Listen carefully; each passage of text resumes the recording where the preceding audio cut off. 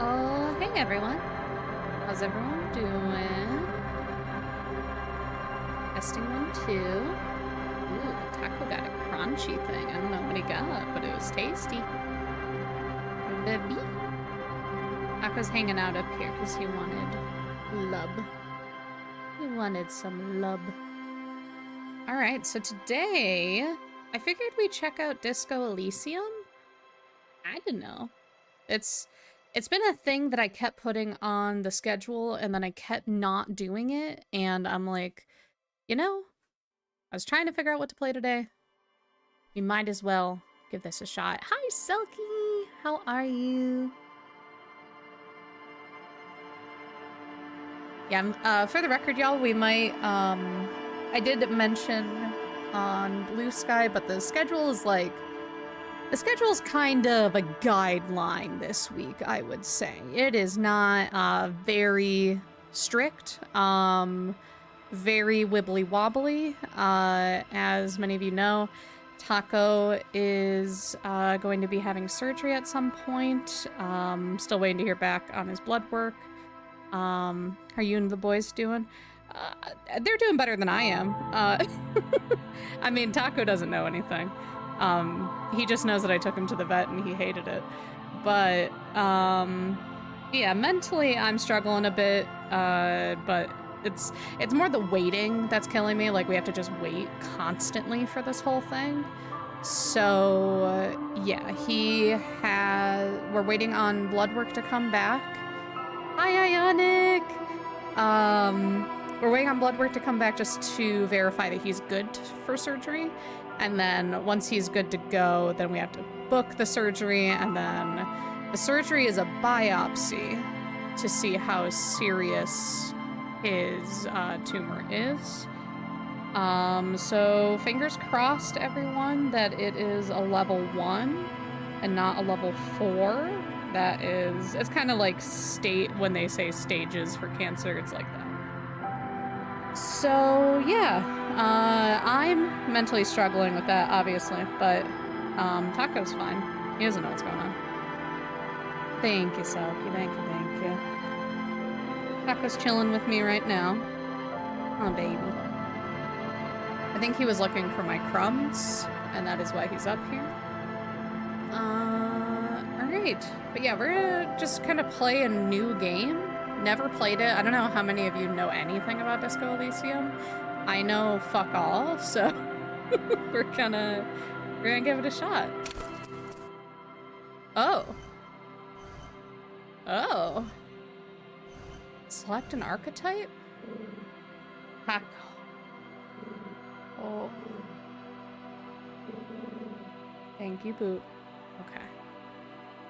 Music's a little loud. Music's a little loud. I'll turn it down a touch. There we go. Disco? Scary disco? I don't think it's scary. Matt talks about this game a good amount. How it keeps getting loud then quiet. As long as, like, when it's loud, it's not overpowering. So I think turning it down's fine. I don't think Disco Elysium's scary. Let me look it up. It's a role-playing game. Let's see anything about horror, no? RPG, story-rich, choices matter, detective. No?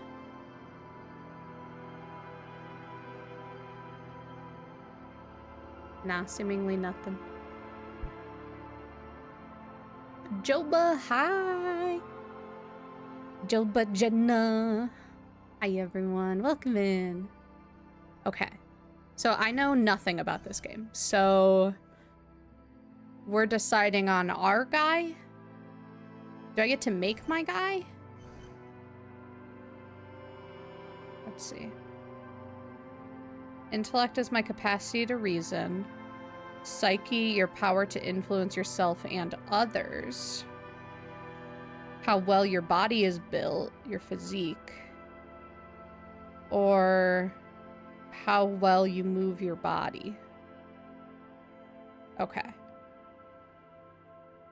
I mean, not scary, no jump scares or anything. It's pretty chill. Maybe slightly unsettling a little bit. That makes sense.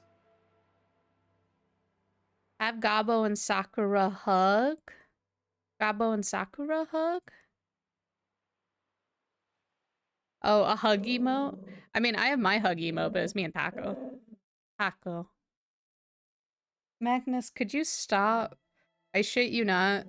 Magnus looks literally like this right now. Like, exact to a T looks like that right now. Magnus, can you stop lurking, please? Can you decide in or out, my guy? I want to play Dispatch tonight after dinner or play Football Manager. That's up to you. That sounds like a very different mindset. You just have to figure out where your brain is. A very good emote, thank you.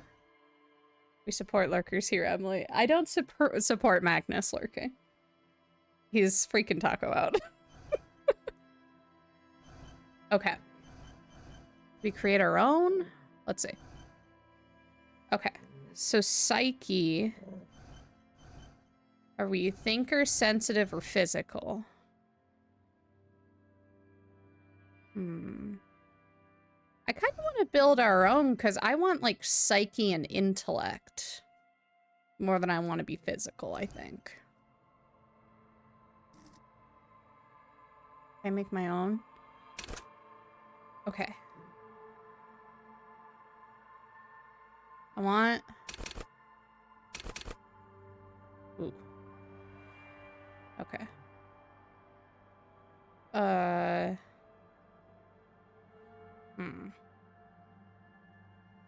How agile you are. No strong. Smart. Sensitive. Barely agile and not at all strong.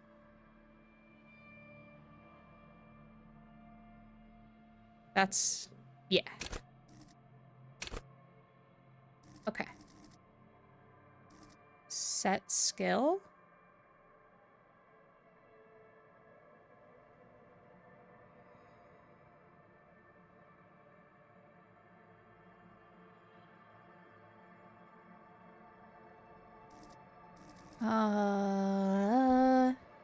Okay.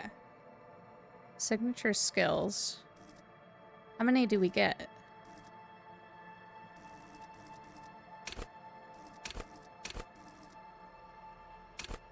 Signature skills. I'm wondering if do we get 2 for each thing, or is that just our modifier?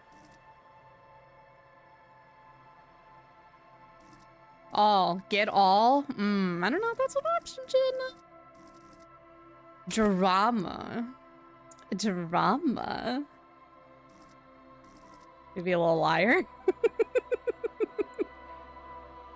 2 PC setup? Oh, I'm sure.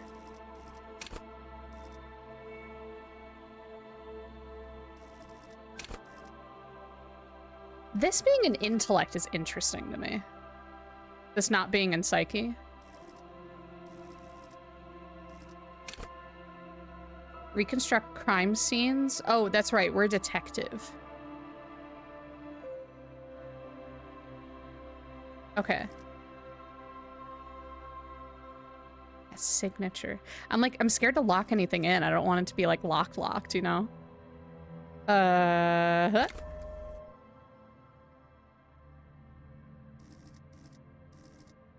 Oh, so that would be my thing.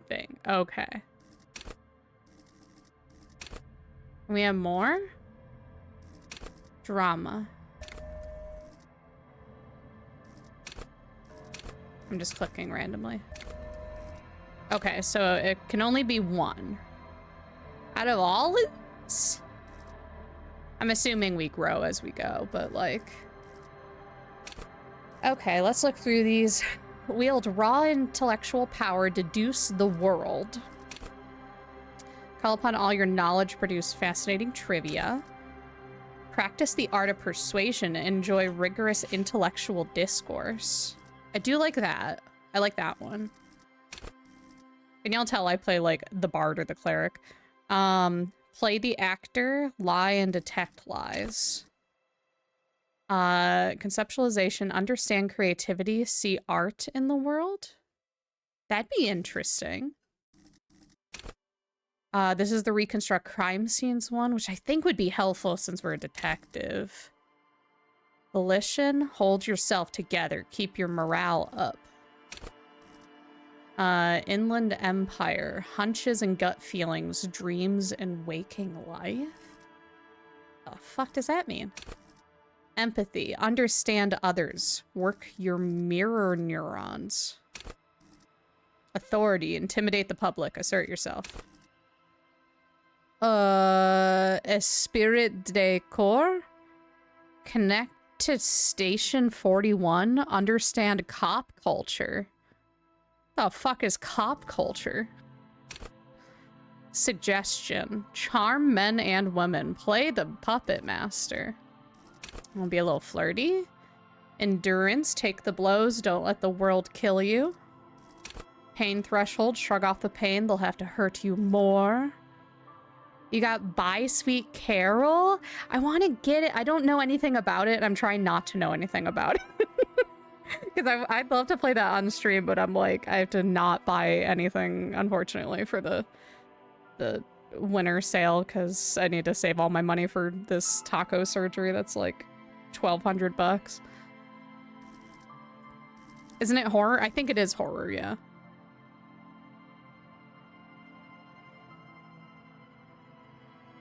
I avoid spoilers. If you want to use my Steam library, just let me know. Oh, okay. Hell yeah. They'll have to hurt you more. Physical instrument, flex powerful muscles, enjoy healthy organs. Electrochemistry, go to party planet, love and be loved by drugs. Whoa. Shivers, raise the hair on your neck, tune into the city. Half-light, let the body take control, threaten people. Oh, I can help, yeah.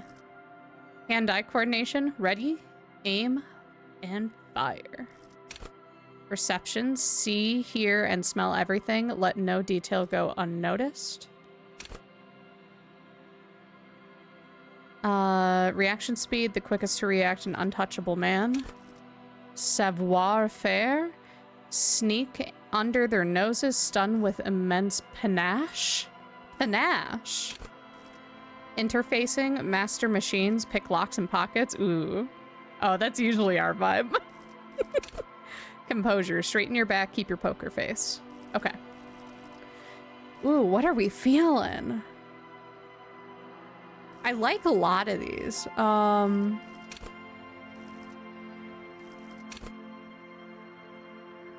keep coming back to visual calculus. I feel like that's important. We have to steal, but we're shit at that though.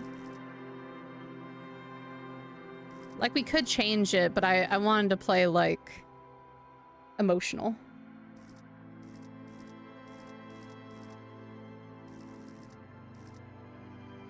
Unless we don't want to be as smart. Then flirty. So go flirty. Suggestion.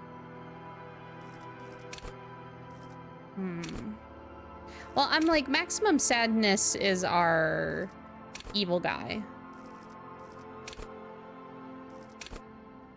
I'm interested in what that means. Special role. It wants you to play in this world, not the role of cop, but of art cop. Art cop. It enables you to make fresh associations to delve into world concepts from Jan Karp's modernist carperie to Rev Schol's arabesque architectural style. Okay, so this is very art. Pool 4, forensic scientists. Tactical fighters, math-minded people. Drama. Cool for undercover cops, thespians of the stage, psychopaths. Ooh, who are we?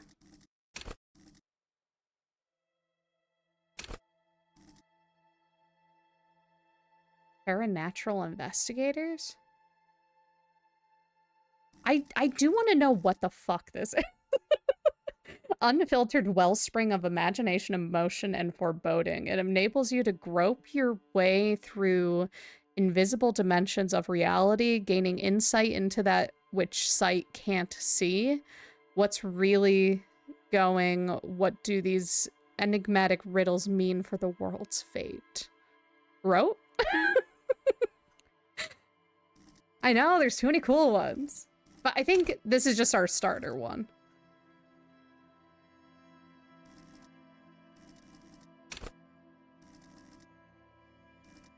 I mean, I like the lying one. I think that would be interesting. How many good ones? The lying one? Okay, I'll tell y'all what I'm between. And y'all give me your input. I'm between drama, visual calculus, and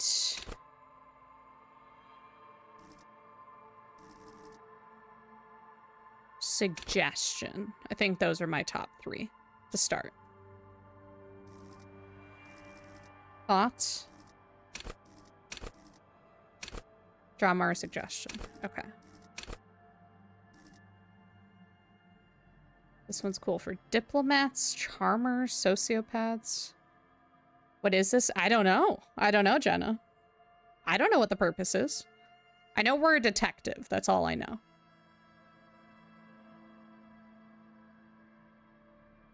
This calc is always a good one. Lots of stuff to find in the world. Ooh. Okay. Also, hi, welcome in. Traffics need updating. Intellect? Intellect is like this. It's like the overall stat. Okay, you know what? I know we're a detective. So why don't we start with visual calculus? And we'll see where that goes. Fair? And then we'll be dramatic later. We'll choose the drama later. It's funny when you have to deal with the consequences of your choices when... Yeah. No, I don't know anything about this game. I just know we're a detective. That's all I know. And that our choices matter. Furies that are at home in the mirror, it is their address. Even the clearest water, if deep enough, can drown. This game has a lot of replayability. Good to know. There is nothing. Hello? Only warm primordial blackness. Your conscious ferments in it. No larger than a single grain of malt. You don't have to do anything anymore. Are we a vampire detective who murdered his sister? That's yet to be said. Ever. Oh. Never, ever. Wait, hold on. There is nothing, only warm primordial blackness. Your conscience ferments in it, no larger than a single grain of malt. You don't have to do anything anymore, ever. Never, ever. 2 options. Never, ever, ever, or simply keep on non-existing.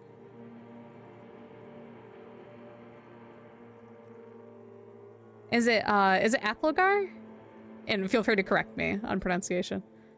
Never, ever, ever? Never, ever, baby. Simply keep on non-existing. Inordinate amount of time passes.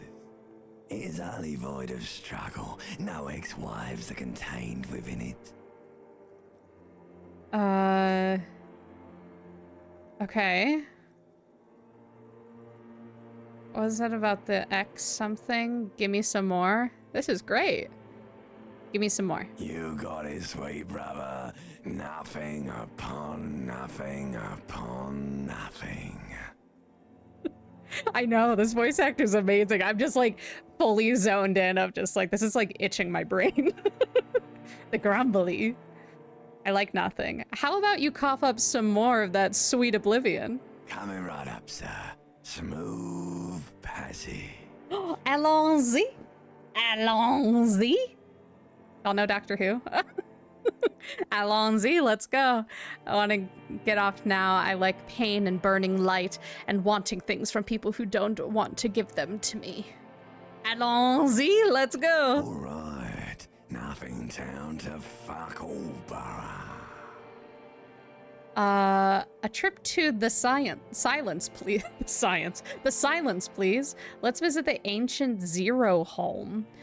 Look, I am tired of being this type of animal, and who gives a shit? We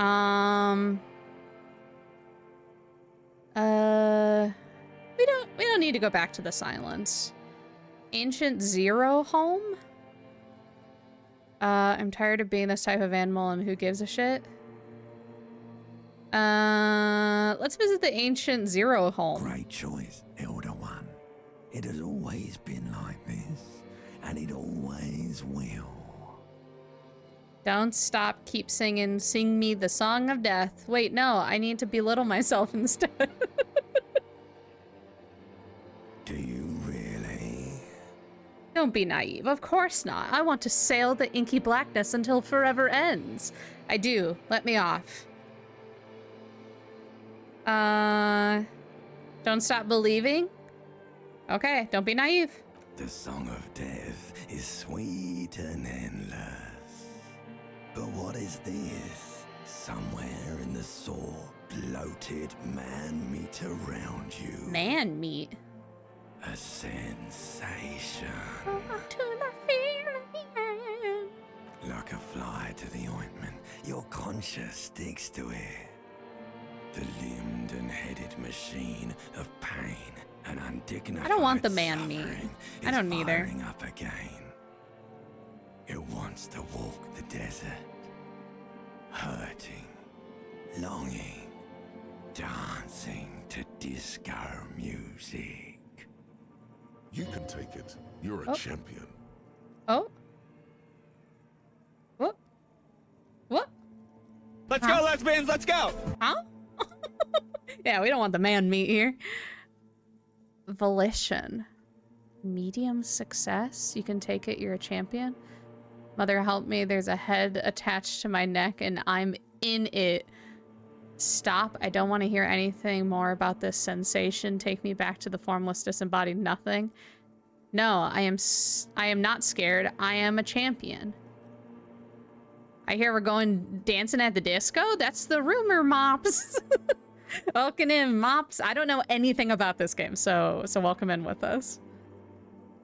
I'm not scared. I'm a champion. The stench of liquor rises from your mouth, and with it, an ungodly headache. My limbic system. Help, someone cut my head off. It's trying to murder the rest of me. Who am I? What sort of creature does this to their own mouth? Okay, I'm a bit scared. No, let's go back to the dark.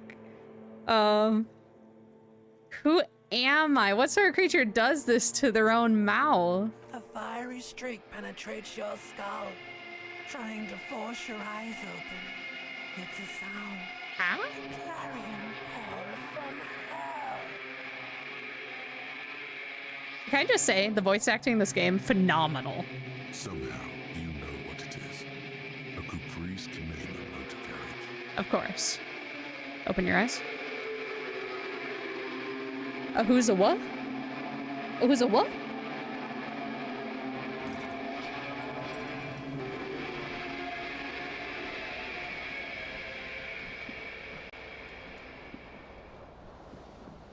A who's a what?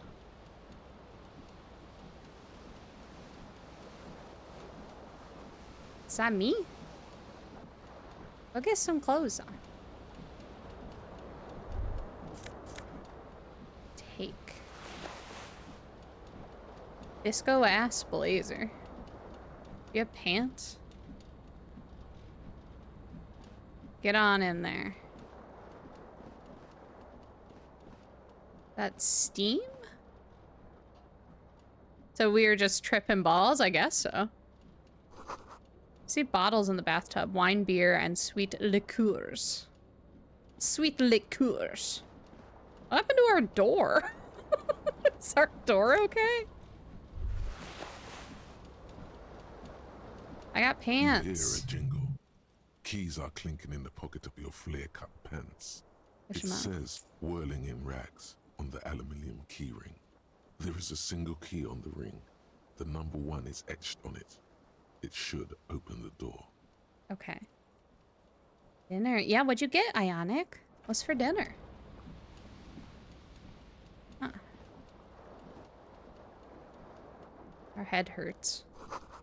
Like someone tore out the tape while the song was playing. Was it me? Did I do that? This reel-to-reel tape player is still on, rolling empty.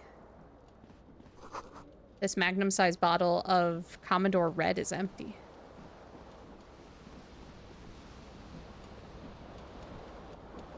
We need some, like, better furniture.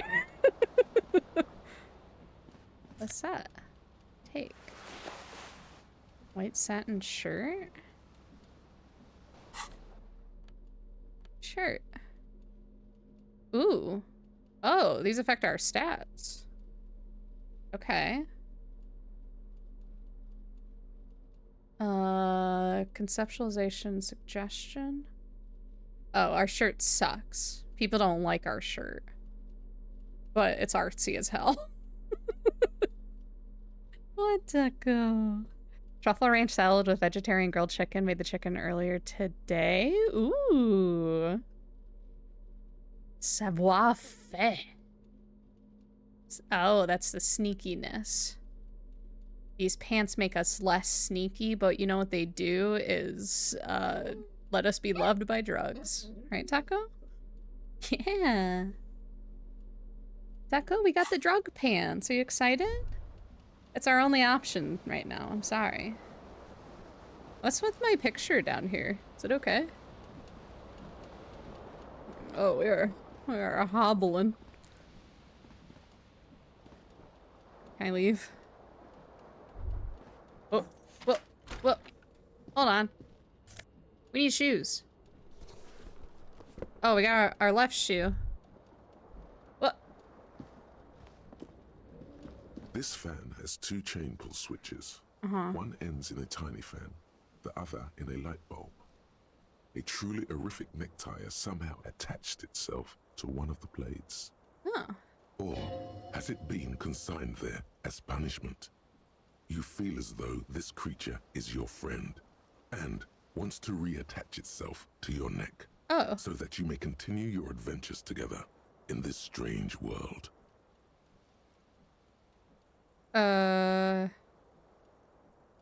Okay. So we have a low chance of grabbing this tie, is what they're saying. On the The fan. blades come squeaking to a halt. It should be easier to Yeah. reach the tie now.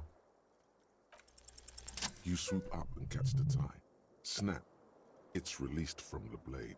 Warning, warning. The necktie is no longer contained. Oh. What you have in your hand is a fantastically colorful tie with 4 or 5 different patterns. 4 or And 5. it reminds you of a noose. If it's your friend, why was it up there? Friend, why were you Who up ties there? their friend to a ceiling fan? Maybe this thing is dangerous somehow. That's our logic talking? An ominous, foreboding feeling fills you as you look at the tie. A terrible mistake. Turn the lights off immediately. Oh.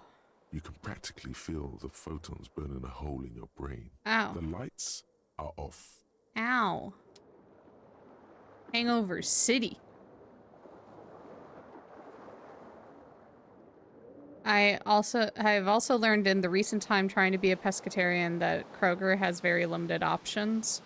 I will say Kroger does have very limited options, I have found. I don't know if Meijer's any better, but Kroger in general I feel like is pretty limited. Why can't I not get in the store? Oh. A mirror hangs above a bent and broken sink.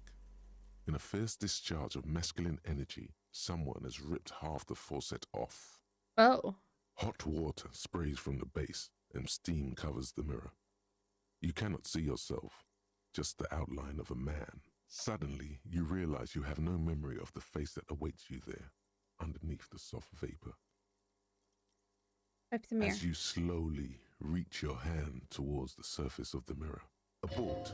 You clearly have not thought this through. You won't like what you see there. Oh. And you will never unbecome it.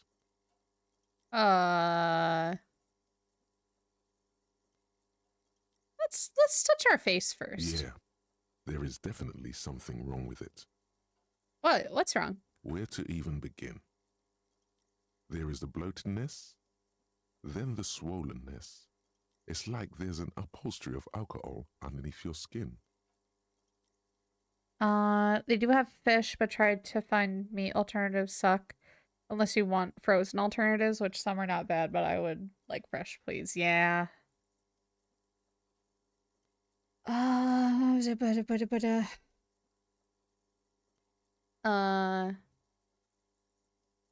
Uh, touch nose? Bet you are.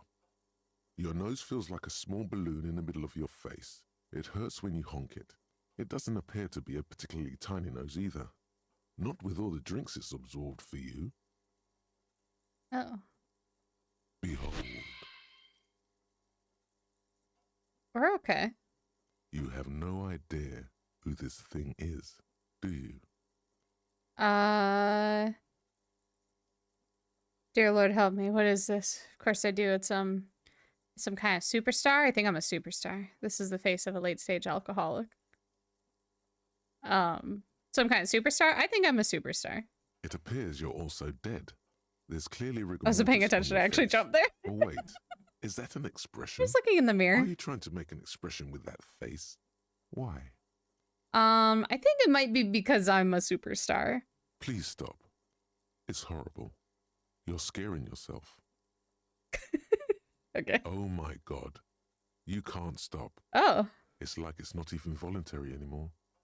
You have worn that grin into your face and now it won't come off. What does it even mean? What is the emotion you're trying to convey? I think it's supposed to look suggestive. I'm afraid it's meant for the ladies. I'm insinuating. There might have Oh, been. I It's didn't. too late. I didn't mean to Like click an that. image on film. The expression belongs to your primary motor cortex. Oh. It would take a minor neurological miracle for you to cease producing it. I had clicked. I'm insinuating that I'm vaguely sympathetic. I think I'm sort of pulling it off too in a sad has-been kind of way. There is some charm to it.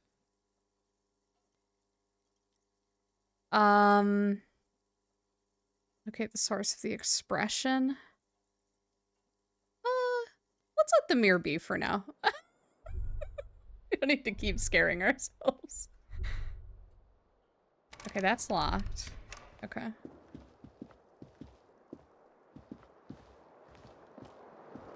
Lentils and beans are great alternatives. Yeah. I like making black bean burgers. Or like tofu-based things.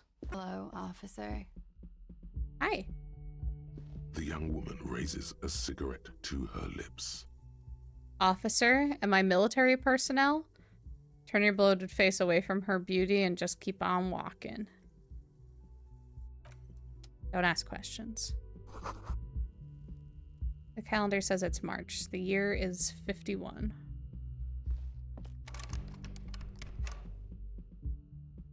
Okay. I mean, I live here, supposedly. BB Bop has very good tofu. Ooh. The condition of satirical newspaper, Trompe Le Monde. Coconut lentil curry before? Ooh. Go down. Hello. Oh. Got gotta do a quick scan.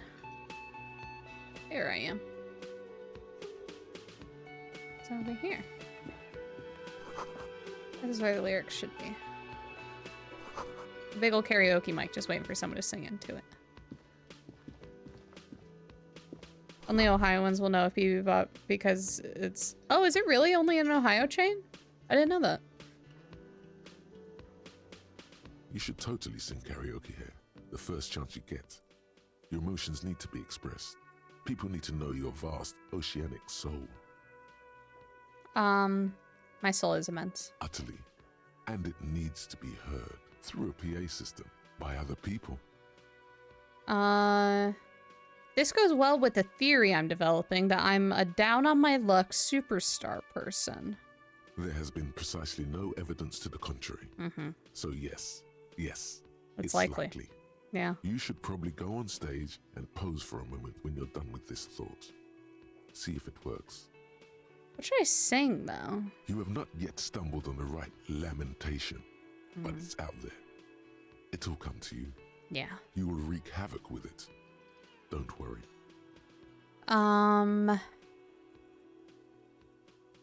Lamentation sound... I was thinking maybe I could sing something happy, get the people going. No. Don't sing the happy song. It's stupid. Oh. Sing the sad song. It's profound. You have to find something tragic to sing first, though.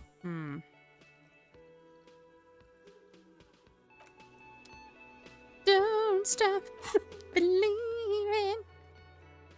Get hold of a sad song on tape. Okay.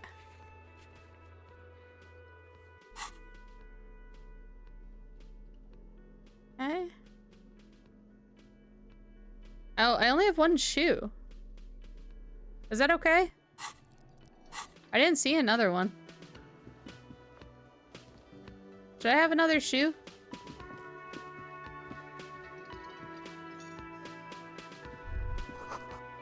Water cooler? What? Soft purr of an electric juicer comes from the kitchen. Someone is working. Menu has been wiped clean. Only the word Monday is written on it. Woman's hand wrote yesterday's menu. Today starts in a man's handwriting. How do we know? A man in his late 20s stands behind the counter, inspecting a stuffed seabird. Oh. As you approach, he gives you a sideways glance, then looks down again. That was disdain in his eyes. Even now, he is purposely ignoring you. Looks like he's not a fan. I sense you're not a fan of mine. Look at the stuffed bird. Are you the bartender? Seems to be the bartender.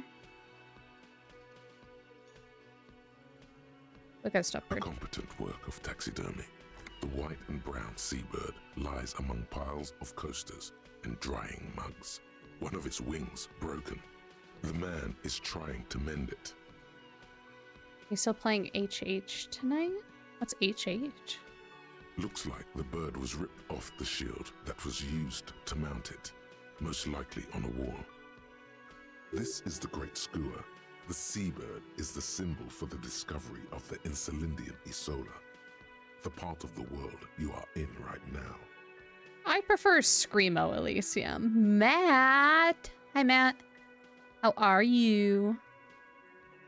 I heard you like this game. Something about it makes you feel bitter.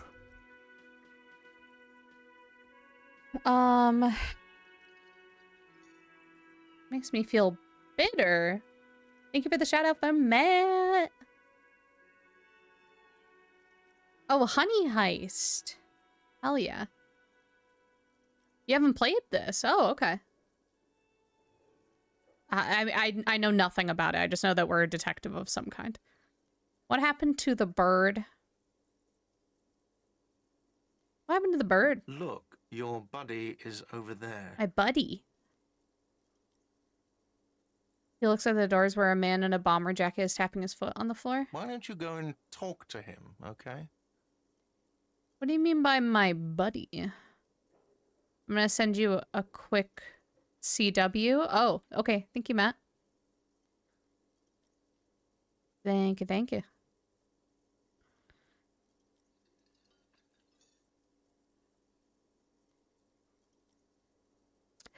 Oh, okay. Thank you, Matt. Thank you, thank you.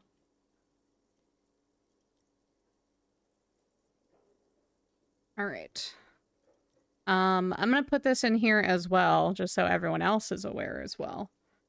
There's an NPC that shows up that says a lot of slurs.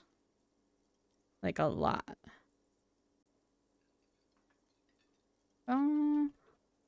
We have a does the dog die on this one? Probably put that up. We don't often play games that need trigger warning.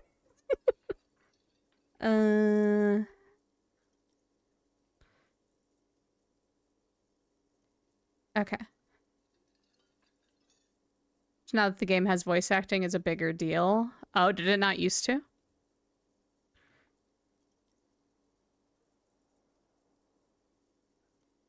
Alright, I'm gonna go ahead and pin this. So, if anyone needs it, this is all the content warnings that are in the game. Talk to whomever I please. He pretends not to hear you. Alright.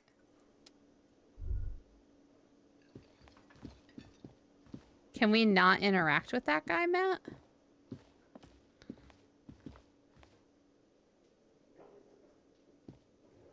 Who's the guy? This guy?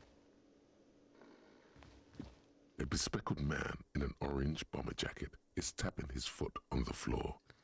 Looks like he's waiting for someone. You. Me. As you approach, he narrows his eyes and extends his hand in greeting. If an assault were launched on this building right now, if the windows came crashing down and the whole world descended upon you, this man would hurl himself in death's way to save you. You are sure of this, but why? Shake his hand. Hello, I'm Kim Kitsuragi, Lieutenant, Precinct 57. You must be from the 41st. You realize he's waiting for your name. Oh. I don't know who we are. This is your chance to come up with a really good name for yourself. Ooh. Get creative. Okay. Conceptualize. Okay. Concentration makes you squint your eyes. Your name should be deep gold and orange, like a forest fire looming on the horizon, but mixed with the stench of liquor rising from your breath. Right. You're 2 steps closer to it, but there are still many to go. Is not yet time. It is not yet time. Okay then. He processes the information, then disregards it. It looks like we had a little scheduling error on Sunday. Saturday too, actually. Have you had time to talk to the manager here? What he means is, he has been trying to meet up with you for 2 days, but you have been otherwise occupied. Right.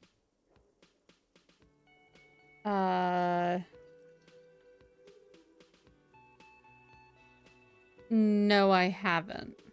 Then we should ask him for a rundown of the area. Get me up to speed. I understand the scene is out back, right? It also wouldn't hurt to assure him the police are finally here. In full force, I mean. Have you mapped out the initial interviews? I haven't. Okay, we'll have time for that after we take a look at the coroner's case. Everyone play it cool. We know exactly what this man's talking about. Have you removed the dead body from the tree? Look, man, you know, yeah.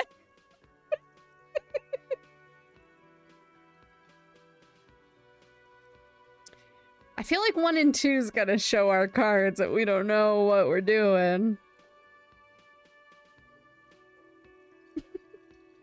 Look, man, you know, yeah. Does that mean the body is no longer in the tree? Okay.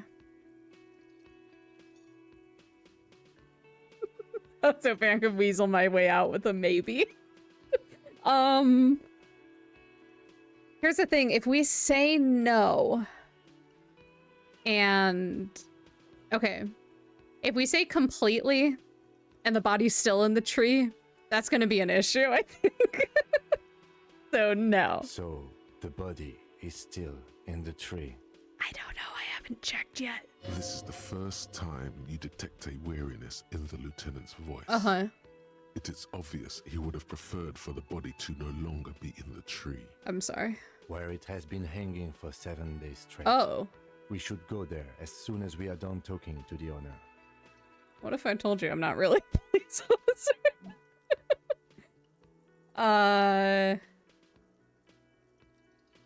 Let's get going. After you, officer. If Oh, you're yeah. about to embark on an investigation, shouldn't you have a badge? I have a badge or something? You mean you don't have a badge? Pretend you found it. I have my badge. I'm a policeman and I have my badge. Wasn't on me when I woke up. I feel like this one maybe we should be honest on. Losing your identification card is a serious matter. Yeah. My vehicle has a shortwave. You can use it to report your badge missing. Okay. I advise you to try to locate it as quickly as possible. But getting the body down should still take precedence. I just realized, does this guy not realize I'm missing a shoe? I came down without a shoe. Lieutenant Kitsuragi is now in your party. You can talk to him whenever by interacting with him. Okay.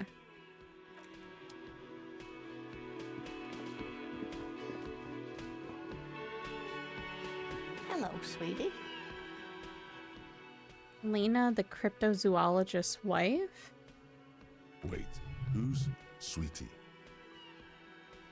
That mean you like me? Who's Sweetie? Why, you are, officer. I'm no Sweetie, look at me. Maybe I am? And have you found anyone to be sweet to? She smiles conspiratorially. No, I'm done with mating rituals this time around. I don't know, wink, maybe I have. I must have my badge. Yep. No, I will not show it to you. Why? Because I don't need it right now, clearly. Well, my thought was if we say, oh, I have it, then we're going to go in the back and we're going to have to probably show our ID to get back there. I had once, wink twice, but then I lost her. I don't want to talk about that right now. We flirting? I don't know. Wink, maybe I have. You rascal. I'm a I'm rascal. too old for you, and too married besides. Your advances haven't thrown her off one bit.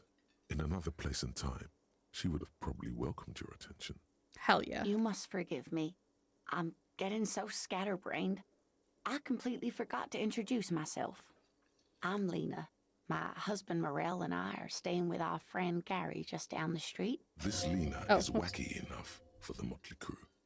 Hire her on the spot.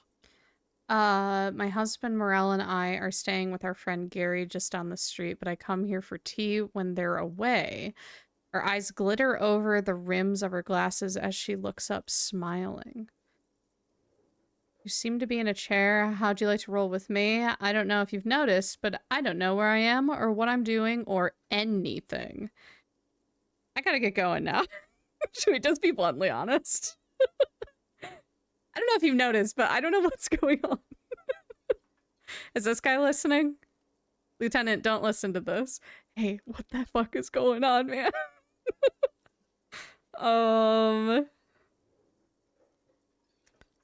Okay. What if we hit her with the hard truth? Yes, officer. You look rather dazed. Uh-huh. Like a stunned fox. But surely things can't be that bad. I ask that question myself every day. She won't judge you, no matter what you say. I drank so hard I forgot literally everything. I hope you're right. I hope it's not too bad. Yeah, I'm blowing this whole thing out of proportion. Forget I said anything. I'm gonna be so upfront with Lena. That's my goal. I drank so hard I forgot literally everything. Oh my. You know where we are, right? The Whirling in Rags cafeteria was on my keys. We're dead, haunting each other. We're ghosts. What do you think, Taco? Is on my keys? That's right.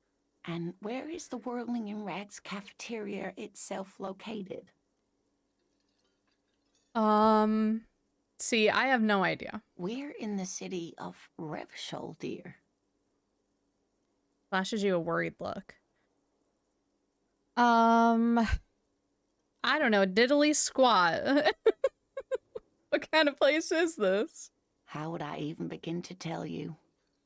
Revachol is the most beautiful city in the world. We're fortunate to be here, you and I. I haven't seen very many other cities personally, but everyone says so. Revachol is a rare jewel. This city used to rule the world, though it has seen better days. There's a pause as she studies your expression. You must look quite lost. Speaking of history, you know what year it is, yes? It's a bad year in my late 40s or 50s. I don't even know how old I am. Here's the thing, if we say 51, that we do know that because we read it off a calendar, but that's not really saying how lost we are. I'm gonna say I don't know how old I am. There. The year is 51, and spring has only just started. I'm sure there are better days ahead. The lieutenant studies you, rubbing his chin. Oh, fuck. I'm beginning to suspect that you might indeed be completely adrift in this reality, thinks the lieutenant. How can it be that bad? Never mind. We're in this now. What? I can tell that this is taxing for you, so I'll just ask one more question. What regime are we living under? What mode of government? Some kind of democracy, maybe? I'd like to think it's the dictatorship of the proletariat, but something tells me it's not. Our leaders are fierce warriors who traverse the plains. What?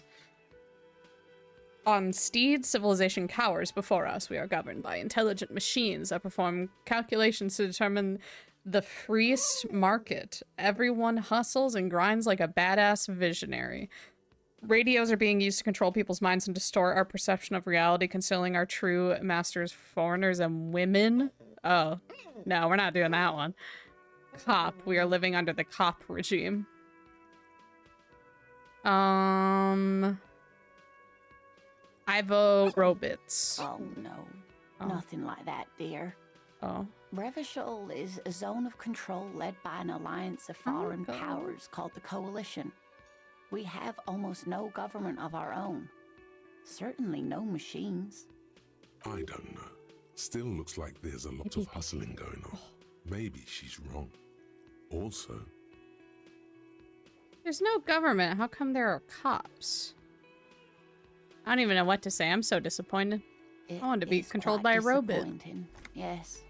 A lot of people would like some form of representation. There's talk, but for now, the RCM is all we've got. There's no government. How come there are cops? Oh dear, this is troubling. You really ought to know that, being one yourself. Yeah. There aren't any cops in Revachol, not in the traditional sense. Wait, who am I? The status of law enforcement has been a complicated matter since the revolution. But we should stop for today, sweetie. You look like you need a break. Besides, I'm not the best person to explain the big things to anyone. Who could tell me more? Someone more educated in sweeping matters. Maybe you should ask. All right. No, I'm not an encyclopedia. I won't be a guide either. I'm a detective. Of course. Then I don't know. Someone rich, maybe? Wealthy people are educated. Though I don't know where you would find a wealthy person in Martinez. How'd you like to roll with me? Whatever do you mean? I want you to be my wheelchaired partner in fighting crime, riddling backyards of corpses, catching sequence killers. Nothing. I was thinking of the lyrics to a song. Want to roll with me? I don't think she'd go for the first one. I don't think our lieutenant would go for the first one, to be honest. Would you do it? Sequence killers? Oh my. But I think you already have a partner, sweetie. But... A partner who needs you to help him get a corpse from the tree. I forgot I had you. They're also side mysteries, sequence killers, and forays into the paranatural. Now, you're probably right. It seems to me that you lucked out with your partner. He has the look of an upstanding officer of the law. Someone you can lean on, and sweetie, you are looking unsteady. Okay, I gotta go. Of course, dear. Good luck with your case. Thank you. Mess hall reserved for union members. Doors open at 1600 hours. Door is bolted. A sign reads kitchen reserved for personnel until 1300.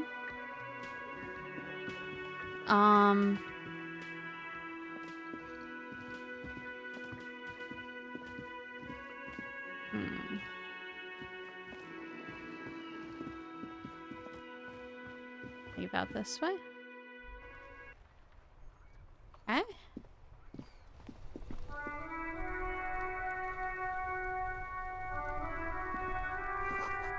Heap of snow melts in this wheelbarrow.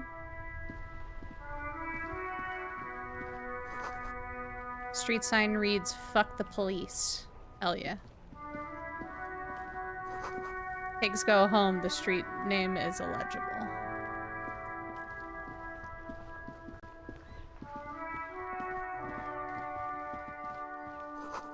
There are bottles inside. You could pick them up if you had a bag.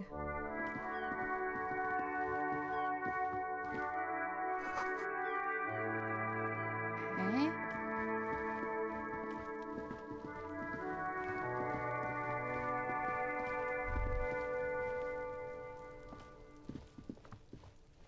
Oh. Body.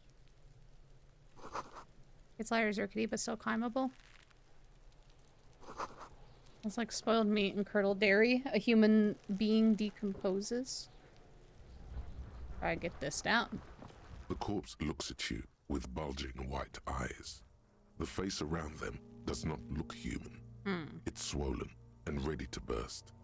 His lips are fish-like and his tongue like a ball gag in his mouth. You seem to be holding your breath. Look down. A cargo belt twists his neck at an unnatural angle. The body below appears stiff. It's letting out an ungodly rot. The smell seeps in, even through your clenched nostrils. Turn away. Boop. Let's go. Ladders for kids that wouldn't hold the weight of a grown man. Okay. Someone is trying to grow herbs in this greenhouse. Do we need, like, a ladder? This winch mechanism has been oxidizing for some years. What's this? An inconspicuous pile of the roofing material, Eternite. Why am I looking at it? What is this? It's nothing. Someone just left some roofing material slanted against an old because it's nice and orderly. Well-laid pallets, easy on the eyes. Rhythmic pattern calms your mind. Mammals like this stuff. No, there's more to this. You get this strange feeling. What Hard feeling? to say. It's gone now. Feelings pass, you see. Especially the small ones. Okay. Let me go down here. Go around. Hi, child. Kuno's got this. Oh no. This is our problem. This is the problem one. If there ever was such a thing as an ugly kid, then this is it. He's almost exquisite in his ugliness, like a gremlin. Oh yeah, Nappa Gumpy Kuno.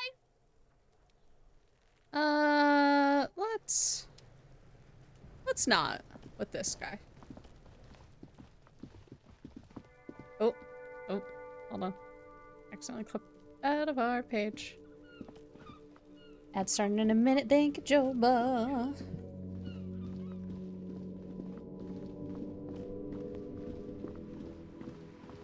Hello, sir. Step right in. The store is open. I am the law. Hello. Hi, I am the law. Hello. Are you interested in a new and exciting book? She stomps her feet to feel warmer. Is it okay if I ask you some questions? Okay, sir. I'll try to answer any questions you have. I hope they're about books. What's your name? My name is Annette, sir. My mum, her name is Plaisance. She owns the store. She's inside minding the register or organising the stock. The girl gazes at the window, then suddenly jolts her eyes wide as if recalling something. Feel free to step in and browse our wares. And you're standing out here in the cold because... I'm signalling that the store is open. Otherwise, people might not know. They'd miss out on the crime, romance, and biographies of famous people. A sudden gush of wind turns the pages of the books on the counters. She covers her face, smiling. But she's cold.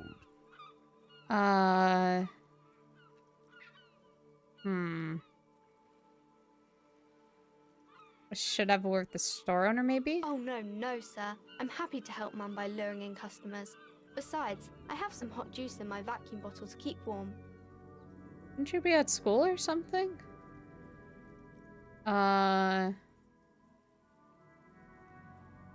Is school a thing? I do my studies at home at the moment. I have to help Mum keep this place running. Isn't going to school more important than this? What is school, anyway? School? Well, mine is a big yellow building on Boogie Street, and the people there run it. They say it's a charity. Isn't going to school more important than this? Mum says it's necessary to do both, because it builds character. Mum says a proper worker is dutiful. That's how you get ahead in life. You succeed. How's the business going? Mum says it's peachy. She was a little afraid at first. There's talk about this house being cursed. Behind her, the window has been boarded up.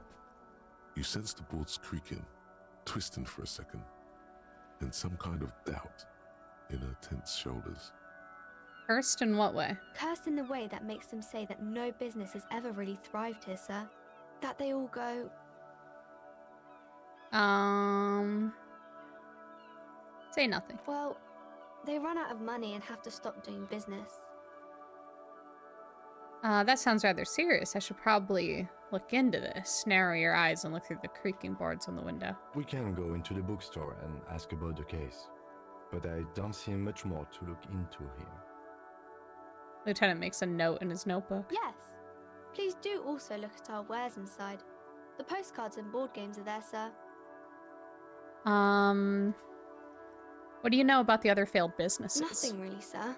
Mum doesn't allow me to sneak around in the back rooms or the cellar. I don't really know what's there. How does this curse manifest itself? It does not manifest itself in any way. It does not exist. I liked it better when we were talking about whether it's appropriate to stand out in the freezing weather. Fine, I'll show you. Anything else you wanted to talk about, sir? Enough about the curse for now. Maybe I can tell you about some of our books instead. Okay, bye. Alright. Where are these? Cover stands a very muscular man surrounded by flames. Book has a rose, a pistol, and a half-naked dame on its cover. Okay. This book is about pate. This book, you don't really understand what it's about, nor does it seem important. It takes willpower to even read the author's name. John Kaus from Iguania. A book about Guadero culture. A book about the future. The government reads your mind using radio technology. I'm just observing things. To Roundabout North. To Cape Side Apartments, Martinez Pier. Alright. The ad reads broken window. Tib says windows. If you had a bag in your hand, perhaps you can collect these bottles and sell them. Oh.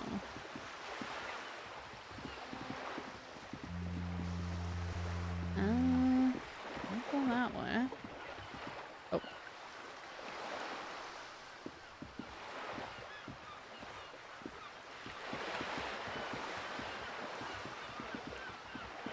Run, run, run. Alright, let's go inside.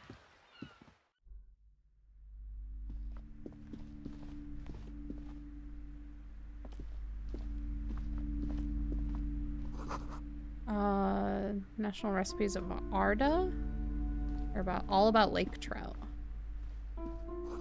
Old sports magazines tucked away in a dark corner. Gift books and molten candy.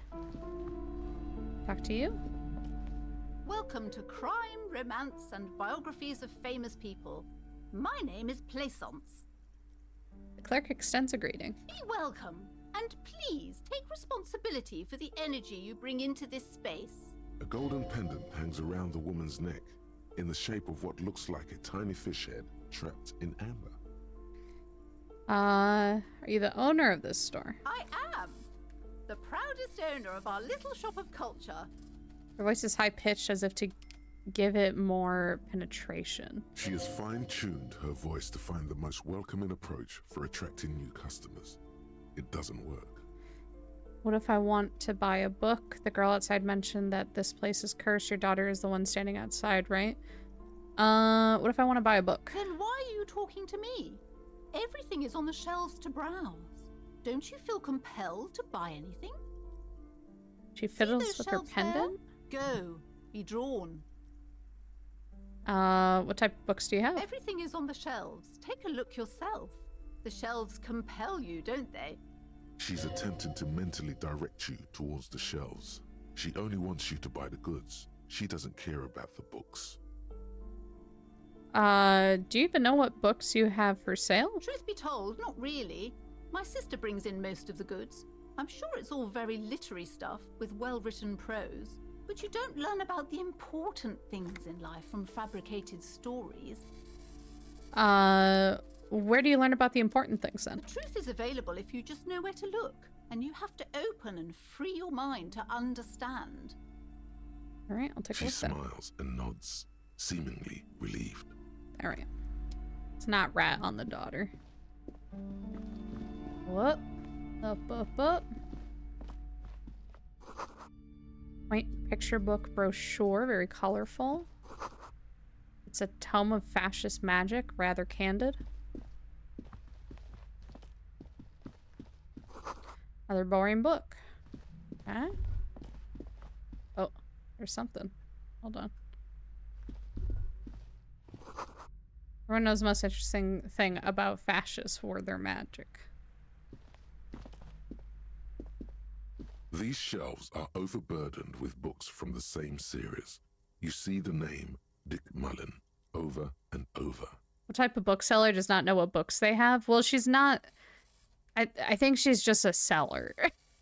I think she's not a bookseller. She's just a seller of anything. Because she said her sister gets all the books. And she just sells anything. So she hasn't even bothered to look through them. Crime fiction is a disgrace. Going on a honey hunt. I'll be lurking. Thank you, Selkie. Representation of the physical attributes of the arduous everyday work of actual police officers. These books greatly overstate the excitement of police work, glossing over how long it takes to actually follow up on leads and eliminate dead ends. What's more, they completely ignore the psychological hardships of year after year coming into contact with people during the worst days of their lives. Not a single mention of all the stress this work creates upon the officer's family. Detective fiction just doesn't tell the truth at all. Now, would you like a list of all the books found on the shelf? Oh, God, no. Shelves filled to the brim with crime novels featuring the... Okay.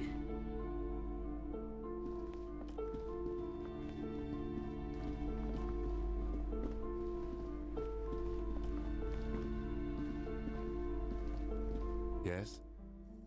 Tell me about the case. What do you want to know? Literally anything about it. I can't remember a single thing. Sure. Maybe you can tell me what you do know to help me narrow it down a bit.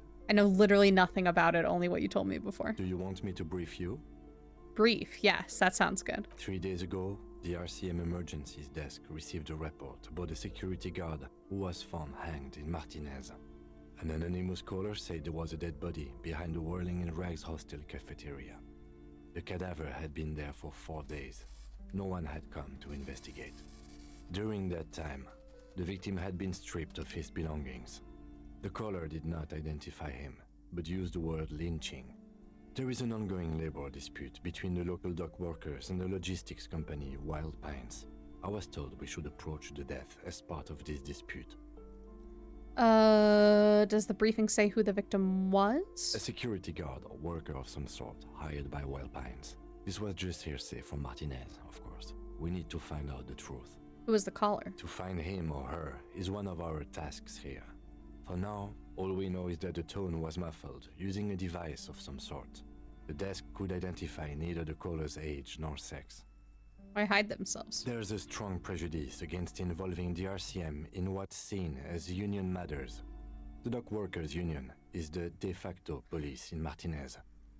Now it appears they've started executing too. We cannot allow that. And the RCM is, I'm assuming, us. Let me just make this perfectly clear. Our job here is to find the killer? That's right.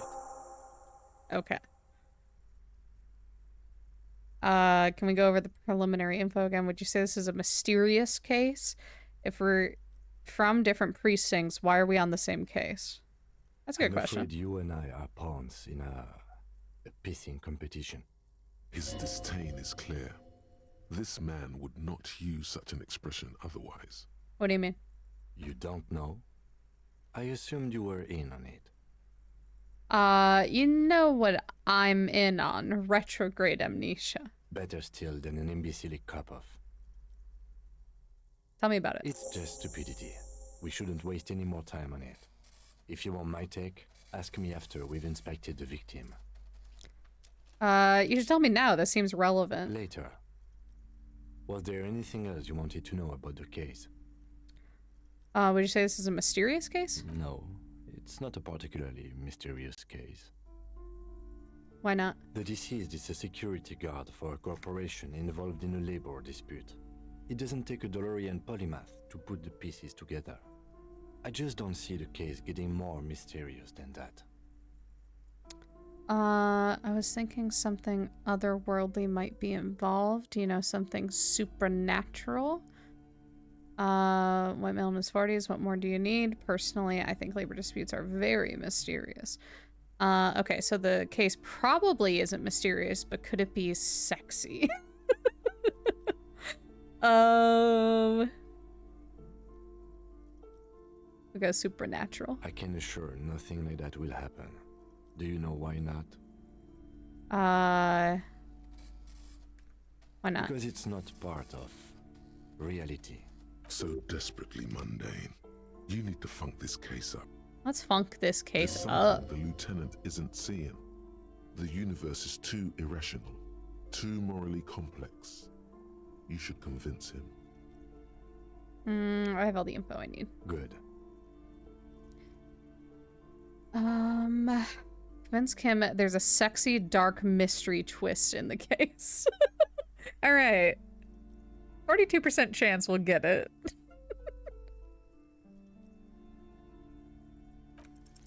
Only banal things strike you. Damn. At the core, you're a very banal person with a very small soul. One you should be ashamed of. Oh. It's no wonder the soft one doesn't want it back. It was right to abandon you. I want to talk about you. Me? Yes, I you. don't see how my life is pertinent to the investigation. We'll work better together if we have more rapport. That's a fair point. All right, for the good of the investigation, what do you want to know? You're wearing glasses. You look like other people around here. Tell me a secret about yourself. Do you ever talk with yourself? You ever talk with yourself? What do you mean? You know, when you're thinking, do you ever have conversations with, like, your brain? I have no idea what you're talking about. The lieutenant's conceptualization skills must be rather rudimentary. The lieutenant is a police officer of the old school. His concerns are material and extrinsic. But this isn't an old school case. I get it. You're one of those old school detectives. Think your brain never just chimes in with advice or warnings or anything? You're one of those old school. So what? That makes you the new school? God spare us. For real detective work, nothing beats a good notebook by your side. The lieutenant produces his small blue notebook and idly thumbs through a few pages. That's where his conversations with himself take place. We all have our different mediums. His is written. That's all. Good. Let's change the subject. You seem to be following me. Okay. Let's leave that. Go back outside. Now what? I don't know how we're gonna get that guy down. We need like a ladder. This Post Levantorie mail collection box has been heavily vandalized with graffito. A closer inspection reveals 2 bullet holes in the front. Good mail delivery box. Pat the box. Fuck you, mail delivery box. Kick it. Good mail delivery box. Pat. Good job. Very good. The box seems happy. Good. Eat shit pig, fucked by the coon, and St. G with a crown have been scribbled on it. Jenny is a whore, and best set mailbox also.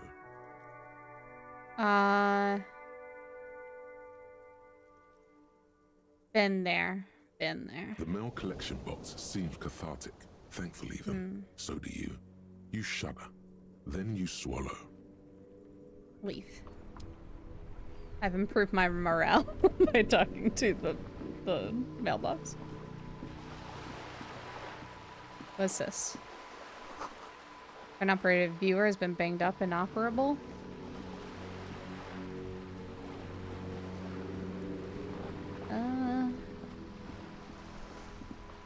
There's a person. Have you no shame? Whining about your back every time you bring out the measuring tape. René, you're a man with a fork in a world of soup. Please, let's just try to enjoy the game, alright? The other one's eating a big sandwich. I'm trying to, but you keep breaking my concentration. You're old. I can see that. We're both old. Now stop grabbing your ass like it's a girl. Listen, we have a high chance of grabbing the ball and showing him how it's done. It could be impressive. Did we do it? Did we do it good?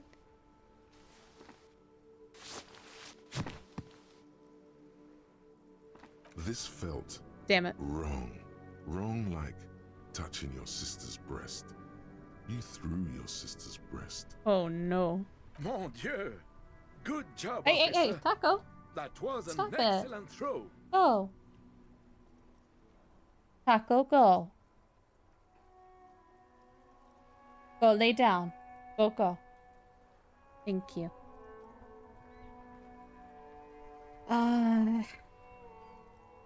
That was terrible. You know it. No need to mock me. What are you talking about? You just executed a pretty much perfect pétanque throw. How are you ever going to get the officer's shit off your nose, Gaston? Or even climb out of his ass? He shakes his head in extreme disdain. I was going for something cool, but I screwed it up, like always. The man in the uniform says nothing. His gaze is fixed on the horizon. His merry partner is staring at the ground, like he's trying to see right through to the other side. The lieutenant is looking at you. His face is expressionless. Do you know anything about the man hanged in the backyard of Whirling in Rags? You seem to be playing in a crater. Yes. The terrain here provides an interesting variety to a familiar game. Do you know what created it? I do. Fire from heavy artillery. But why? Why what? Why was heavy artillery used? Because that's what happens when communards hijack your country, execute your supreme leadership, and turn your capital into a slaughterhouse. You use heavy ordnance to clean up your home. Maybe we can do this history lesson later. Fine. What do you want now, then?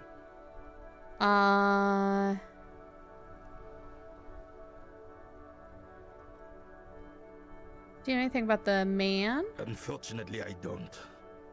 Unlike most of the locals, I have no qualms about assisting law enforcement. But this affair has passed me by completely. And most of the locals? In Martinez, the union is the law. So can you really blame them? You don't have a problem with cops? Cop is a pejorative term. I don't have a problem with policemen. On the contrary, I admire the effort to bring order to our streets. He doesn't know about the crime. Your time is better spent discussing politics. So again, you don't know anything. If I knew, I would not be afraid to tell you. I simply don't. I'm an old man, not a coward.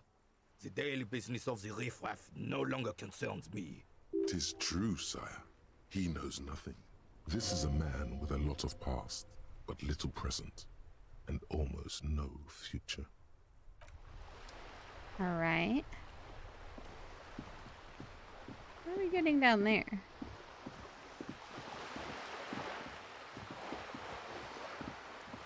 Oh, there's a person. It's a ball of seabirds.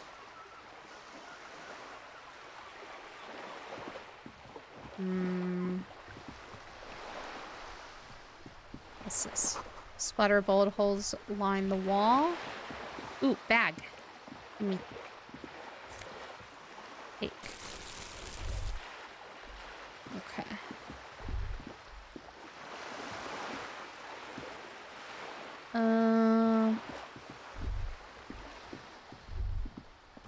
The sight of bullet holes stirs something in you, making you forget the lieutenant's surname.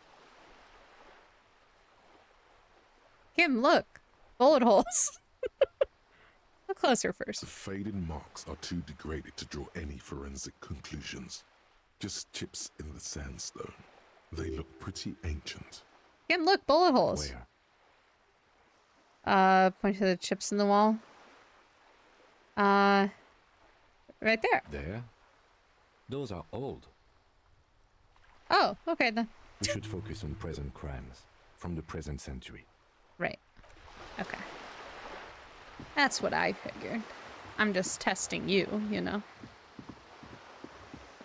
Gotta keep you on your toes. Okay.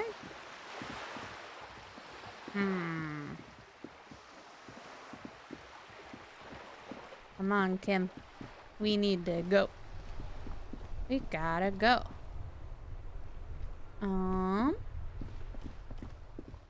Head down here.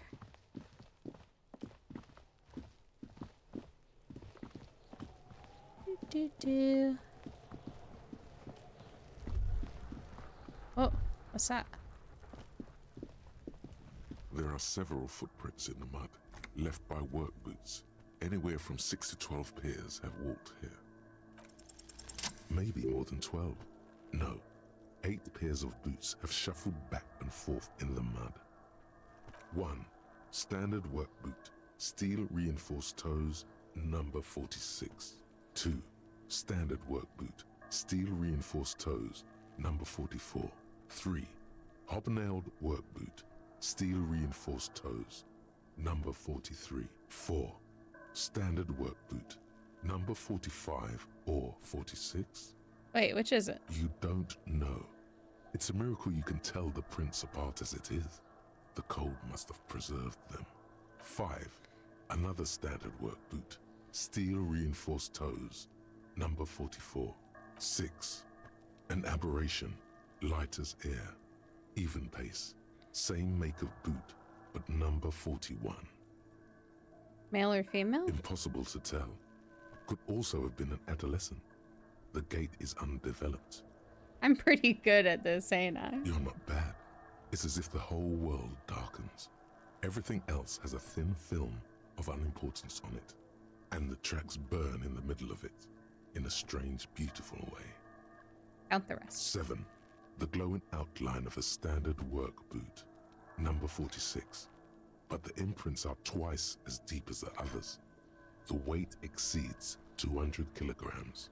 8. And yet another standard work boot, number 44. There's an aberration in the pattern of the sole, however. The right sole is smoother, more worn. How many? Lieutenant's been tracking your eye movements. 400 million. 8. I was pretty off then. I counted 20. The same guys are going back and forth. I never got the hang of it. Hyperopia. Do you see anything out of the ordinary? Heavy one, 200 kilogram imprint. 200? Could it be the combined weight of two people, one carrying the other who's tied up? Let's say a heavily built worker carrying a similarly built, soon-to-be-dead man. He might be right. 200 kilograms of living weight is unlikely. One of them was carrying him over. Possibly, yes. But why? You're thinking, why did they have to carry him? Yes, they could have used a makeshift stretcher or just march him up to the gallows. Maybe there was a physically impressive strongman in their midst. Someone who wanted to impress their peers.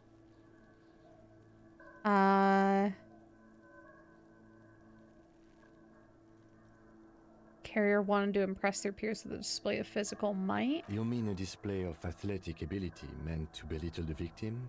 A local champion carrying the intruder alone? No. I can see it. Anyway, the others? Light step? A woman? Or a kid? I don't think there's any way to be sure. Understood. Anything else?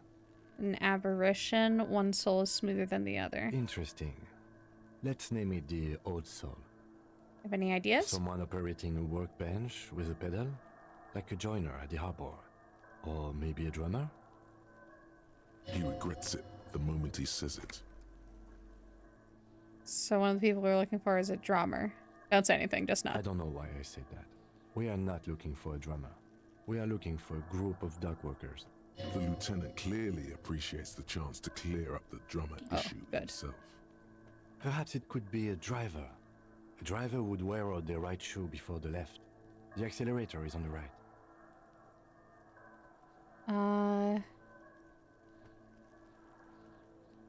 Interesting. If only I had come up with that idea. He doesn't seem to hear you. Looking south I was trying to toward the impress him. traffic jam instead. The machines are silent. The engines are all turned off. We should keep our eyes open around the traffic jam. See whether anyone strikes out as a potential suspect. Seems prudent, no? Yes, prudent.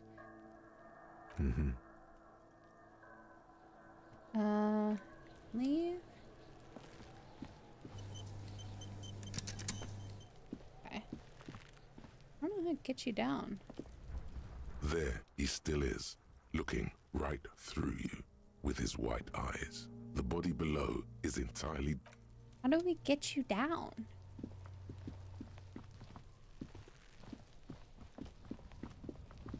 Boss man wants him down, but I don't know how to get him down.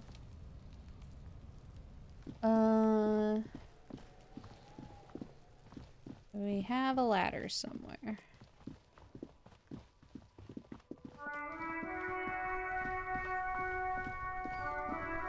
Hello? The RCM in Martinez. What can I help you with? I have some questions for you. Of course. What can I help you with? Who are you exactly? Me? I am just a gardener. Good to meet you, Just a Gardener. Another question. I am pleased to meet you too, officer. We need directions. Of course. Where to? What's up in the north? There's the pier, the Cape Side apartment buildings, some more tenements. I don't think we've been to Not a the lot, apartment. really. The harbor gates? Some kind of commotion, I think. I don't follow the local politics. A fleet store too. Okay. No problem.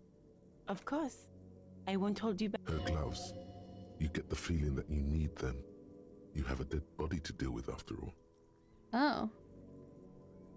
I love looking at the permitted terms, and half of them are just different ways to type gay shit. You can blame Selkie for that one. One more thing. Can I borrow your gloves? Sure. Keep them. I have another pair. Okay. Thank you. Thank you.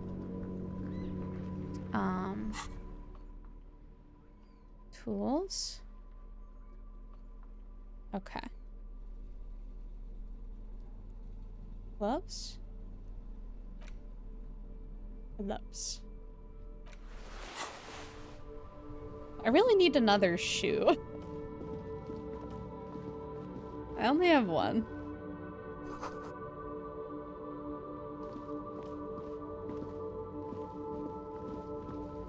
Hello? Welcome to Rivachol. Oh.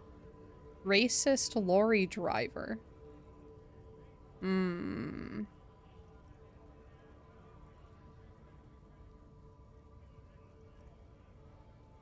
See, but you're probably one of the people who did the thing. You said it's a driver, yeah? Well, something tells me that he's a little bit racist. I don't know what it is. But something's telling me this guy's a little bit racist. I don't know.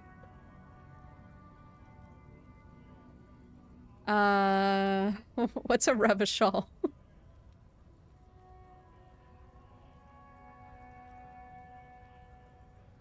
Are you gonna say a slur? I don't trust you.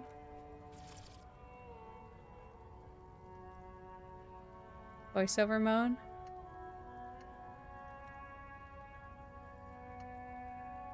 Should we change the voiceover mode, maybe? Or should we just, like, say fuck it and continue on?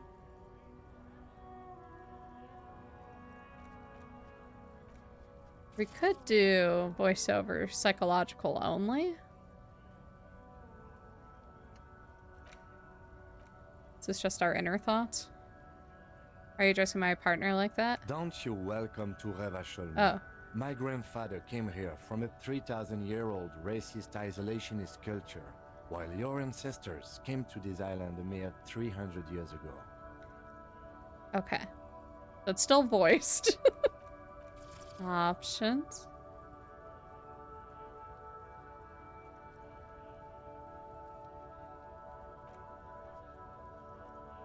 Classic? Every school of thought and government has failed in the city, but I love it nonetheless. It belongs to me as much as it belongs to you.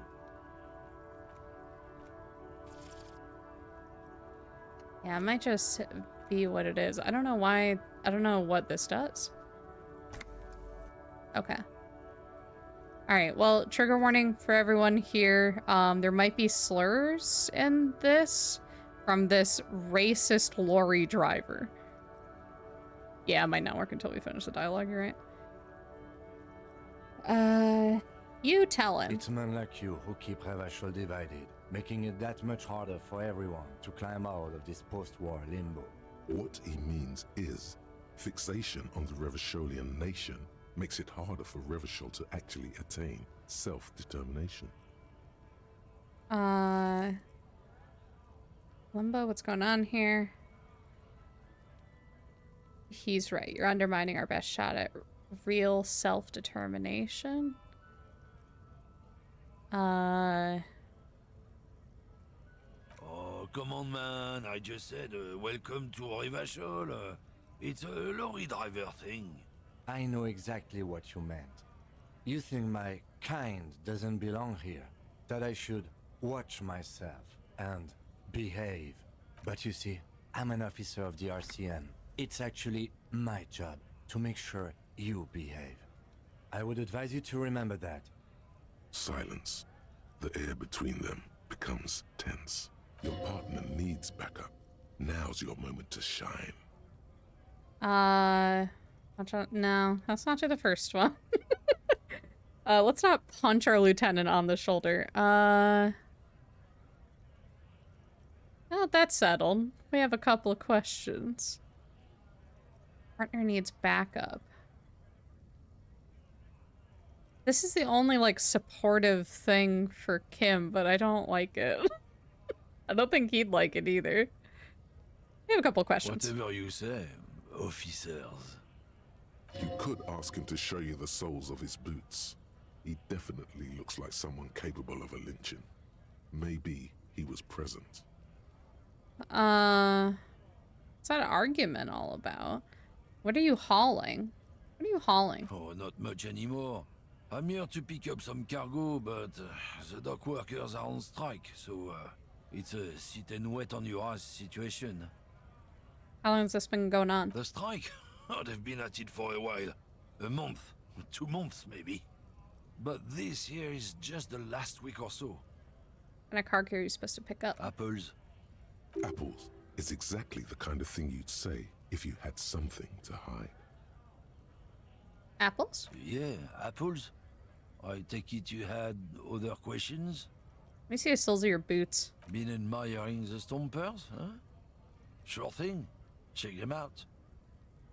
This is left foot, then the right. Look at the sole. On the bottom of the man's boots, you see an Buffins. intricate tangle of treads with no immediately discernible pattern. What's up with your soles? Thanks. Not the ones I'm looking for. What's up with your soles? It's Revachol. But why? For when the invasion comes, the last thing they'll see before the lights go out is illustrious Revachol. It doesn't look like the lieutenant cares. He just makes a little note.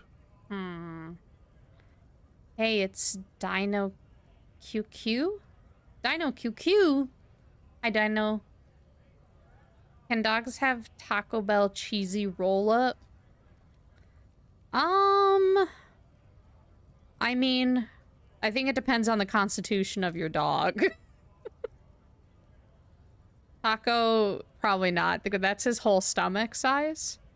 He really wants it. How big's your dog? Because I think maybe. Yeah, a little bit. What's in a cheesy roll-up? These are the boots I'm looking for. The man bites his lip and drops the near-finished cigarette lingering between his fingers. Maddie.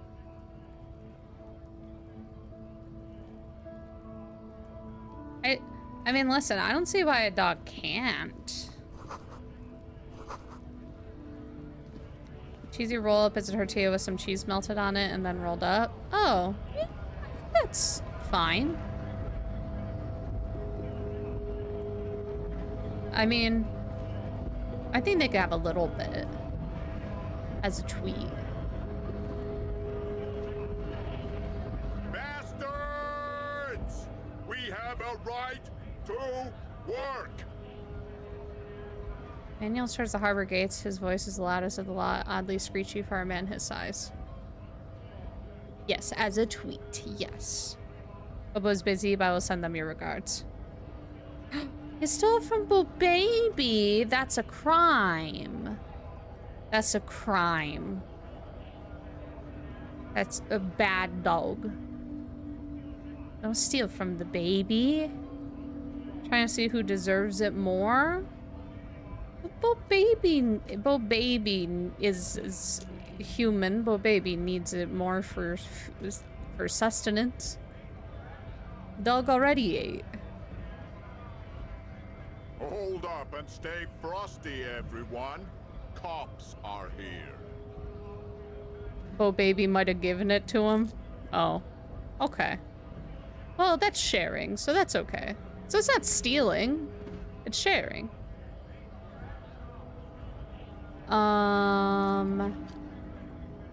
You here to fuck with us? Beat the honest worker down. No. Good. We're fighting for a cause here. Okay. Right to work! Right to work! Besides, we're not that different. It helps if people see us talking, cops and strikebreakers together. Shows authorities are on our side. Builds confidence. Someone who prefers dogs over babies will say the dog deserves it more. Well, deserves is a question mark, but like, better for their stomach, probably the baby. Depending on the age of the baby. I don't think I've chosen any sides yet. Might be time. Don't let the fat bastards tread on you. Cops tend to side with the higher-ups, but you're essentially still workers. I don't trust cops, but I can see you understand the Right to work! Right to work! What kind of cause are we talking about? What kind of cause are we talking about? rights of people, rights of workers, to have gainful employment, to make a salary, and feed their families. His manner of speaking is wooden, the tone of voice bland and uninspired, almost as if compiling replies from a set of learned phrases. Okay, regardless. Maybe you should ask them the questions, like why we're not allowed to make a living here. Shame on you! We have families to feed, you piece of shit. Points his finger at the man sitting on the railing. So do we, Scab. Wandering man hollers in return. Who are all these strike breakers? What exactly is your goal here? We were promised work. We'd be in there, working, if the bastards hadn't shut the gates. I'm trying to figure out... Oh, oh my god, I can't read. I was like, are you a scab? And I look over to the text that says scab leader. I was like, I don't know if you're a worker or if you're a scab. My god. Alright, okay. You're unable to breach the engine. Okay, I want to discuss something The else. physically impressive man tower has turned his attention back to the gates. He ignores your presence. It's been a time.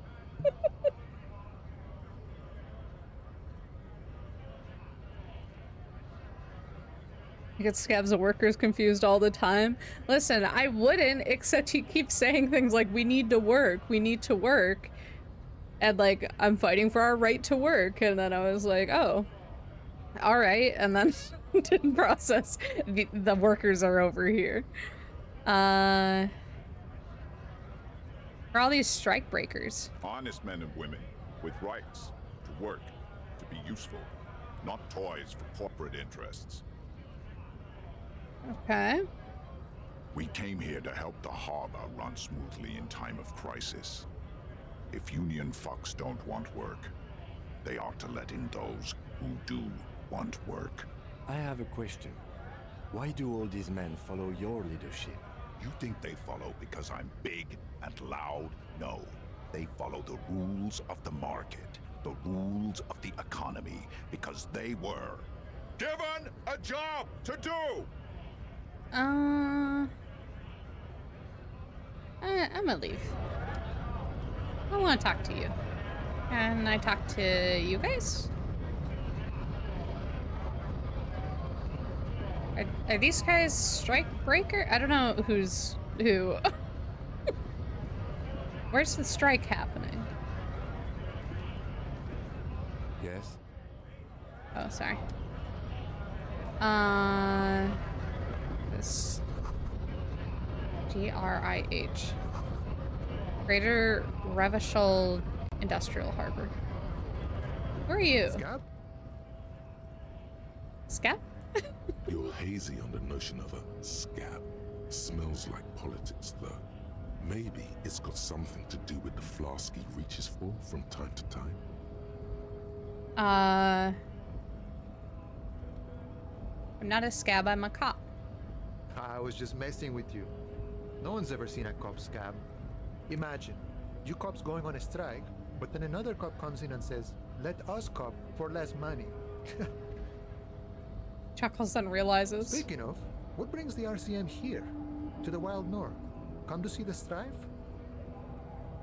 I've come to Martinez investigating a murder. Murder, huh? That sounds like a lot of hard work. You'd never see me investigating a murder. You're right. It's almost impossible. I'm 91% sure I'll never get it solved. Whisper, I have no idea what I'm doing. If you want to help me solve it by telling me who did it? Of course, Policia. It wasn't me. You can rule me out. Easier that way. Should we? He's nice. I don't like I don't like nice. He didn't do it. It's the truth.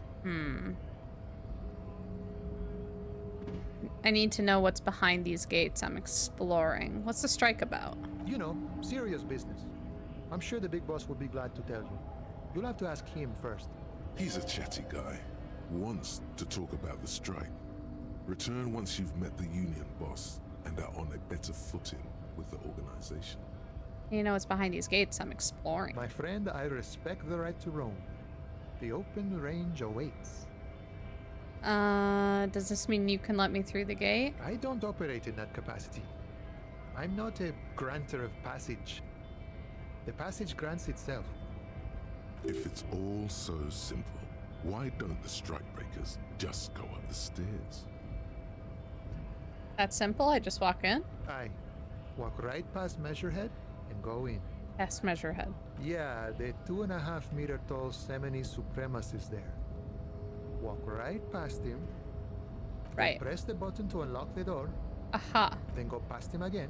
Okay. And you enter the arbor through the office. Está. So you're saying it's actually quite difficult. I have some questions for you first. It's quite difficult. Don't worry, I'm sure it's not completely impossible. Uh-huh. For example, you could best Measurehead in a physical confrontation. Sure. Or you could convert to a Semini supremacist worldview. Or, maybe it actually is completely impossible. Got it. Another thing. Sure. Nice talk. Gotta go. Here's the thing, we can't take this guy on. Case of strike, press button behind guard. Hermetically sealed door locked by electronic means.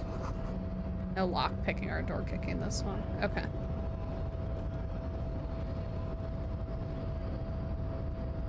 Hello? Your body betrays your degeneracy. Yeah, Measurehead. His body totally betrays his degeneracy. Side agrees. Don't say anything. Size him up first. Say nothing, size him up first. Yeah, I'll do that. Are you admiring my muscle physiology? If a little muscle passes under his skin, he lets you look. It must be frightening to stand in the shadow of this racial pinnacle. Be calm, I'm Sandwich. You are not in danger because you are not a threat to me.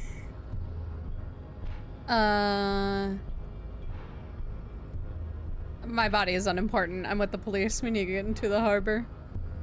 That is precisely the negligence that has led you to succumb to Al-Ghul.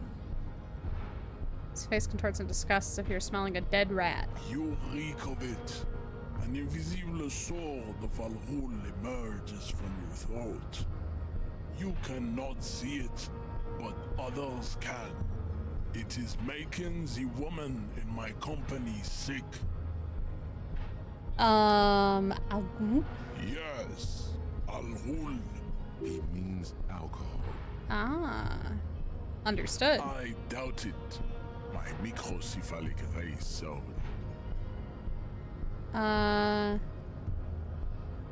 You're right. I'm an alcoholic. Now I need to enter the harbor. Yeah, we'll do that one. No, you don't. You need to get another drink. Occidental Haplogroup B4 is done giving orders around here. The influence of the ham sandwich race is waning. Show him the ham still got it. Does this remind you of someone? The guy down there?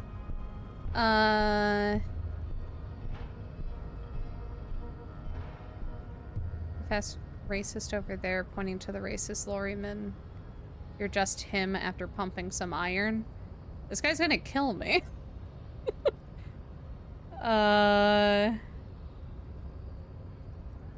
It's unimportant here. I just need you to help me do my job, please. I mean, I don't think that's gonna work on him. Sure, we'll do this one. Look at my craniology. I am the pinnacle of my haplogroup. The pink blob is a bad example, even of yours. It saddens me.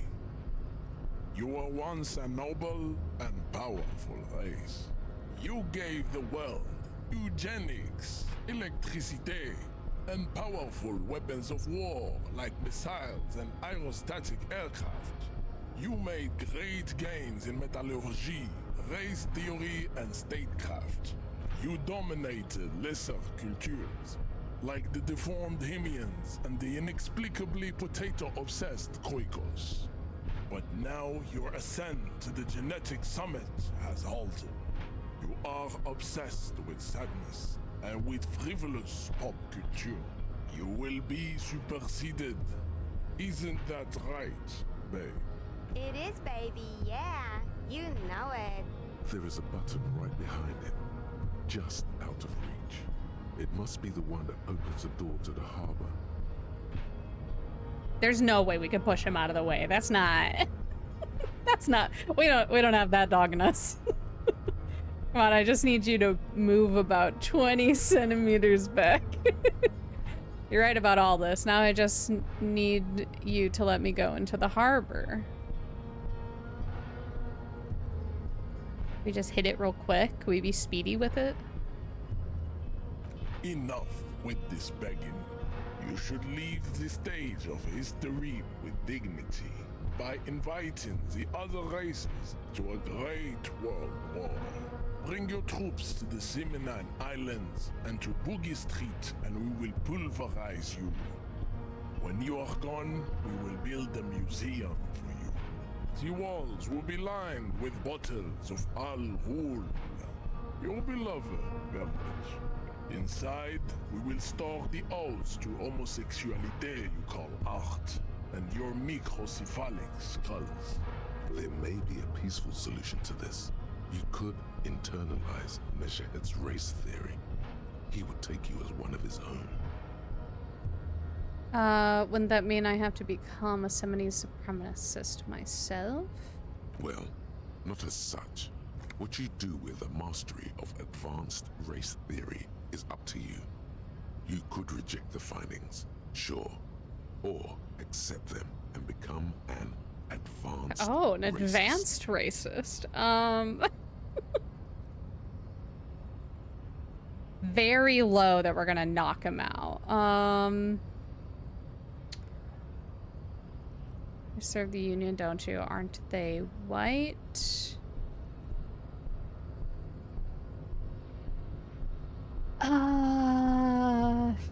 Okay, hold on. I don't want to subscribe to it. I would want to know it so I can use it, but I don't want to subscribe to it, so we'll leave. Can we just hit the button as fast as possible? We can't hit this button right here? But we're so close. Your race descent has only worsened since I last saw you. The racists are generally not very good examples of their race. Gestures towards the lorryman down the street. I am not like them. I am craniometric perfection. Yes, the advanced racist. I have taken the trouble to permanently draw a phrenologic grid on my skull and features. This should dispel any doubt. The drawings are precise and look true to their pseudo-scientific ambitions. One thing, however, it is not entirely free of throwbacks in the phylogenetic tree. His large jaw, for example, could be a trait indicative of criminalism. Also, his earlobes could be small.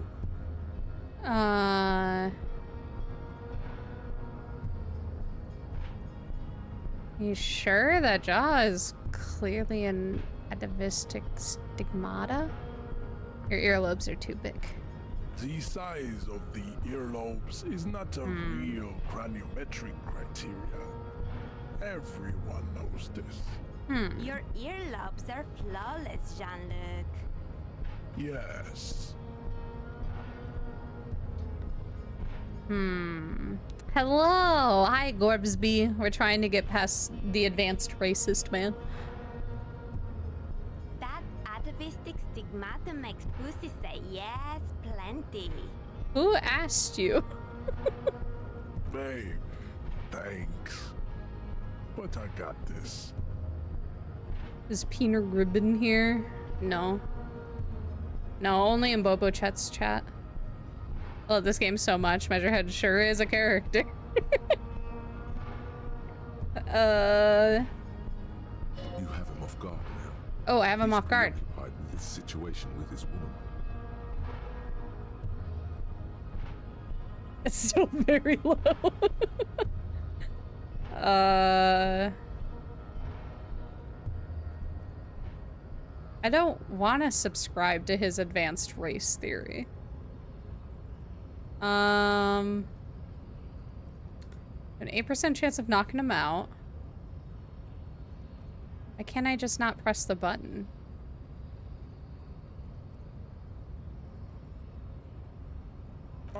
Don't be vulgar.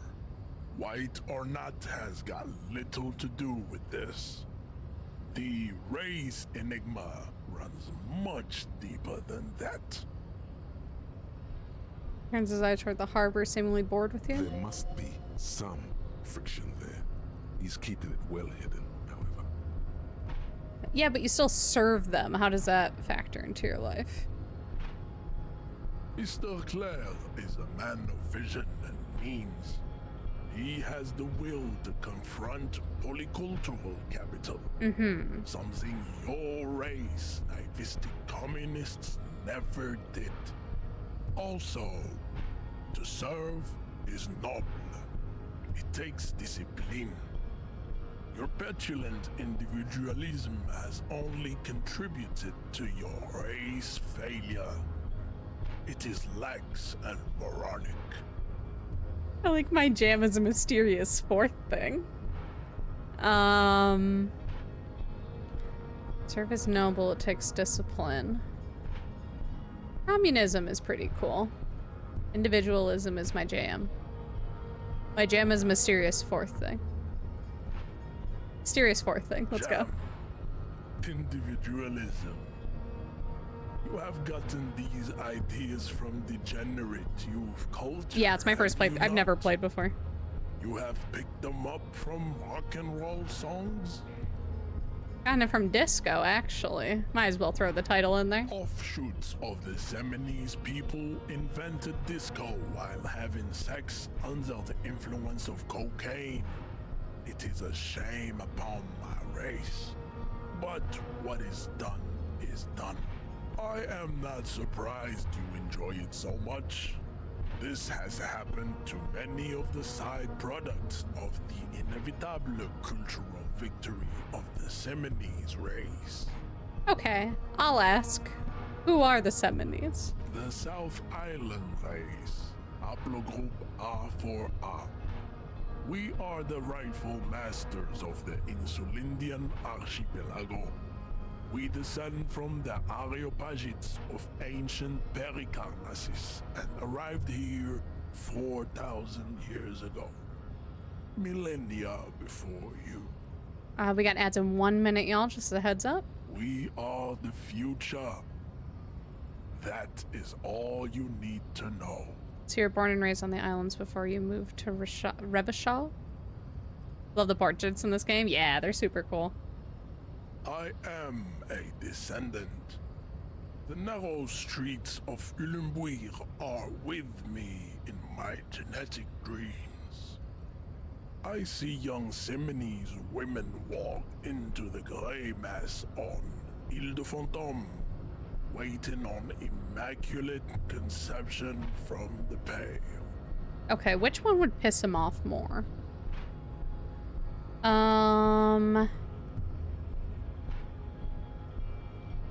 So you did not come from the islands? No. I have heard about it on the radio. He would be appreciative if you did not further chase this line of inquiry in front of the women. Cool. Yes. This could have made him more open to discussing the race enigma with you. Kim, what do you think about this? I think this racist is better than the last, but the next racist will be the really good one. Ah. That will be the... That will be our lucky racist. How do you know how do you know there will be a next racist? I like the previous racist better, actually. Listen. There'll always be a next racist. Will this be our lucky one? He will grant us 3 wishes. Oh, hell yeah. I love Kim. Your pedomorphic friend has quick wits. A protruding occiput and an indented zygomatic bone. The lieutenant does not flinch. You should keep him close. The congenital defect of farsightedness does not render him a complete invalid. He still has the use of his mind. Okay.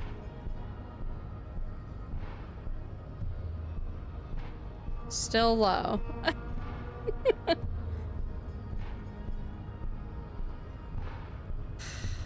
not gonna subscribe to his theory.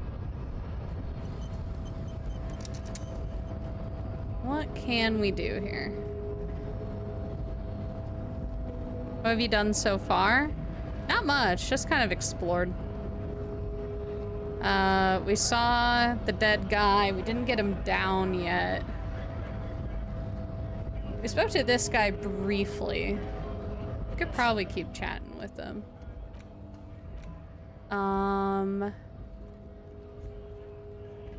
Oh, we need to suppress the urge to throw up and approach it? Okay. We could do that. Just need to not hurl. I think that's doable. We've only gone north and east. We might have gone west, too. Yeah, I think we did. I heard this child says slurs, so we're not speaking to him. Okay, don't throw up. He still is, looking right Oh, through very you low. with his white eyes. The body below is entirely dedicated. Can we get something to cover our mouth or something?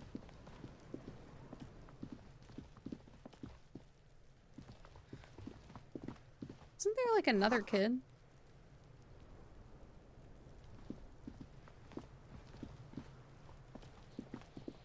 I thought there was another kid yelling to that one.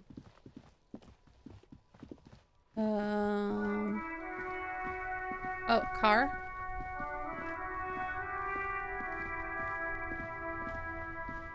This your car? Before you stands a motor carriage. The bodywork is covered in blue and white livery, bearing the number 57. Vapor emanates from the large engine on the back of the vehicle. It hasn't had time to cool off yet. This must be the infernal machine that tore you from oblivion. The Caprice Kinema motor carriage. In the cabin, you are welcomed by a set of steering levers, a radio microphone on a hook, a pull-out toolbox under the seat, and the soft glow of the fuel preheater gauge. Up the radio. The frequency tableau lights up, and the green button labeled Prime Line glows like a feline eye. And then you hear something.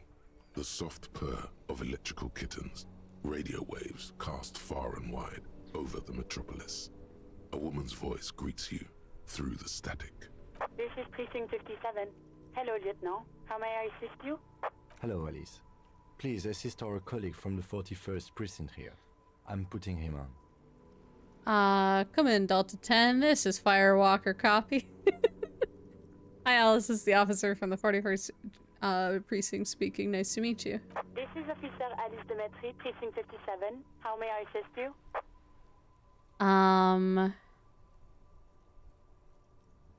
Could you connect me to the 41st precinct? I have something I need to report. Just a second, officer. Do you want to hold the static crackling softly like a bonfire? I'm off to bed. Alright, good night, Ionic. Get that sleep. Band that wrote the soundtrack for this game changed their name. They used to be British Sea Power. They dropped the British from their name to distance themselves from English nationalists. Oh, interesting. Huh. His rattly voice is oddly familiar. 10-2, 10-5.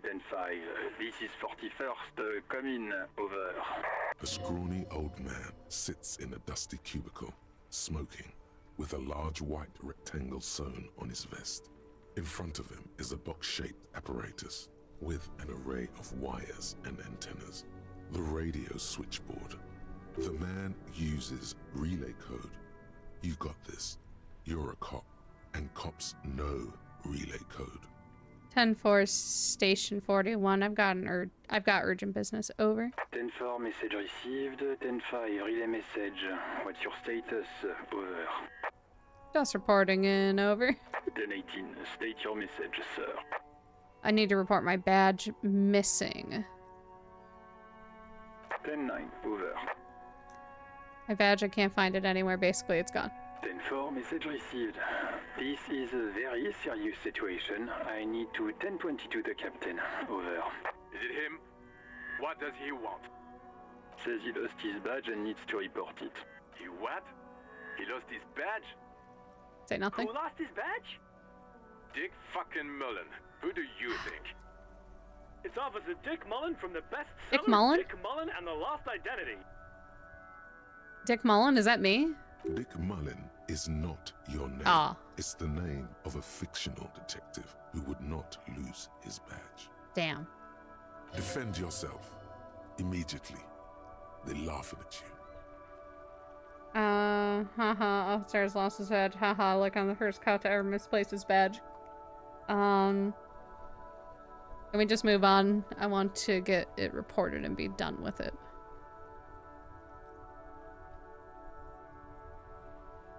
He says this has probably happened to other policemen before him and laughs sarcastically. Oh god damn it. Is he fucking God kidding? damn it. The whole station's gonna be dicked for this. Satellite Officer Vikmar is wondering if you might be joking and adds that this tarnishes the reputation of the entire station. Over. Mullen dicked us. Come on, operator, tell him to stop. This is serious. He's asking you to stop, says this is serious. The operator is done with our shit. Of course it's serious. He lost his fucking badge. Satellite Officer Vikmar concurs, losing your badge is serious. Over. 10-4, I hear you, officer. I'm just going to make a note here that you are in pursuit of your misplaced badge. Over. Okay. Fuck me. Mac, come here. You've got to hear this. Dick Mullen lost his badge. Jules is so over this shit. I love him. What's going on? Super Cop here lost his badge. Can you say my name, though? He lost his what now? I don't know who I am. His badge. He lost his goddamn fucking badge. Enough with this now. I have other things to discuss. 10-9, come again. I didn't get that. Over. The animated conversation in the back is making it difficult for him to hear you. New heights even for Captain Sober. Ask him. Ask him if he's lost his gun, too. I didn't know we were supposed to have a gun. Uh-oh. Sergeant Orson wants to know if you lost your gun too. Over. Check your pockets. Check your... Holy fuck. You don't know where it is, do you? Oh. Oh no, I don't have an option to bluff.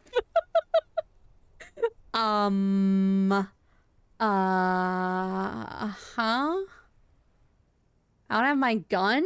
No. It's gone. It's not fucking on you. Oh. Oh. Don't sweat it, Bratan. You don't need a gun to have fun. We Hello? can still have fun. It's not all over. 10-9, come in, officer. Did you get my question? We were wondering about your gun. Over. Sorry, my necktie's talking to me. 50-50 shot, let's go. Even before you can get the words out, everything gets scrambled in your brain. No, of course I didn't lose my fun. Gun, fuck it. I didn't lose my gun. He says he didn't lose his gun. Or his fun, whatever that means. Ask him to describe it. His gun, not his fun. Just the gun will do. Satellite Officer McLean requests a description of your weapon. Over. Oh, request a description, huh? We'll give him one. Describe the plasma gun. Perfect necktie, my beloved. What do you mean?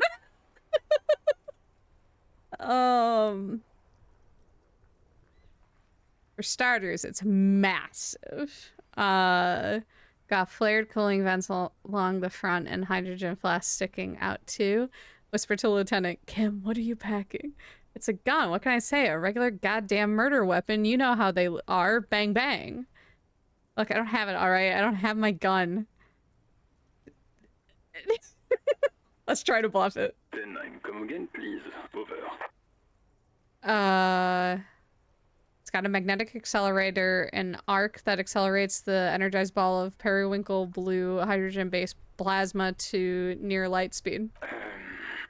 I'm going to need to put you on speaker for a second. Over. There's no way I'm doing this correctly.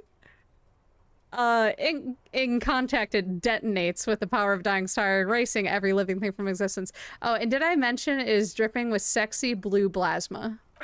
The officer is describing his genitalia in exaggerated terms. Over.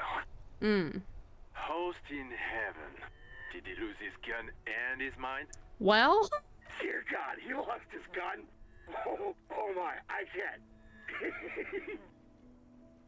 My favorite Mountain Dew flavor, blue plasma. This isn't really a laughing matter. Mac can face a giant of Coco Nur by himself, but Disco here made him piss his pants. Oh, I can't. Fuck. He lost his ass, but he still got his wiener. Well? Oh, man. Have we checked? I'm not going to. This man's not paid enough. Ask him. Sergeant Dawson here is wondering if you are still in possession of your genitalia. Over. I don't need to listen to this. Firewalker out. The silence is almost deafening after you flick off the switch, severing the connection.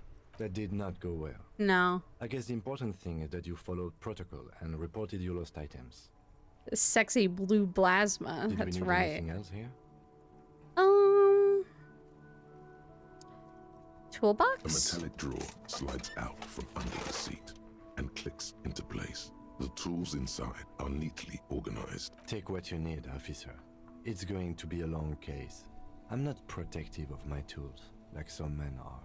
He's clearly a little protective of his tools. Okay. But what can you do? Work is work. Ooh, pry bar, chain cutters.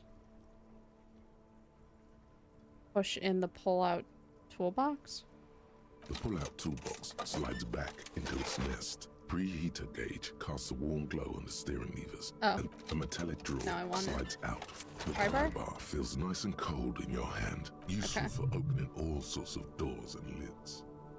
Okay. If we run into chains, we'll come The back. pull-out toolbox slides back into its nest. Preheater gauge casts a warm glow on the steering levers and the radio on its Matt makes a solid point, which is all Mountain Dew is sexy, so.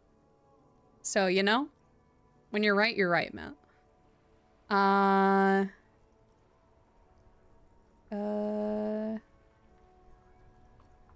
We can close it. I think we good. Okay. What's going on over here?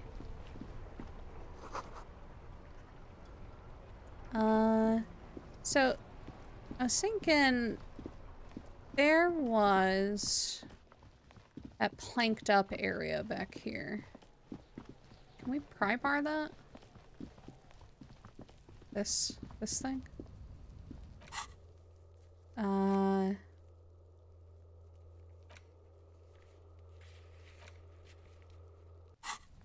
Okay. Tools?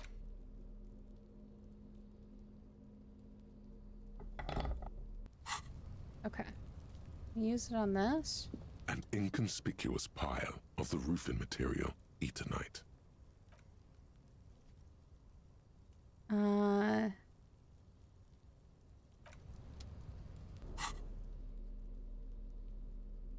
Open lock containers. Oh, okay. I thought I could get in there. Okay, never mind.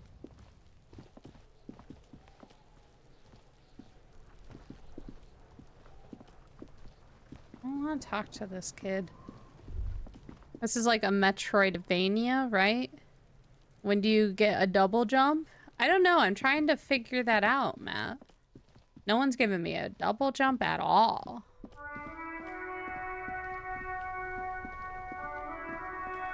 There's been no talk of one, even. Can you believe that? They haven't even considered giving me a double jump yet?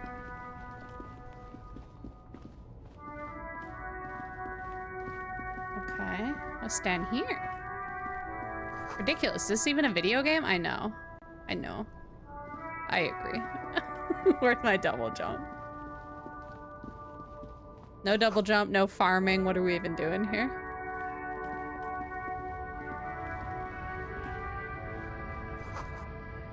Okay.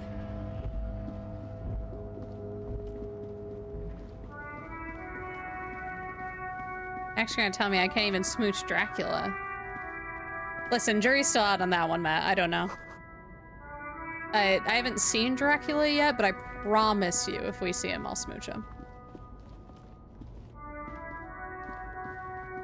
Can't talk to you? Who you? Who you? I am a gander and a hunter and a gatherer. Feel like a traveler. Sing it, Tommy. A simple little cadence. He seems to be making it up as he goes. I am the law. Let's keep listening. From another planet. Hey there. I am the law. You sure are, my man. He nods emphatically. What's going on here? It's the jam, my man. Motion starts a sprawl of lorries with a sweeping gesture. What's the jam? It's a traffic jam for the ages. Harbor gates up the street are shut tight. No explanation given. Workers on strike, scabs agitating, an all-around clusterfuck. Meanwhile, we're all stuck here in long-haul limbo for days upon days upon days. How long you been here? Upon days. Feels like forever. Like I was born on this here roundabout and this was all I ever knew. Just me and the metal and the tires, the oil and the fumes of mazout. I don't quite understand what you just said. Yeah, imagine. It's been a whole week already. Behind the laugh, however, a touch of sorrow. Completely unprompted. I am the law. So tell me, what do you need? I will say most of the things we do are completely unprompted.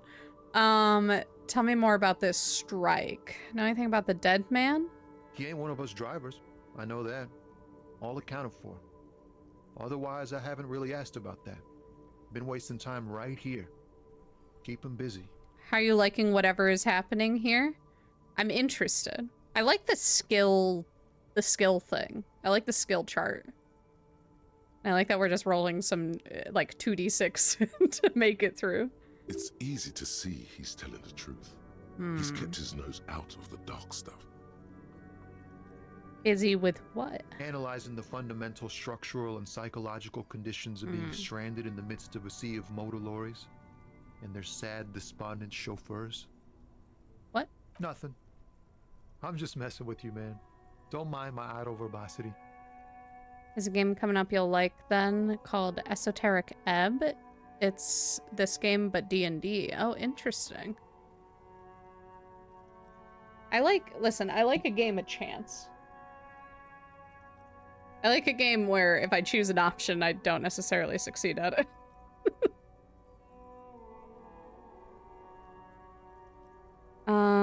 Okay.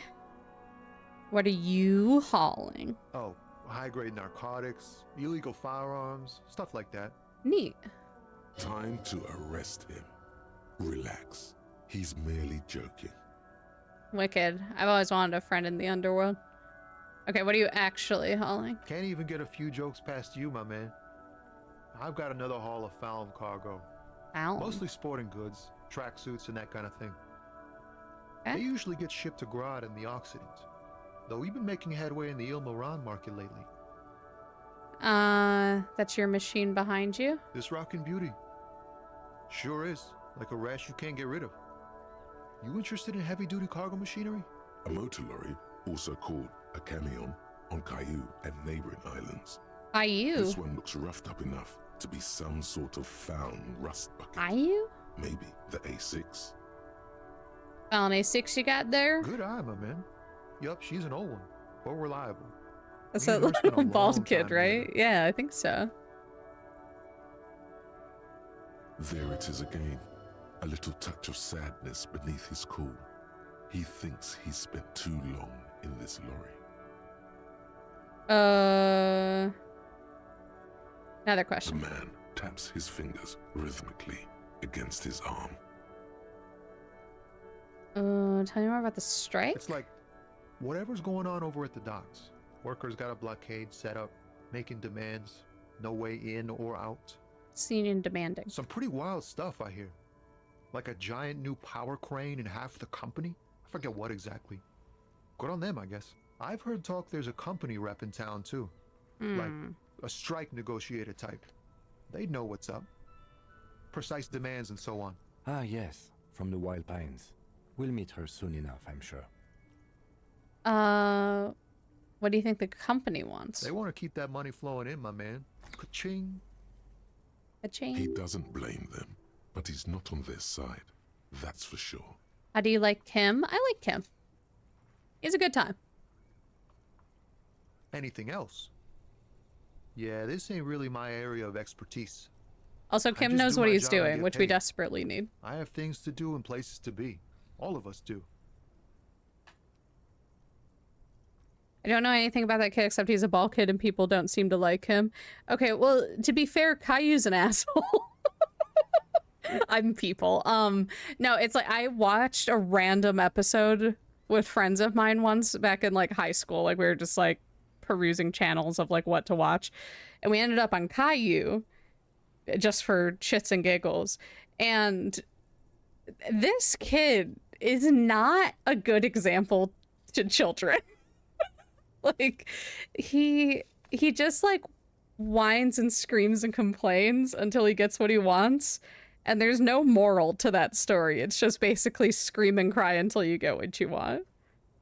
Can you imagine how wild it would be if Nick showed up to a stream one day and had no idea what was happening and who you are, but was absolutely going to do this to you? That's what we're doing right now. For some reason, we're leading the investigation. I'm not really sure why. Us lorry drivers. Camionneurs. You still hang around here waiting for this mess to end. Most have scurried off somewhere to get drunk or high. Or laid. Not that I blame them, really. Not you? Not my thing. Chasing transient pleasures is a drag these days. I prefer the examined life now. Thinking, reflecting, observing. A glint of something in his eye. Let's give it a shot. Ease into it. No. Don't go too far. This seems like a personal matter. Hey Tommy, spill the beans. What's troubling you? My man, I want to know about your soul. What possessed you to check this out? I don't know. I had it downloaded at one point and I haven't checked it out yet. It was in my, like, I haven't played this yet category. You look sad. What's going on with you? You really are the law, aren't you? I get that being bluntly observant and inquisitive comes with the territory, But it certainly doesn't help with your conversational skills, does it? I mean, no. I didn't say people were wrong not to like him. No, I know you did. I'm just saying why I don't like him. Maybe the full-on direct approach wasn't correct. Hmm. It's tricky business looking into someone's eyes and not doing it. Don't be a stranger. All right, Tommy. Okay, Tommy. Tommy's not telling me anything. Tommy doesn't even like me.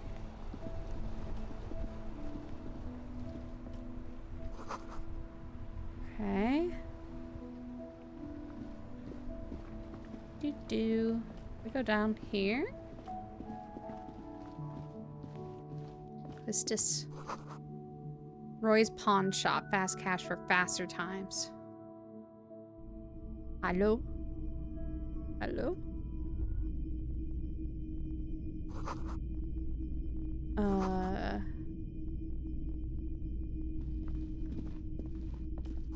Don't mind me just jotting things down. Someone work here? Or did we break in? Oh, you work here. I thought you were in the glass. You are in the glass. I thought you were... It's not often that I see officers from the RCM in my pawn shop. What's the thing that I'm thinking of?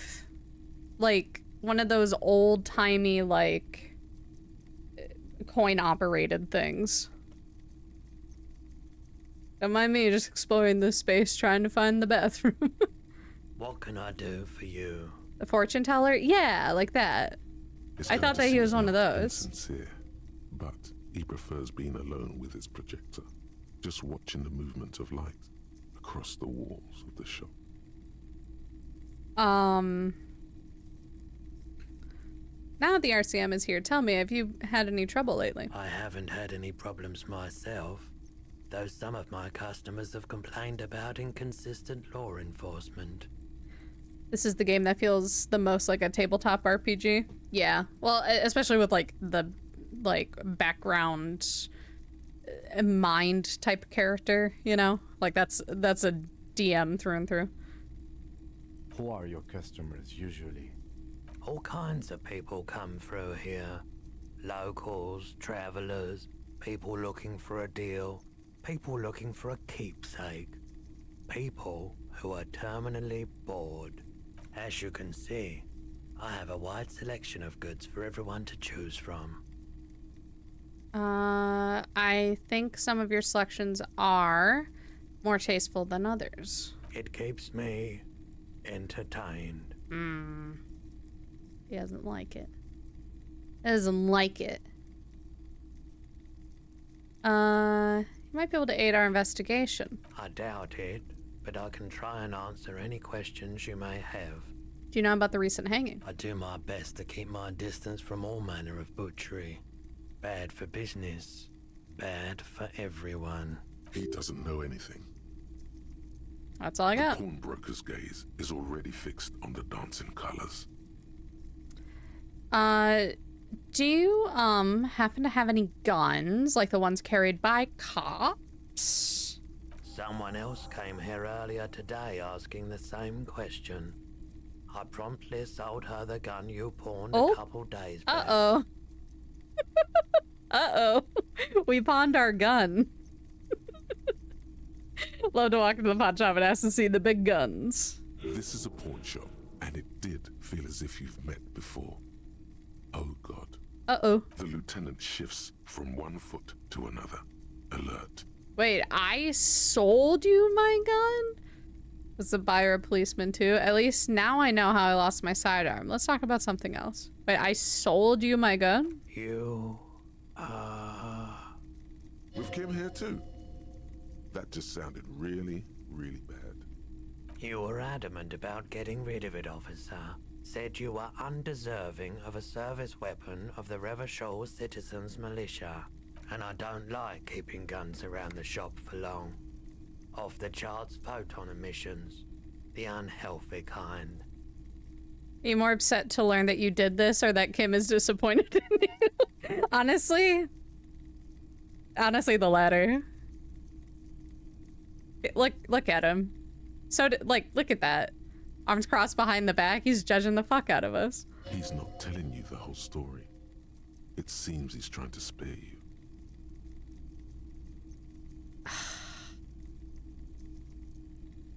This would have been easier to deal with if Kim was waiting outside. Yeah. Of course. Okay.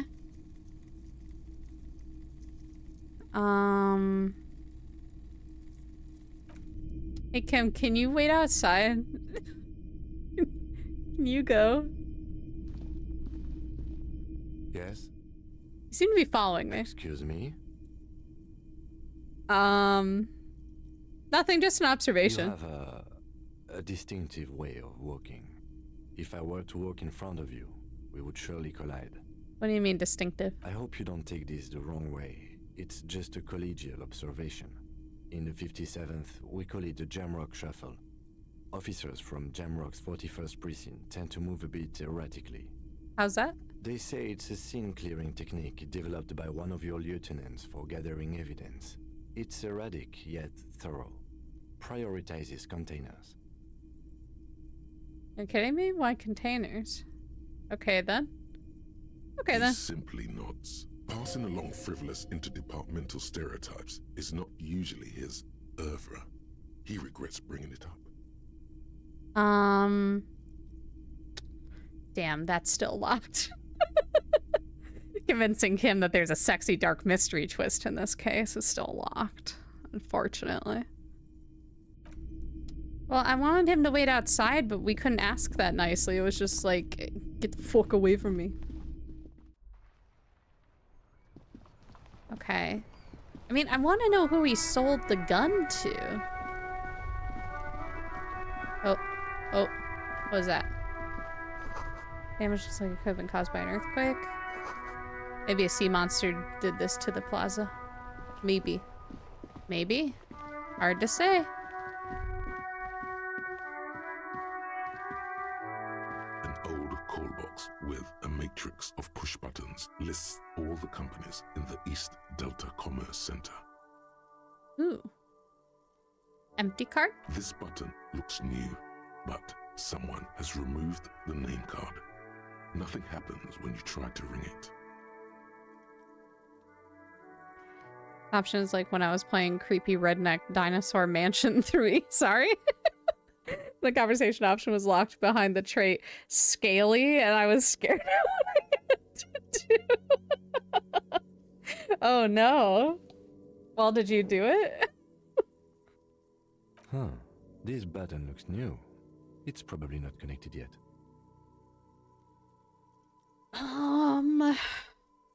Let's see. Oh yeah, of course I did. Well, what happened? And how the white checks work. I feel like the game's explanation is very vague. Is it like once I level up a skill, then I can retry it? Is that how it works? An off-key melody starts playing after you ring the doorbell. Then a woman picks up the receiver. Kuno, please stop calling here. Grown-ups don't have time for your stupid games. I was just trying random doorbells. I didn't have anything important. Open the door. I'm trying to get in. Oh, I'm sorry, officer. I thought you were... But the doorbell is broken, and the bookstore shouldn't even be on the list anymore. Oh. I can't help you. Please don't call here again. Thanks. A single beep indicates that the line has gone dead. Here's the thing. I don't know why we need to get in yet. I'm assuming we need to get in. Once you level up a skill or get some situational bonus. Gotcha. Okay. Alright. I'm gonna do a quick BRB. I just need to go get some more water. So I'll BRB.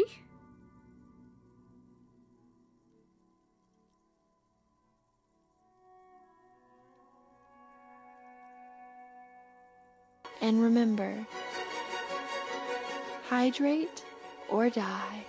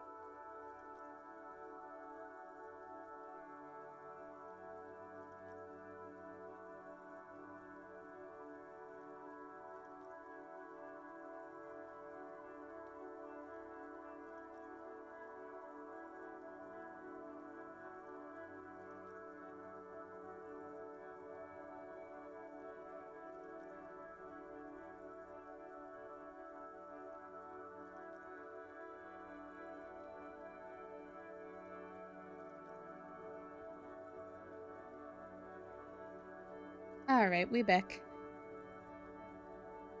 Okay. Main hall, building B. Okay. Maybe something we do. Keep looking. Maybe someone else knows something. Okay.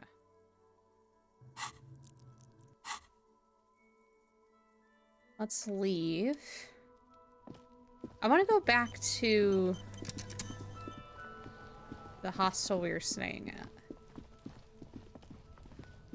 Can we get over there?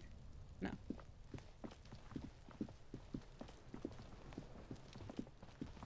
Bye-bye.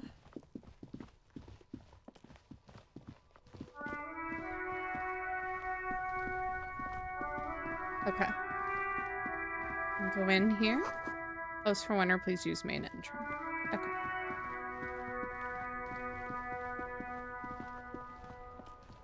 Open, open. Family, guess what? What, PC man?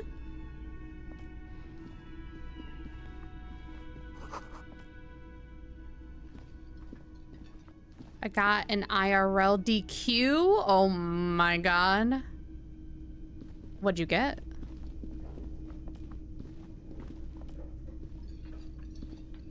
The man with Oh my the god, Emily, what? unimpressive beard notices you approaching. He drops the ledger he was holding and turns to the lieutenant. You're so right, Matt. We have to. Well, Matt, we're gonna go get donuts from... I think that's what we're aiming for. There's like this very... Not even bougie, just like very a lot type of donut place. And Nick's found it and sent it to me. And I was like, yeah, we can go. Matt, shouldn't you be in bed? You're married after all. Mr. Gart, right? You run this place. Yes. I am Kim Kitsuragi from Precinct 57. This is an inter-district investigation, so joining me from Precinct 41... He looks to you realizing he still doesn't know your name. I still don't either, man. I'm currently in between names. The Harbinger of Ruin. What is gold and orange like a forest fire, but smells like liquor? Say nothing. Right. Now, I know it took us a while We're to just arrive here. at the scene. It also took you a while to call us and report the dead body. It was you who placed the call, yes? No, I only just got here. It was probably Sylvie who called you. She usually works the bar here. I'm only temporarily taking over her duties. Do you have her number? As a matter of fact, I do. He looks behind a pile of coasters, finds a slip of paper, and hands it to the lieutenant. You said you just got here. From where? Are you a local? What, of Martinez? No. I live in Jamrock. I only sometimes come here to keep an eye on the place. This is just one of the many, many cafeterias I manage. But you still know your way around, yes? In case we need directions. Yes, I know where some things are, but as I said, Not I don't bedtime live yet. here. I just used to work here. And I'm not going to start working here again, if that's what you think. I didn't imply that. Detective. He probably means this is where you step in and ask your questions. Right then, questions. I got this. Who, me? No, I'm good. Questions, I got this. His face expresses profound doubt in your having this. Who killed him? What is your problem with me? That's my first question. Why would I have a problem with you? You're a hero cop. So not only am I a cop, but I'm also a hero. You're being sarcastic. Am I? Or did you ride in, take the body down, solve the murder, and not trash my hostel room? Ah, the dead body. I didn't actually get it down, did I? Nah, I'm good. Me when I'm asked if I have any questions at the end of the job interview at a place, I'm absolutely not going to get the job. Nah, I'm good. Yeah, I'm good. Oh my god, I did all those things? I do not appreciate your tone. This is no way to talk to an officer. Ah, the dead body. I didn't actually get it down, did I? That won't fly well. I did all those things? I don't appreciate your tone. Oh, it's not. He raises his shoulders like he's about to say something more, but then gets a hold of himself. You're right, it's not. He has no respect for you personally, but this man sees himself as a law-abiding citizen, and you a representative of that law. Yoo-hoo, hello! Hi! Welcome on in. We're exploring this game for the first time. Do we hit him with the who killed him? Who killed him? Are you the bartender? Are you the bartender? He's filling in. Why did Sylvie go away? She went away because none of your business. It is my business. We're solving a murder. Have they not been telling you you're a cop? Nearly midnight here. Gonna turn in for the night. Okay, Corpsby, have a good night. Get some rest. Am I not a cop? Everything is my business. Okay, you got me. She went away because of the dead body out back. And because I asked for her number. Oh, you're a weirdo. That's why Sylvie went away. I hope you appreciate that. Thank you. He opens his little notebook at the cover. And Bruce safely tucked away in a small pocket. Okay. Okay. Mystery solved. Didn't go well. I asked an employee out. She didn't want to come, but felt obliged to. It was a bad idea. Now, what is so goddamn fascinating about that for you? It's got nothing to do with the lynching. To be thorough, everything has something to do with everything. I don't know, I just went for it. If that doesn't explain every move we've made so far. Everything has something to do with everything. Good for you. Was there something else? I'd like to get back to what I was doing. Are you the bartender? No, I'm not the bartender. I'm the cafeteria manager. He's very animated all of a sudden. This is clearly a touchy subject for him. What's the difference? I have 3 cafeterias Oh. I manage. 3. Great. Get over it. Get over it? What'd I do? Who killed him? I don't know who killed him. I'm not the police. That's your job. Did you kill him? What are you, crazy? Of course I didn't kill him. That's all. Let's go. Alright. Killed it. Not so fast. You owe me 130 real. No one is saying the multi-pattern necktie you found tied to the ceiling fan can talk. No one. It must be merely imagination. But... Let's bail! Time to push the eject button! Sounds like a responsibility! You don't like those! Yes. We don't. Slip away unnoticed, how? He's looking right at me. What do you mean? What do you mean? I feel like you're playing this guy as just slightly more serious than Tim Robinson. That's character.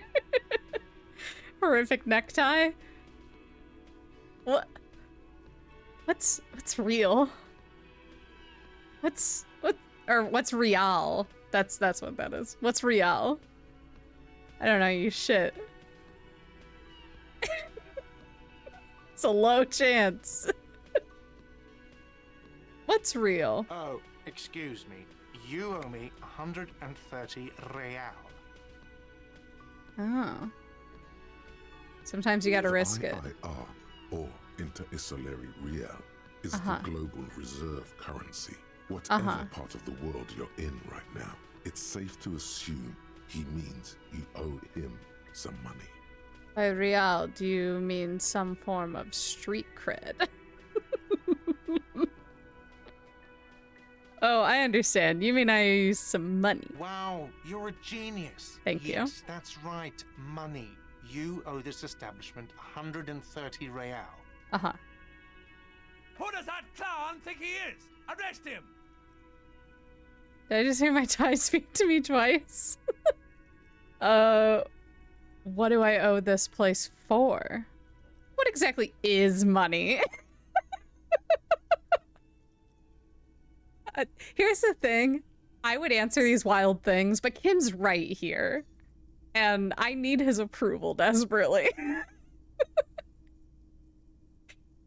You just hear my tie speak to me twice. No one is saying that. No one is saying that Ty can talk. That would be ludicrous. It's just that you should arrest him. It would be wiser. He wants to take your money. I'm not comfortable with this. Trying to somehow tuck the tie away. Great advice. I'm considering it. Give the tie an affirmative tug. No way. I have duties. I'm a cop. I'm not talking to a tie. Take the tie off. No. Great advice. The lieutenant looks at you tugging on your garish tie. He puts his hand on your shoulder. If you don't have the money, it's okay. None of us are in this for the wages. That's Cop 4.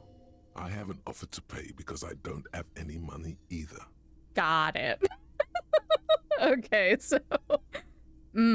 okay.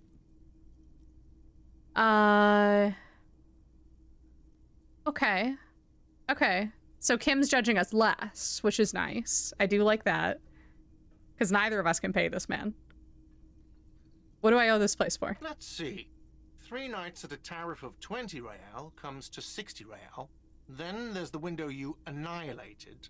The hole in the window was the first thing I saw when I came to work. So don't try to tell me you didn't. That will be 40 real in damages.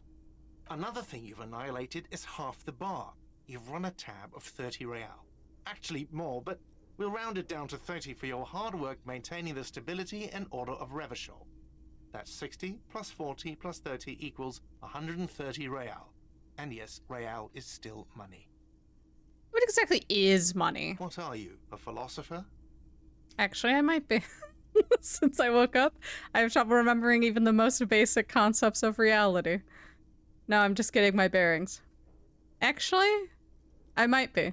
Money is what grown-up people use to pay for things. Things like this hostel room, or 8 bottles of potent blend, and 9 packs of Royal Extra. We use it for everything, really. Even when you fucked him over, he still gives you a cop discount.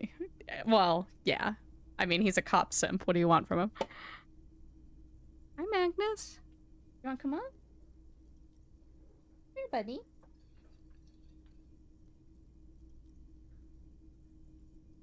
Getting Magnus up here.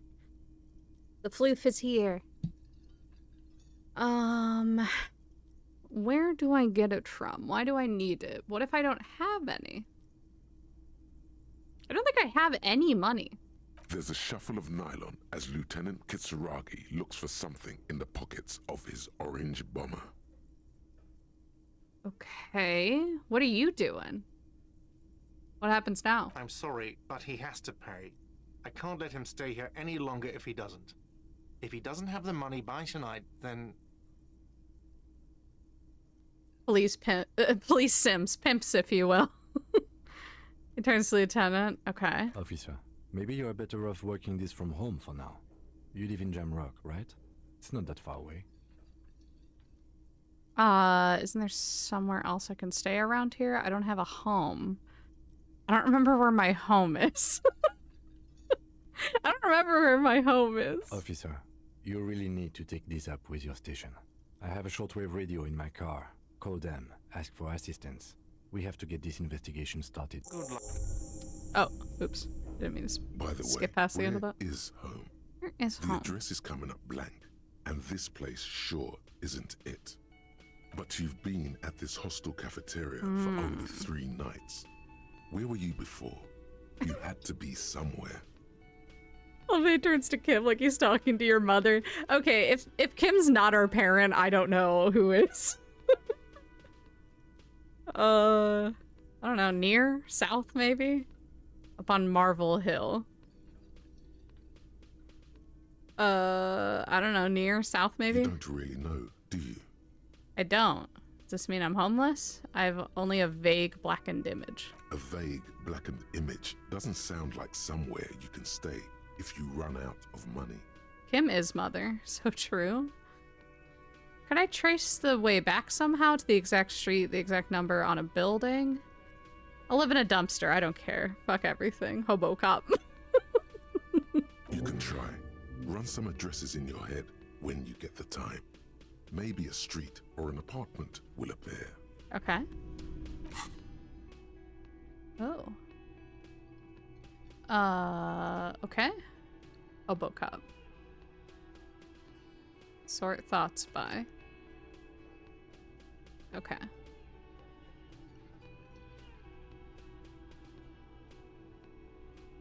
What thoughts are you working on? I mean, I haven't checked. I haven't checked my thoughts. Problem. Let's rewind. Let's trace your drunken steps back home. Jump across the raised channel bridge southwest of here. Fall over. Get up. Get off the asphalt in 20 minutes. Shuffle your feet through courtyard, scaring little children. Go under the great raised motor tract, the 881, until you reach Le Domaine Eminent in North Jamrock.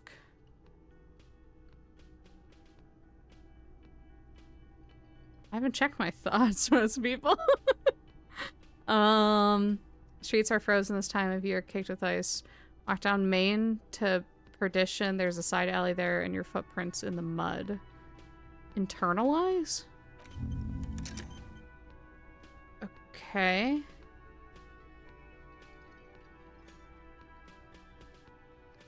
Oh. Okay, so we've started thinking. Oh. No, you're thinking. That's how I read that, Matt. Now you're thinking. All right. I'm gonna go. I'm gonna retrace our steps a little bit back to the back to the room we were staying in, just in case there is something I didn't click on.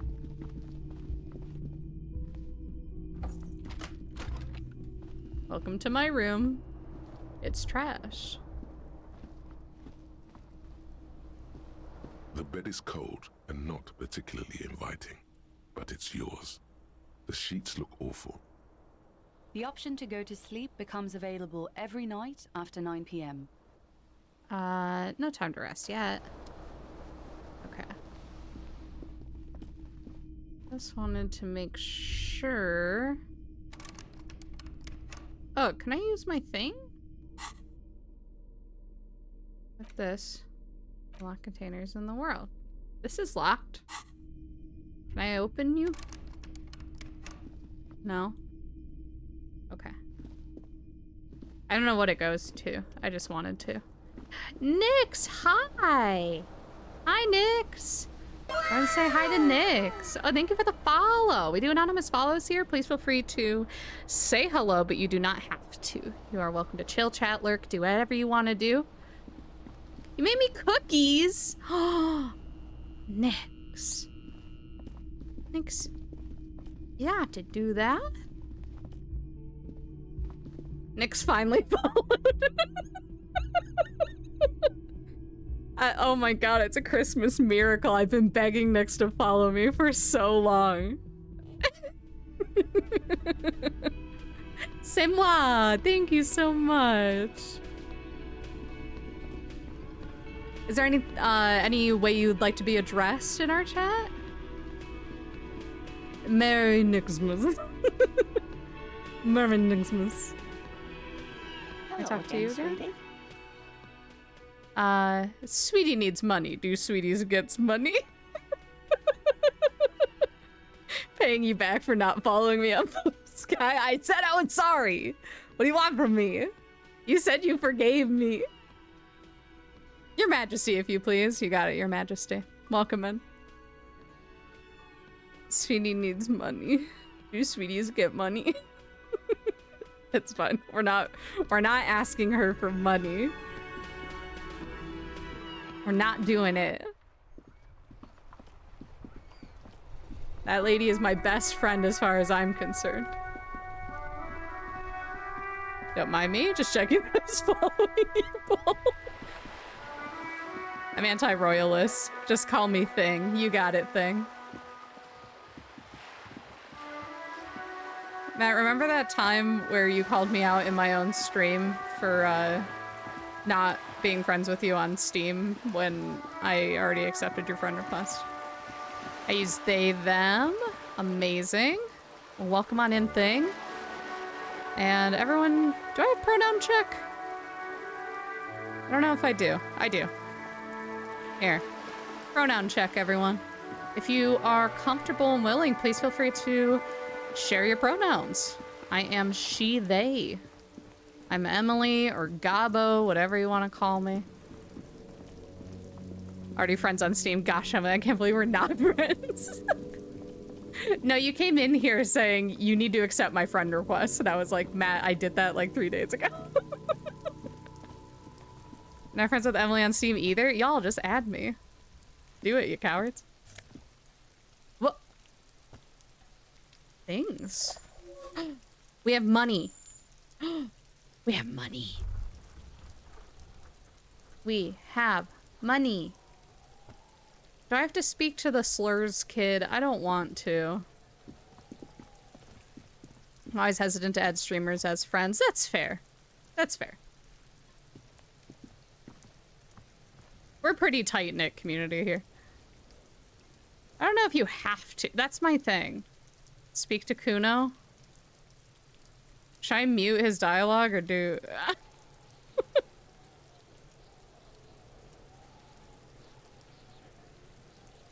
I mean, the place his accent is from? Oh. Okay. You see him and your family, it's okay, exactly. Alright, child. You're on thin ice. Kuno's got this. Okay. If there ever was such a thing as an ugly kid, then this is it. He's almost exquisite. I'm no longer a coward according to my like description. Oh yeah, Nappa Gumpy Kuno. Oh, there's the other child. Okay. In a Scouse accent, which is the accent in Liverpool in the UK. Oh, interesting. Okay. Hey kid. A word. Police business. Right in the dick, Kuno. Get him right in the dick. All right. Love it in the dick. Oh, they censored him. Okay, that's good. The boy is sweating profusely. His eyes are like two black holes and his jaw is twitching as if trying to break free from the empire of his body. Scouse is when you can't remember the word for the person you're married to. It's scouse. Stop using slurs at my crime scene. That's not how we do it. I'm a cop. Only I can say the slurs. Stop throwing rocks at my crime scene. Mom, what does that mean? Oh, man. How dare you say those words in front of Kim? Do you want him to be disappointed in you? Stop throwing rocks at my crime scene. Fuck that! Kuno, yeah! Right in the mouth hole! They pay you no heed or pretend not to notice you. Shits himself? The rake, Kuno! You should throw the rake at him, Kuno! The fuck? Does Kuno know what a rake is? Kuno's not a gardener.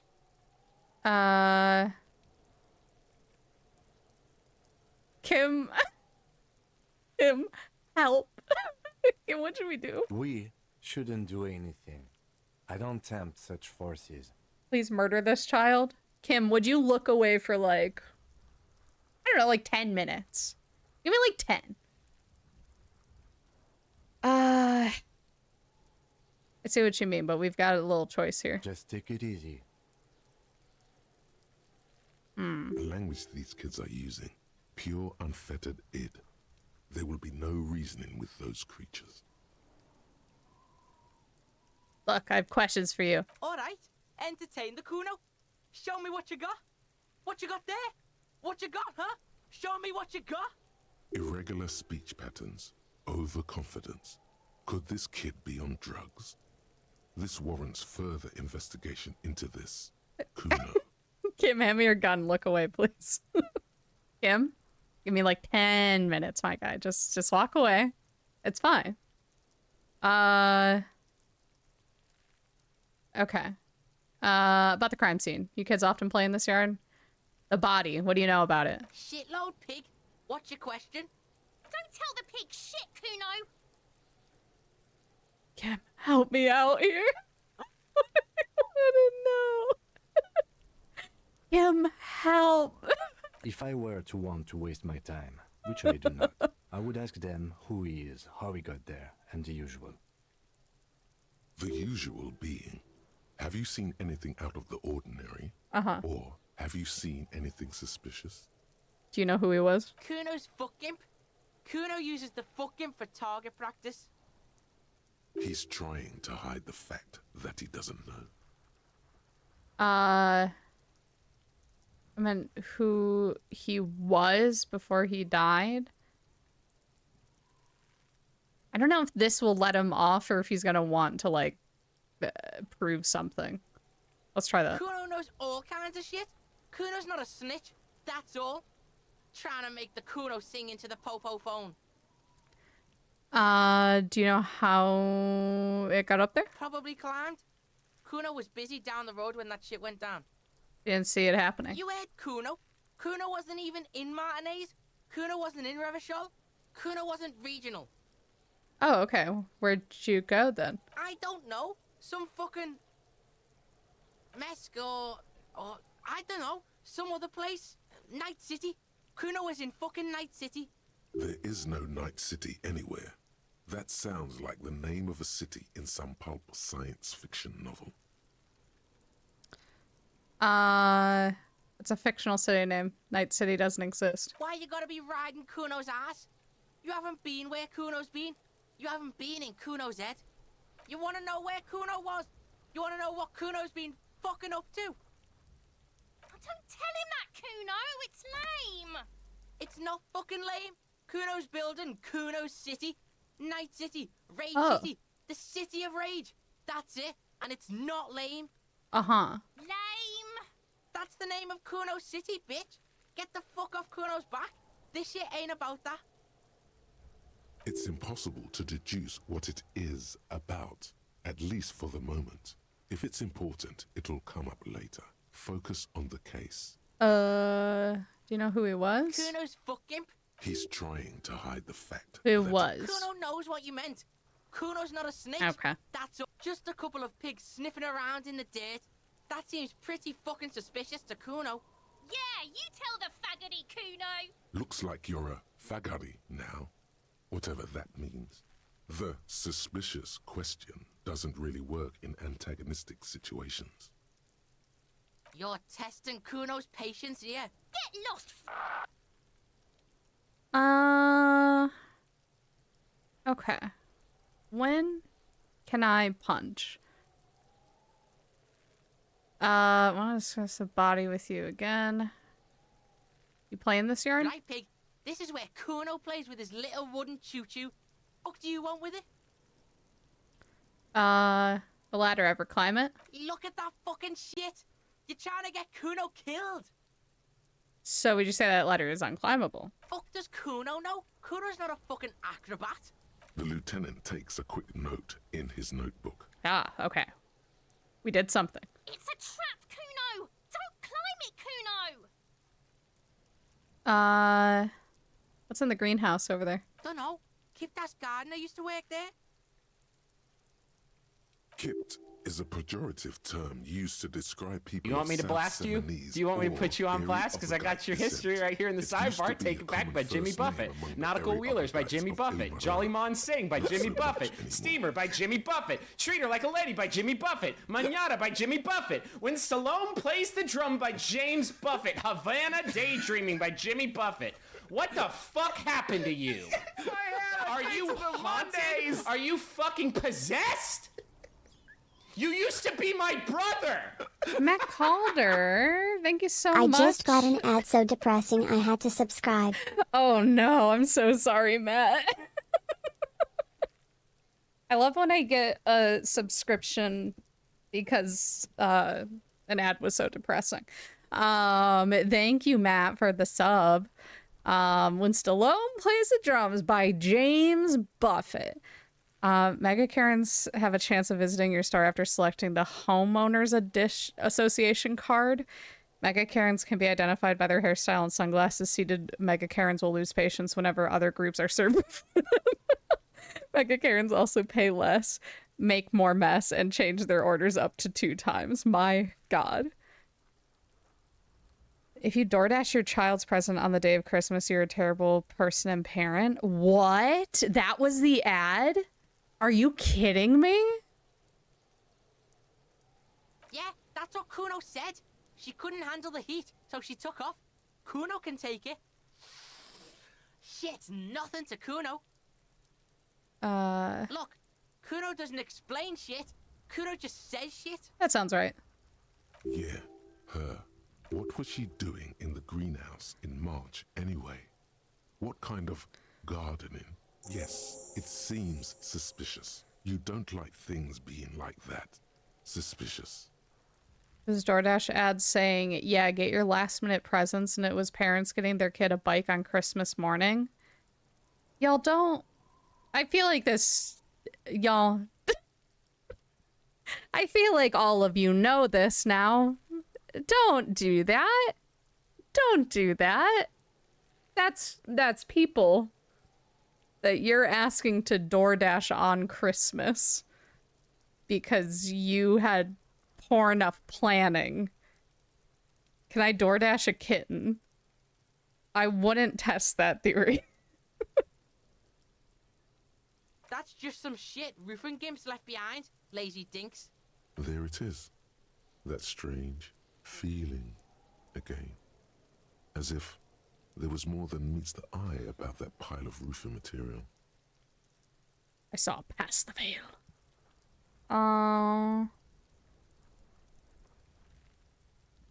We are way beyond normal already. We are in the Star Chamber. Kim, I think I'm already in the Star Chamber. Good night, Nyx. Bye-bye. Thank you for the lurk. Okay. Better not bother him. He wouldn't understand. Are you having a seizure in Kuno's yard now? I DoorDash a kid so I can last minute DoorDash my kid's present on Christmas. I think if you double dash. They have that option, don't they? You can't hide it. I see without vision with my inner eye. Inner eye? Fuck are you talking about? Ask me a normal question, pig. They're trying to make you feel stupid, Kuno. You glance again at the roofing material in front of the shack. Yes, you should go back there. Okay. Yeah, whatever. Kuno doesn't give a shit. Okay. Kuno doesn't fucking care. Alright. Okay. Well. Oh, wait. Wait. Dumpster? Is that what you are? This trash container is locked. The sliding lid has a padlock that says, whirling in rags. There's something in there, not necessarily connected to the case, but still. Well, it is a container. Maybe you're prioritizing it. Trash, food waste from the cafeteria. They lock these containers to keep the derelicts from flocking in. Could be evidence too. Yes, I feel like there's something in there. What do you mean, feel? It's extrasensory perception. Whatever is in there holds a special significance. Just a hunch. Maybe someone threw something in there. Mm-hmm. To get the lock open. We could try using a pry bar. The one you took from my motor carriage, Or Lieutenant. Or we could ask for a key from the manager of the Whirling in Rags. He probably has one. He doesn't like me. We play Mario Kart Double Dash? Sure. Why not? That's just adoption with fewer steps. Kim, listen, my third eye is telling me there's something cool in there. He might also have information. This is better than the pry bar idea. Okay. Yeah, we're not strong enough anyway. Fine.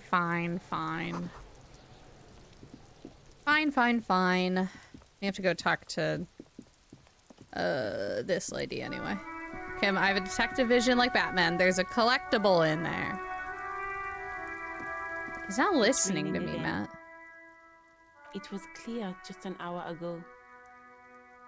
Well, this might be the last snow we get. At least I hope so. Snow has nutrients in it. Helps everything green up in the spring. At least that's what my grandma always told me. Yes, think about the cute grandma, not the weird snow.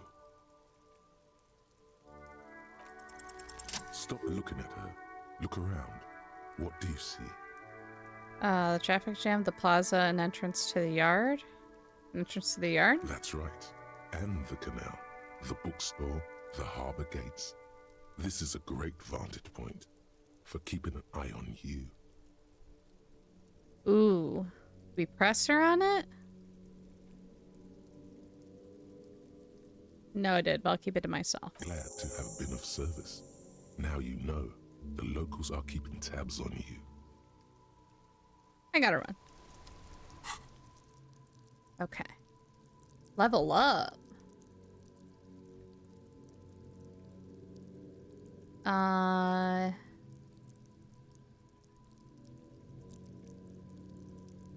Empathy?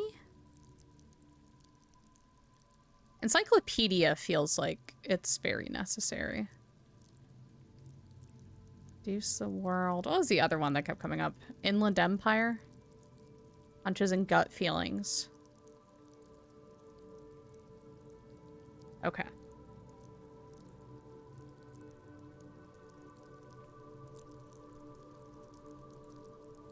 All right.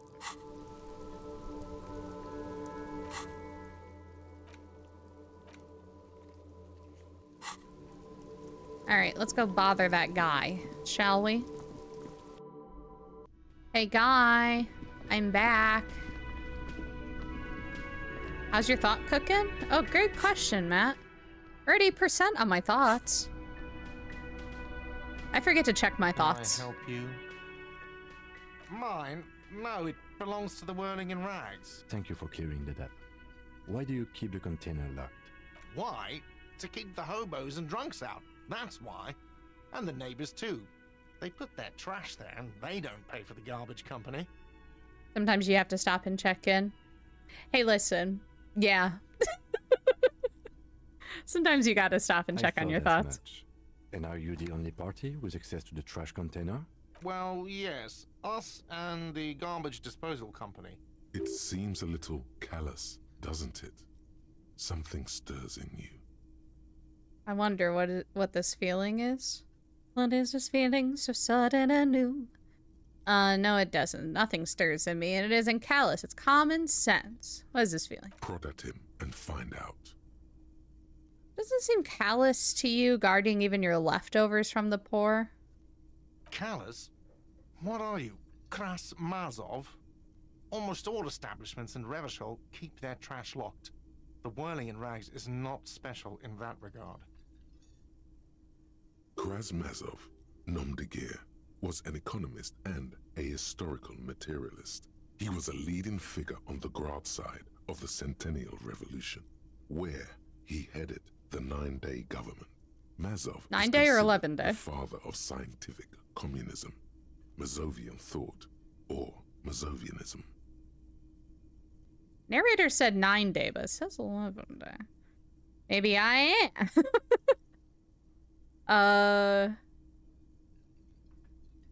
Yum yum, tell me more. He killed himself. Oh.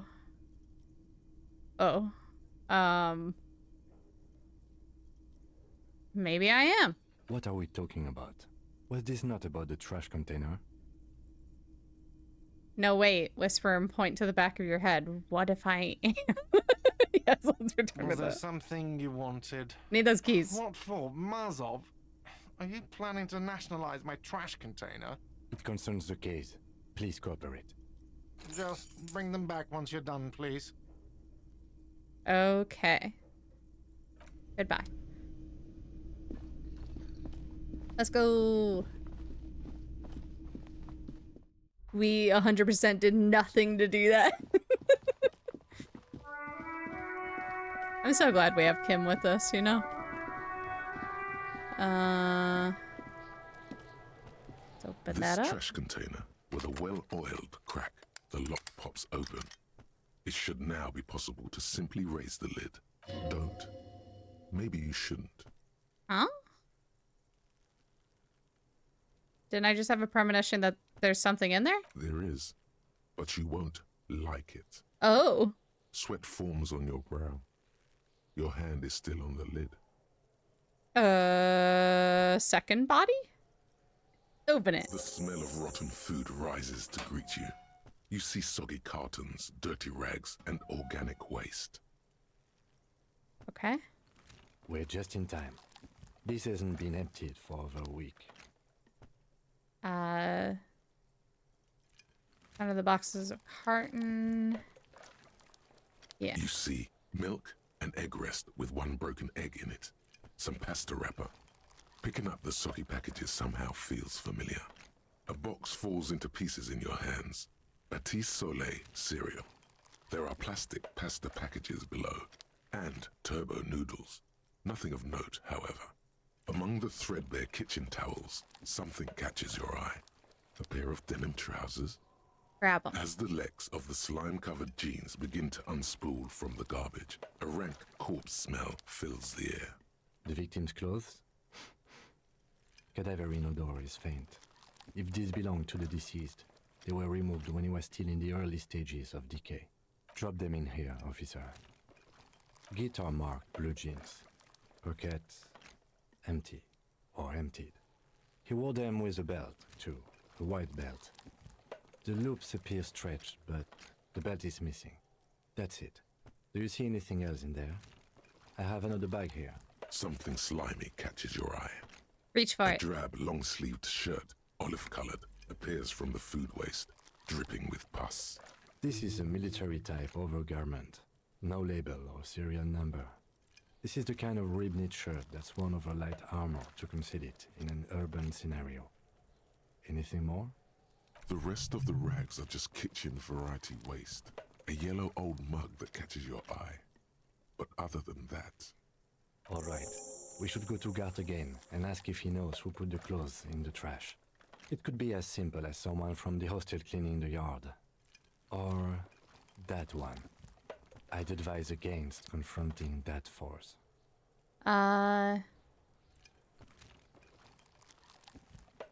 The lieutenant nods, then looks back into the trash container. The mug. I'm getting that mug too. You pick out a broken mug with an oddly racist depiction of the yellow man frolicking in saffron. Oh. Only in its social sensibility. I don't want it. I don't want it. You've acquired an interactable item. Investigate this item further by going to the Interact tab in your inventory. I don't want the racist mug. It's just organic waste, cold and slimy on your hands. Apple and potato peels, mostly. Unidentified sludge, and the occasional chicken bone thrown in for good measure. But hey, nothing. It's nothing. Nothing more to see here. What's this? Trash container? What's this? What? A blue piece of plastic sticks out from the apple peels. It's shiny. Looks like the corner of something. Check it out. Something larger. A clipboard. A blue plastic clipboard with moist papers hanging from it. They look badly damaged, but you can still make out forms and notes, written in a man's handwriting. Officer, is that your paperwork? I don't know what this is. It is. Look, the plastic has the RCM street grid on it. You've even got an autopsy form in there. Miserable looking slip of paper sticks to the board. If you don't mind me asking, how did this get in the trash? Must have been cramping my style. Did I kill this man? Did I do this? I know I was called to the crime scene, but are we sure?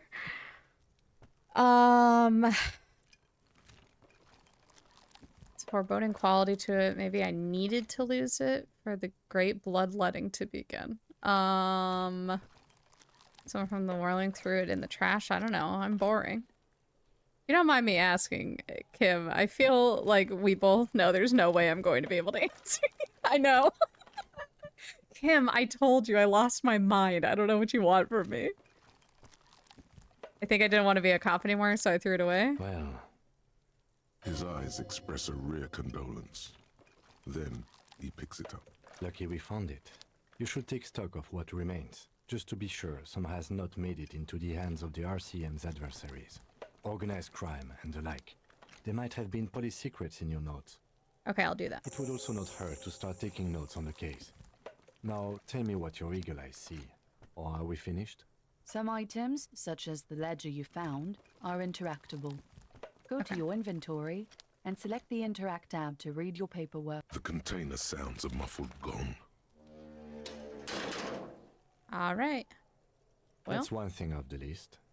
I think we got it all. All right, what we got? Interact.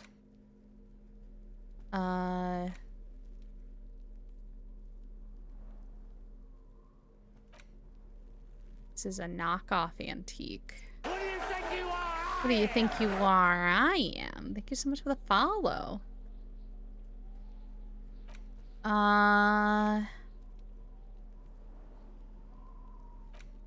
Use interact button? Interact It's button. just a racist mug. What's there to read here? Not much. It's quite a lot to read into here, actually. Look at all that content. Got it. Okay. Who do you think you are? I am. Trash. A pitiful cabbage I of thought white Nick's and already yellow went to papers bed. hanging from plastic board, barely held together by a metal clip. This sad display is made complete by the faint smell of urinal cleaner. Nick's dropping those follows left and right.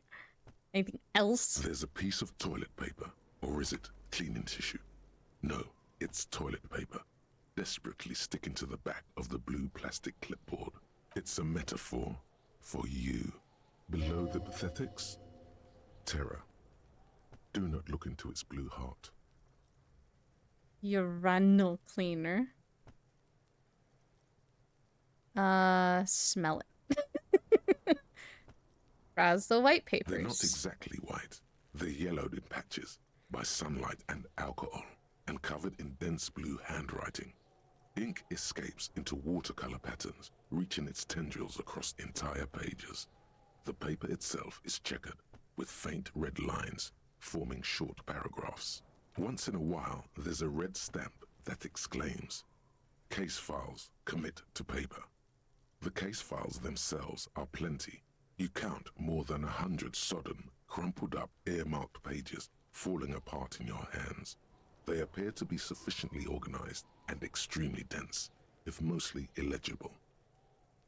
Work, strife, poverty, the Jamrock Quarter. These are handwritten logs of investigations dating back to January 51, this year.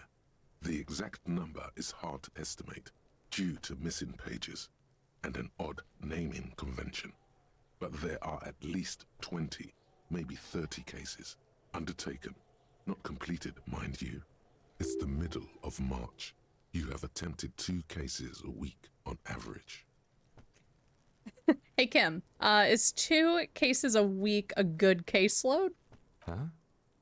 2 complex cases to undertake is a lot, yes. You really have to push yourself. I would not suggest it, lest you start making mistakes. 2 cases a week appears to have been my load, Lieutenant. I'm not sure I completed them, though. I'll just nod. Arson, Hi, petty Kuroji. theft, spousal abuse. Handwritten logs on dozens of investigations date back to January 51. Stamped case files. Commit to paper. These are your last couple of months in Revachol. Precinct 41. Jamrock Quarter. Naming convention? Yes, it appears you employ a, shall we say, robust yet literary system. Each I might say hi to everyone before I has go to its case shower and number eat. written Hell on the yeah. margins. Thank you Yet, so much for popping still in, more Kuroji. tellingly, most are accompanied by a name. A title, one might say even. One that draws inspiration from Snoop fiction and Vespertine cop show staples. Yes, all caps. One is called The Next World Mural. Another, The Square Bullet Hole Murders. Another yet, The Unsolvable Case. More. Others appear more light-hearted. Love you all. The Love you, guys on the couch Kuroji. in an unexpected location, and the murder at the hookah parlor. Even the rare article-free collapsing tenement. Murder features prominently throughout. It's going to take an effort to piece these case files together, but it can be done. Once you're done inspecting them up close. My cases appear to employ some kind of naming convention. I have to open an official case. Is there room? There is, for precisely one more. 15 pages near the end remain untouched by the damage. The checkered grid forms a structure of passages, breaking the case into subtasks to accomplish. Once all the tasks are accomplished, the case is complete. Commit to paper. Sadly, the ledger only comes with an old, worn-down lead pencil. It's unfitting of this monumental event. Kim, do you have a pen? The lieutenant looks at his blue notebook. 2 fat, shiny pens hang from the binder, like large caliber bullets on an ammo belt. It's downright incriminating. He has little choice but to give you one, although he really doesn't want to. I feel bad. He is not really saying anything, just standing there, looking at them. Could he use his nice pens to write on our trash folder? Fine, I'll just use this crappy pencil. Absolutely motionless at first, then animated slowly, imperceptibly even. The lieutenant begins to browse his notes Game, don't again, do this to me. leaving you to the case files. The threat has passed. He is thankful it has passed, and that is good to keep both pens. He has nice pens. Y'all, pens can be very nice, and I'm not gonna rob this man of one of his pens to write on my trash. Onto the paper with a brash free hand, uncannily similar to the rest of the letters. The wording comes easily. It's almost robotically simple. A language developed for mental rigor and simplicity. Inspect the victim's body. Interview the cafeteria manager. It's not exactly poetry, but poetry would be out of place. A satisfying slash sounds across the paper.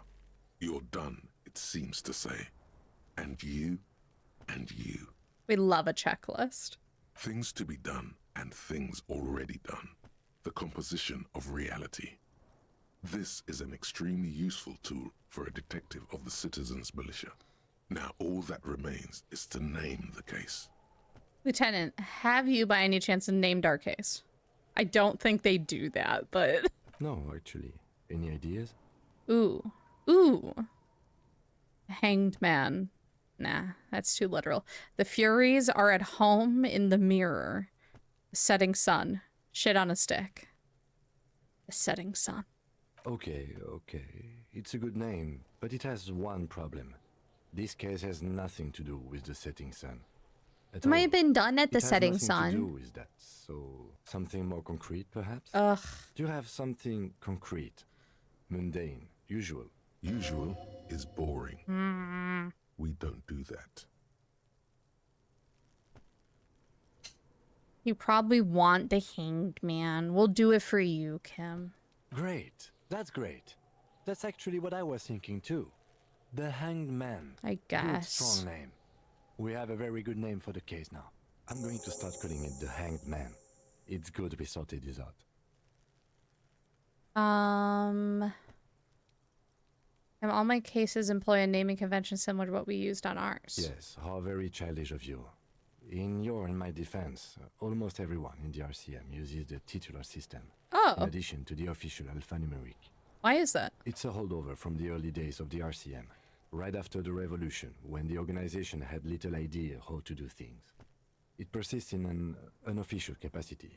Officers use these titles to refer to their work among themselves. I seem to have named a case the Square Bullet Hole Murders. Again, in your defense, I seem to have named one the man with the hole in his head. Well? It was a real person. His death was real. Still, I named it that, to amuse myself. I pray his loved ones never find out. What happened to him? Well, I think he got shot in the head. Well, maybe not shot. With a hole in his head? Could have landed on something. What happened to him? Rail spike through the head. Rail spike. It was a workplace accident. I'm done.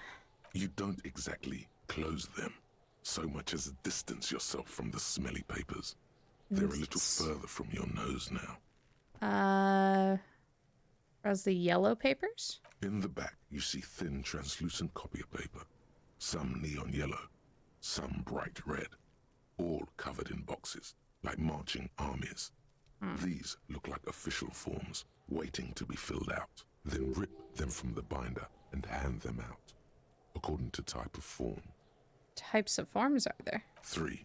The topmost are misconduct fines. The middle ones are station calls. And the bottommost are field autopsy forms. Each is easy enough to make sense of. You don't have to be an intellectual giant to do police work. Field autopsy. A dozen pages of thin copy paper, bright red in color. You see the parameters of a deceased human form, waiting to be filled in. Age, sex, condition of internal organs. Alright, close The these. rest of the stinking cellulose is much worse for wear. Being sandwiched between the board, it's made of dark blue plastic, hard enough to beat someone to submission with. The edges are rounded, however. The U4 size board feels thick and heavy in your hand. Light shimmers on its wet surface. On the back, you see the embossed letters, RCM. Come on, shake it. Something rattles inside, ever so lightly. Is there a hidden compartment? I give Grim his eye meds and turn in. Enjoy standing in front of this trash can. Thank you, Matt. Matt gets some sleeps. Everyone please go follow Matt Calder. Matt plays so many good games and streams in the morning all the time, but Matt doesn't stream at night because Matt is married and needs to go to bed.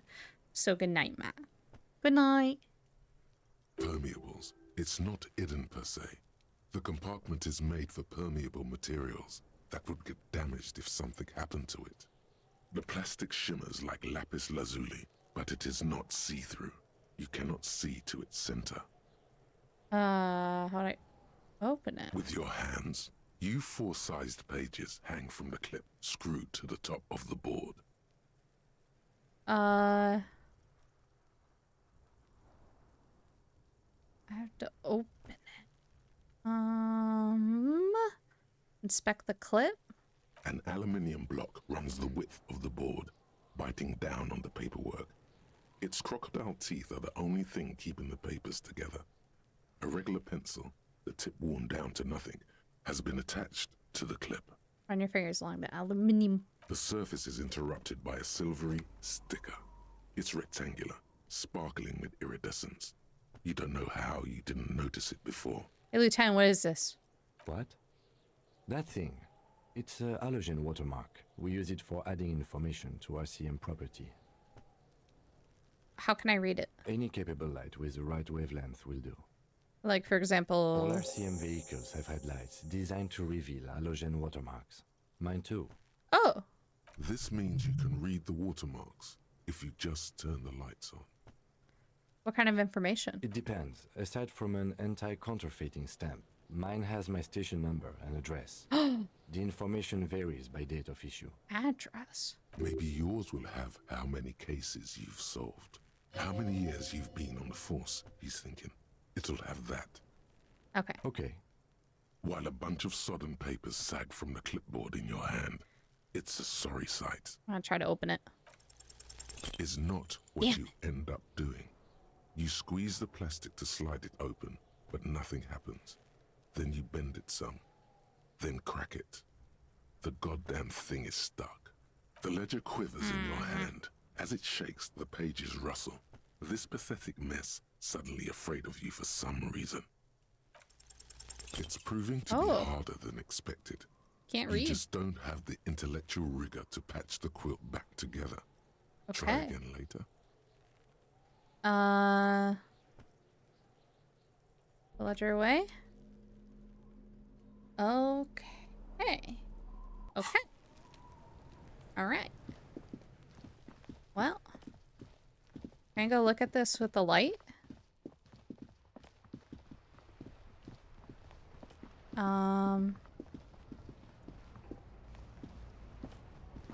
Inside, you see a set of steering levers, a radio microphone, A pull-out toolbox. How do I turn on the headlights? All right. Ready? I turn, you press start. It's next to the preheater. He's downplaying his excitement. The lieutenant is more than happy to show off his precious carriage. The dashboard lights up with orange glow. The rouse page jumps, and the engine of the Caprice Canadian comes to life with a whiny growl. The lights unfold with a little click, casting electrical light onto the ground before the vehicle. There you go. I'll turn them off from the remote once you're done. We just need to stand in front of the machine now. Okay.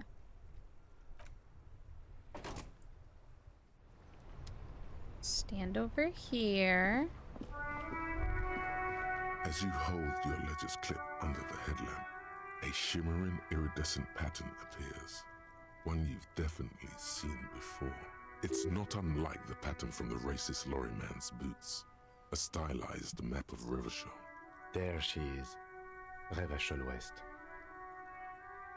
Around the borders of the watermark Whoa! are dozens, Welcome on in, Raiders! hundreds of micro perforations. Enjoy the corn song. I really like corn. What do you like about corn? It's corn. A big corn with knobs. It has the juice. I can't imagine a more beautiful thing. It's corn. I can tell you all about it. I mean, look at this thing. When I tried it, it got amazing taste. But the best thing about corn is the grease. Failed. This song goes out to you. Can restore your energy. You really appreciate that whole goal when you love something. If you anyone loves corn, if you come to me, I can tell you all about it. Welcome on in, Raiders. Failed. Thank you so much for the raid. If you have to raid and run, please feel free to do so. But before you do, everyone who is here, if you're not already following Failed, then go do it. Go do it right now. You were playing Metal Wolf Chaos XD. How was it? You've been playing that for a little bit, haven't you? I don't know how far, how deep you are into it. Also, hi, welcome in, Raiders. My name is Emily, or the Traveling Goblin. I use she, they pronouns. I'm a lesbian artist who also plays games sometimes. Just yesterday and today. Gotcha. Is it like a long game? Do you know? We're playing Disco Elysium, which I've never played. So I'm learning right alongside y'all. Beat it in under 8 hours. Let's go. Let's go. We are playing a detective who has lost all his memory, and we don't know who we are, what we're doing, anything. There's some replayability if I want to go back and get all the things. Oh, nice. Do you usually try to do that?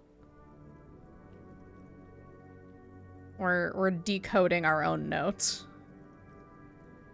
Look at the perforations. There are many of them, and they are divided into 3 separate rows.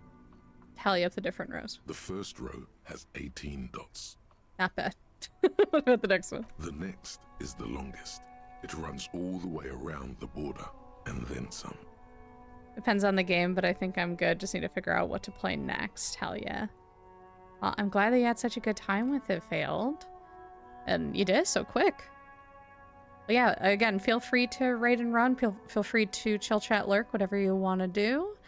Welcome on in, everyone from Failed's raid. We're trying to figure out our notes right now. Because, again, we don't remember anything. We just have an internal monologue going at all times. Hang out for a bit? Hell yeah. 16 perforations. Considering that nice, large number, a wave of pride washes over you. I like Though counting. you can't say why, precisely. What about the last row? The last row has 3 perforations. 3, that's it? That's it. Okay.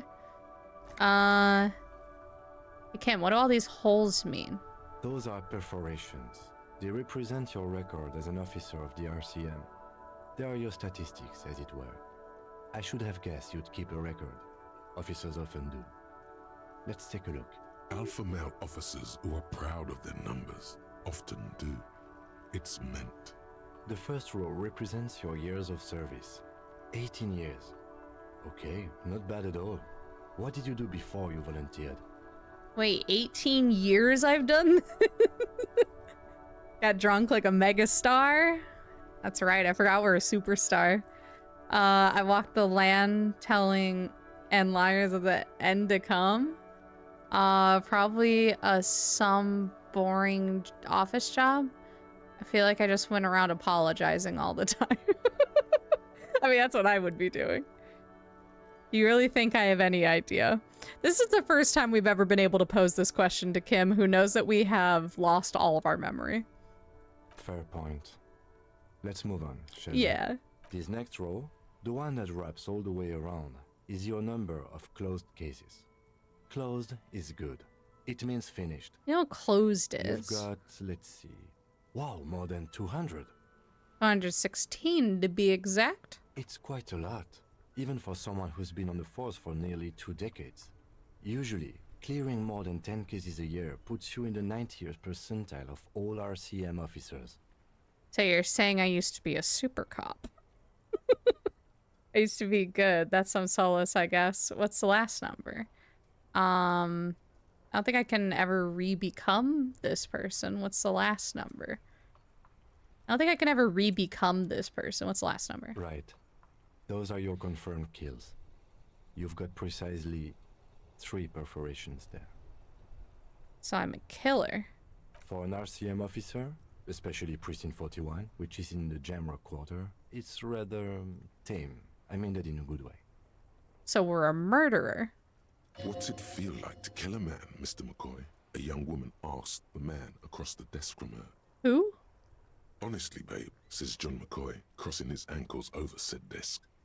I don't feel anything anymore. It's just like brushing my teeth. I do it once or twice a week and don't really think about it. There's no trace of guilt in his voice. There are certain officers who treat their kills like some kind of ghoulish game. If they do happen to solve a case, it's usually by accident. It's obvious the lieutenant doesn't think very highly of these officers. But it seems as though you are, or at least were, one of the good ones. So we have that to be thankful for. Have you ever killed anyone, Kim? Yes. He is declining to elaborate. It's not a problem for him to state it, however. How do you handle the strain? Everyone has their own method of coping. Some more effective or self-destructive than others. It gives you a meaningful look. Personally, I find it helps to keep up a few hobbies. Like what? What are your hobbies, Kim? Oh, this and that. Let's not get into it now. Maybe I should find a hobby? Why not gardening? You've already got the gloves. True. It's meant in earnest. Please don't mistake it for a jab. It's meant in earnest. Thanks for this. The lieutenant nods. Look at the shimmering street grid. The rectangular watermark is overlaid with the logo of the RCM, and yet the major arteries of Revachol are all recognizable. They shimmer in the Kanema's headlights. Wait, look around The you? rat brazenly darts past you and disappears amongst the stopped lorries. In the distance, a child somewhere shrieks. A woman reprimands her in a voice no quieter than the child's cry. Ah, Martinez. Where are we on this? Let me see. Right here. He says his finger near the top of the map on a segment of coast jutting out into the great ocean. I'm sure I've seen worse. Oh, yes. Coal City. Le Royaume. The burnt-out quarter. Okay, let's go. Right. I'll go turn off the lights. Okay. You can now see your statistics on your journal page, to the right of the task description. Okay.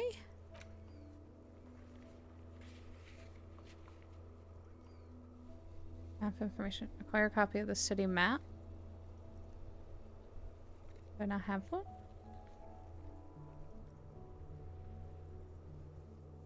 Damage leisure?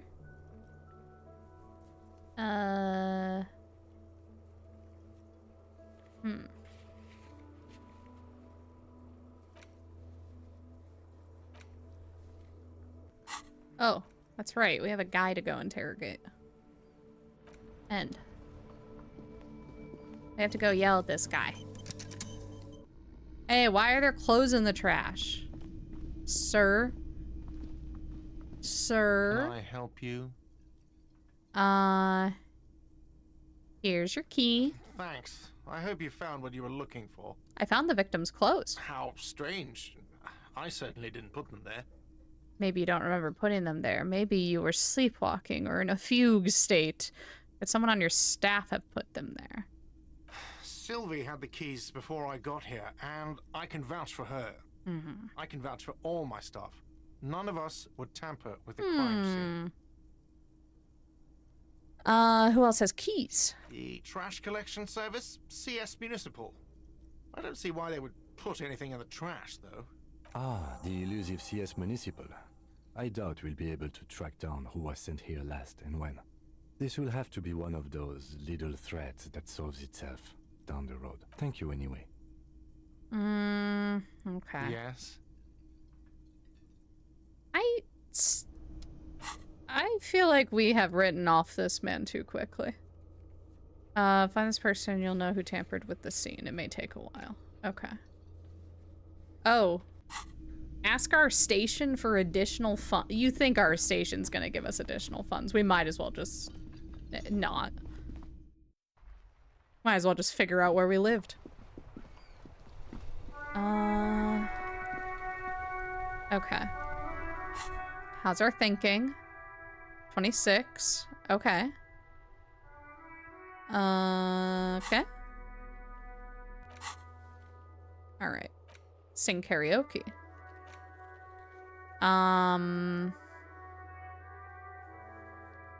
That's the thing. We need to suppress our urge to puke, and we're bad at that. Lena encouraged you to ask others to explain the world to you in greater detail. Perhaps a rich person. Rich people are educated. Ask him about this, track down your badge. Miracles happen. Okay. Call Sylvie using Kim's shortwave to ask whether she made the call. Okay, could do that. Sylvie! Sylvie! Inside, you see a set of steering levers, a radio microphone. This is Precinct 57. How may I assist you? Of course. What is the number, officer? Didn't Garte give you Sylvie's number? Yes, hold on.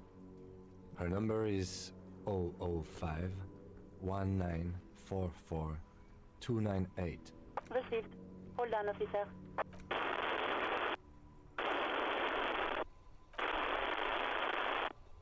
Lieutenant Kitsuragi slowly begins to tap a little rhythm with his right foot. Quite a lot of time has passed. Officer, I have Sylvie Malaika on the line for you. Yes, hello? Female voice greets you through static. It sounds like she's a million miles away from here. Sylvie, I believe we've met before. This is me, a detective from the Whirling in Rags. Oh, right. Hello, officer. What can I do for you? You can hear resentment in her tone. She's not thrilled to be talking to you again. Why can't quit your job at the Whirling? Why? Or you quit your job at the Whirling, why? Was it you who called the police? No, not me. Why didn't you call? Didn't a corpse behind your workplace bother you? What? Of course it bothered me. But I thought the union already knew about the corpse. What does this union have to do with anything? I meant us. You should have called the police. No one calls the police. The union would get angry. You know... What do you mean by that? What the union says goes. People listen to them and they take care of their own, which is like everyone here. Garbage. Garbage. Wait, Kim. Lower your microphone. Is she speaking the truth? The union is the law around here? They ask. Legally, no. In reality, yes. Martinez is de facto policed by the Dock Workers Union. Words are not necessary to feel the lieutenant's discontent for the situation. Look. Looks like there's a limit to my authority then. Tell me, why exactly did you let a corpse hang in your own backyard for weeks instead of calling us? I didn't want to get in trouble with the others. Push her further. Show her the error of her ways. Alright, calm down, Authority. No, don't push her. It sounds as if she's about to cry.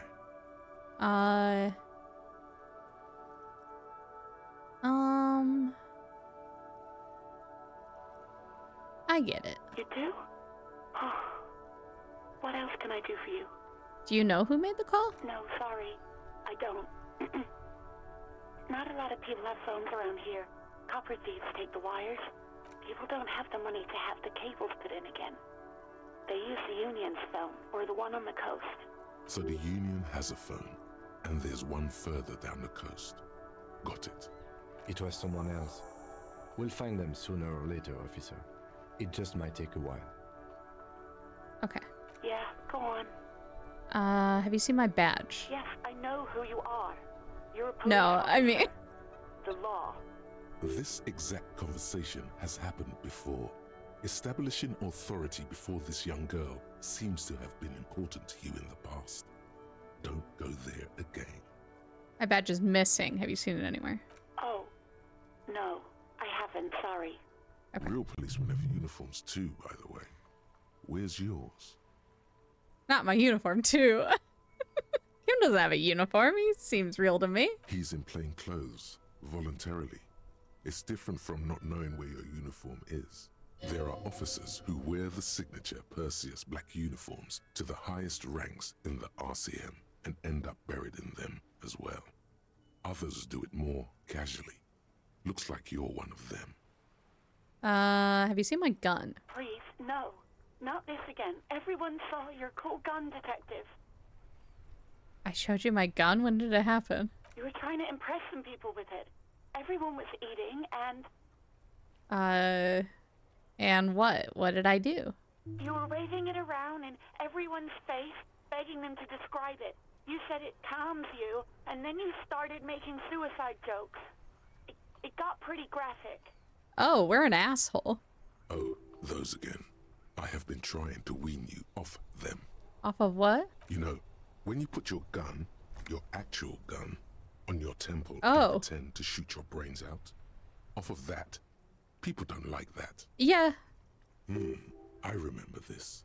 You were screaming things like, "My brains are all over the wall," painting them red. I won't be seeing it, 'cause these are my brains. I can't see without my brains. Very nice visuals there. Some poor sod was trying to eat his pudding while you were screaming, spit flying, imitating the mercy shot right next to him. Spat some in his food. I don't think he touched it after.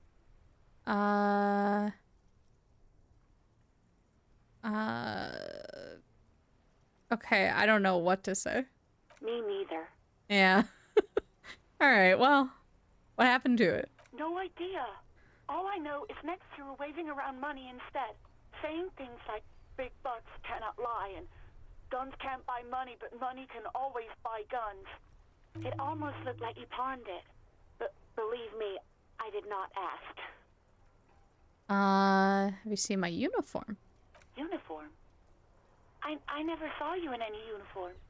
You had your things on. The disco things. The disco things? Somewhere in a dank rental apartment, 2 police officers stand in the dark. Trash and liquor bottles cover the floor. Things are not good. One of the men, trying not to slip on old newspapers, makes his way to the window and pulls the curtains apart. Roaches scatter as the light comes in. God damn. Officer Michelle Elfboy Williams speaks to himself. His partner, Sundance Fisher, looks at the patrol uniform he's wearing, then at an identical suit frame on the wall. It's blue and covered in dust. Let's get the fuck out of there. He turns to Williams. He hasn't been here in days. Okay. Do you know how my paperwork ended up in the trash container behind the whirling? Well, you tried to jam it down the toilet, sir, clogging it completely. After I had unclogged the toilet and retrieved the paperwork, I threw it out in the trash, thinking you didn't need it. A fair conclusion, Sylvie. I am sorry about that. Anything else, detective? You quit your job. Why? You mean, why did I leave the bar? Honestly, I'm not really comfortable discussing it with you, sir. Why not? Did you leave because of Gart? What? No, why would you even think that? Told me he asked you out. Are you saying it didn't happen? Sylvie, don't be afraid of that pig. You have to stand up for yourself. Told me he asked you out. Are you saying it didn't happen? Please, don't bring Gart into this. It's none of your business. Okay. I already said I don't want to talk about this. You're messing everything up again. Alright. I do hope so. Please, don't call me again. Bye. Wait, why does she seem angry with you? Yes, you have obviously done something to upset her at the Whirling in Rags when she was still working there. Wait, before you go, you're mad at me, right? Tell me, what did I do? I can't remember anything. I mean, I think we know what we did, but... I'm not mad. It's just...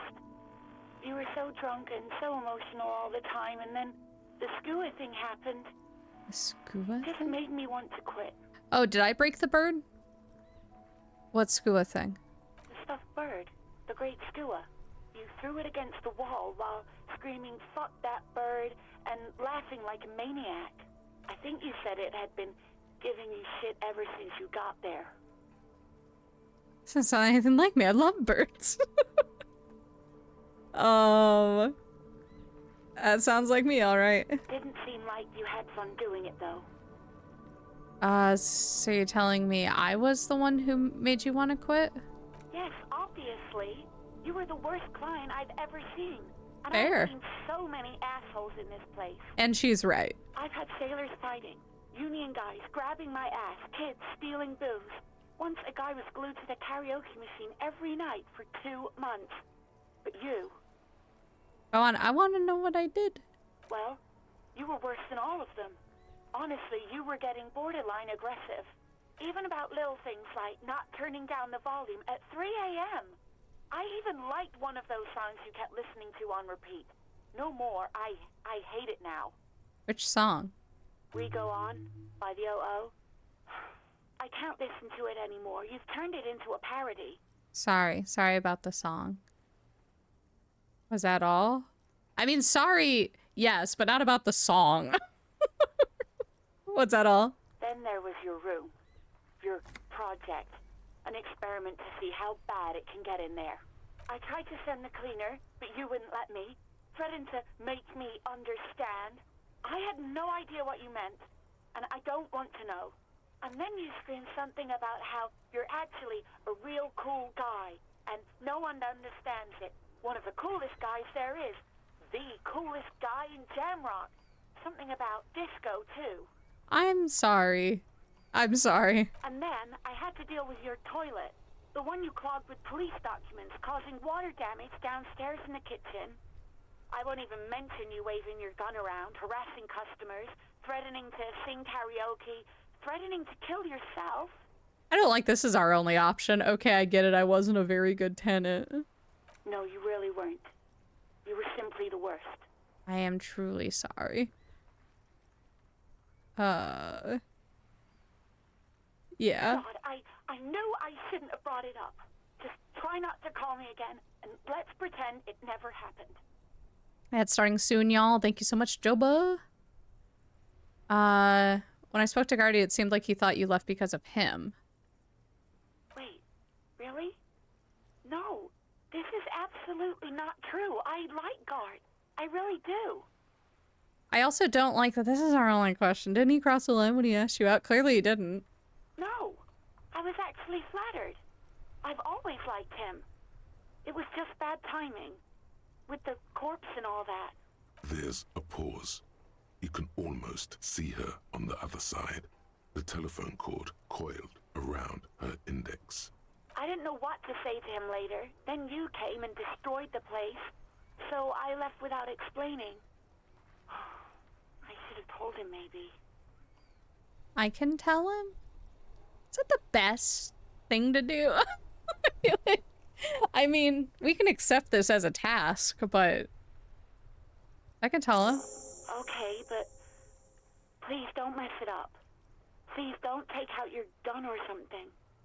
What else did I sing beside the oh? I'm looking for a song. All sorts of things. From disco, rock too. So much disco and rock. One particular song? Which one would that be? One that was really sad. Sad? I think the one you mean is the smallest church in Saint-Saëns. Butchered that right up. Interesting. You still have to find it, however. All right. You hear a sigh of relief on the other end of the radio.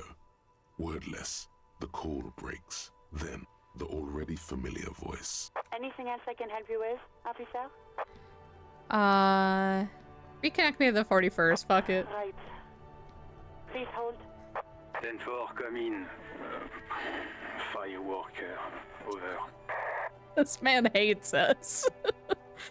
Oh, I'm in dire need of financial assistance. It's my son, but there's a personal details I'd like to discuss. Jules, are you chill? I don't know what we're gonna ask you, but... Okay, 10-4, sir. I hear you. Relay your question, over.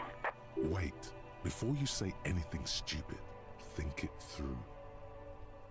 What's there to think about? You're going to be looking at a straitjacket if you tell everyone you lost your memory. Be smart about this. Ask if he's there alone. 10-4, sir. I'm not hearing your question. Hold on, are you alone in the room? I need some confidential information about myself. That's a negative, sir. I got 10-12 visitors present here. Over. Please refer to me with my full name in the future.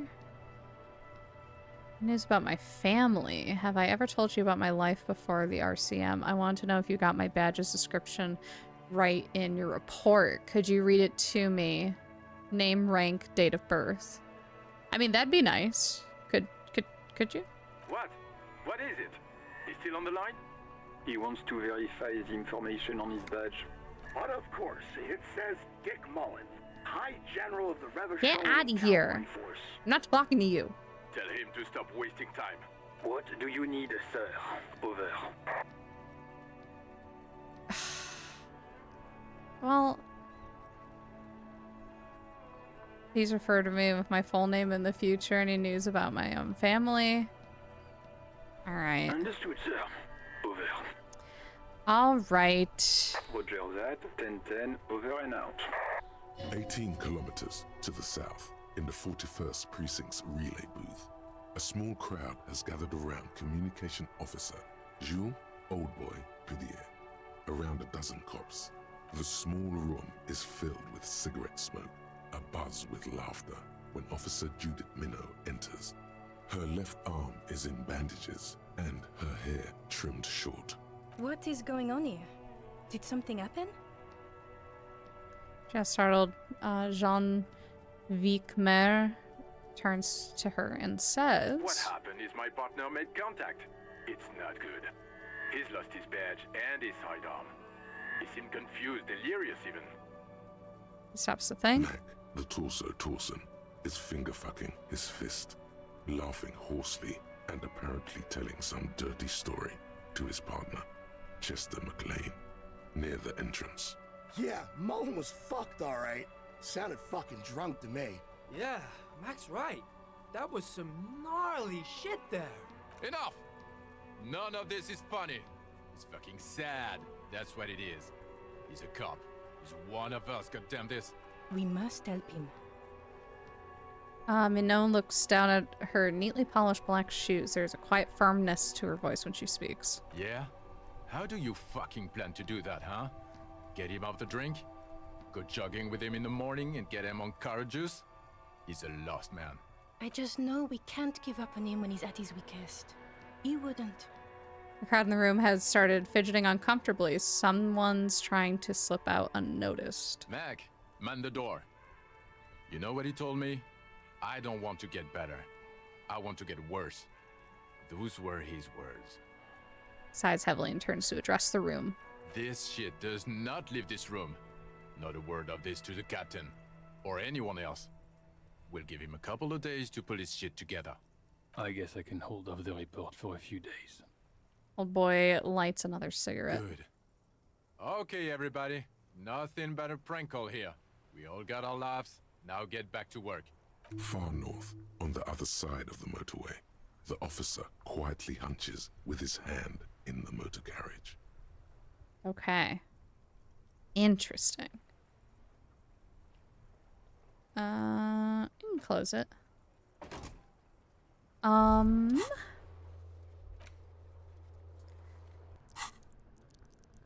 Ooh, we can level up a thing. Emily, Silky, D says hi. Hi, D. Hi, D. How was Honey Heist? Can I increase our main stat? Capacity to reason.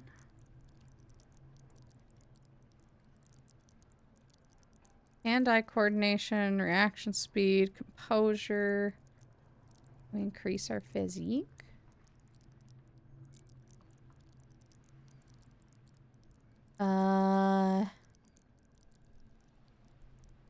Pain threshold, endurance. Pain threshold. Flex powerful muscles, enjoy healthy organs. Very fun, pretty much successful, but Big Dark Love stole all the honey and the rest of us got stink bombed. Oh no! But we looked cute, so we're all winners. Hell yes. So happy for you. Is this a first play? Yes, it is, Trip. Go to Party Planet, love and be loved by drugs, shivers, and into the city. Hi, gamers. Hello.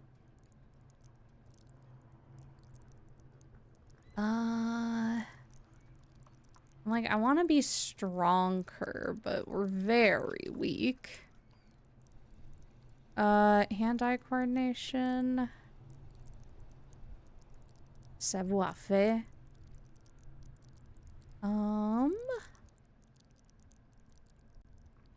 Encyclopedia might be good. Let's do that. Hey, so we've been monitoring you internally, and now we know your Copo type. Wait, there are capo types? Yes. Guess what's yours? Cool cop? No, you're the sorry cop. The cop who's sorriest. Let's make it official then, shall we? Huge lack of enthusiasm going on in here. Okay, okay. What are the other capo types? This is one of my all-time favorite games. It's a tragedy. What happened with Don't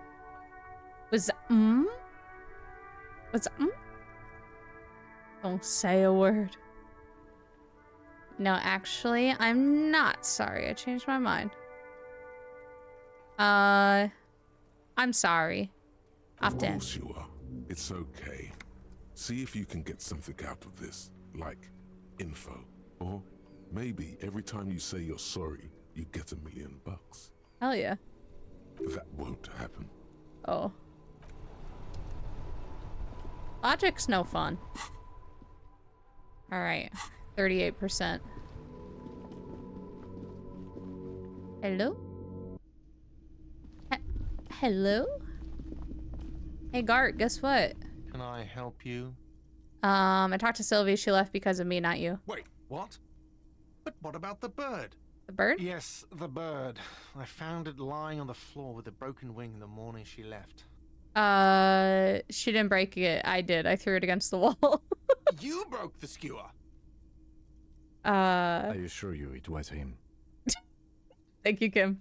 It's as if he can't decide whether to be angry or relieved that it was you. Again. Why on earth did you have to break the skewer? It's a mystery. You tell me. I just break things. It's the way I am. It's a mystery. I can't believe it. I was so sure it was Sylvie.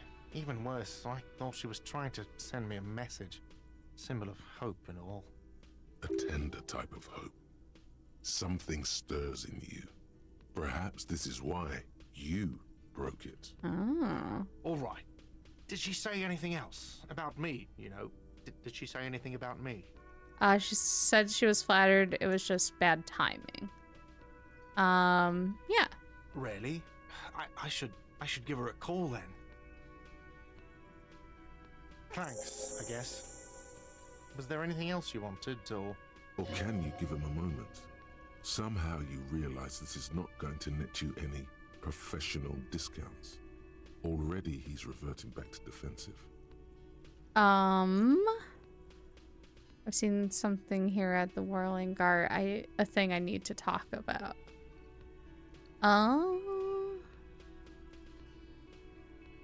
What thing? Saw a sign that said the mess hall is reserved for the Union. Yes, not the whole damn Union, thank God. Just the nastiest and loudest faction. They come here in the evenings. Dumb, unruly types. Think they're big shit. But they're good customers. They place big orders and always pay on time. The Union comes with perks, obviously, yeah. He hates the Union, but grudgingly recognizes its power over him. So he's directing his frustration at you instead. Retaliate. Retaliate. It's a shame you've got to suck up to the Union to stay afloat. That sounds like we're baiting him. Sure. I don't. I'm simply providing a service, or really facilitating the offering of services to paying customers, and it doesn't matter. I don't have to explain myself to you. We should find out who this Lord faction is, occupying the booth. Loudness means talkative, and we need info. How do we find them? We don't. We have to wait. They'll show up sooner or later. Men get hungry, even striking men. If not today, then they'll be here tomorrow. There are these things called days. You sleep between them. He's saying they'll come after you've slept. Just making clear you got that. Something else? By the way, you should come back to this thing-based questionnaire if you see anything interesting in the whirling later. Should come back to this thing-based questionnaire. Oh, okay. Good to know. Goodbye. Okay.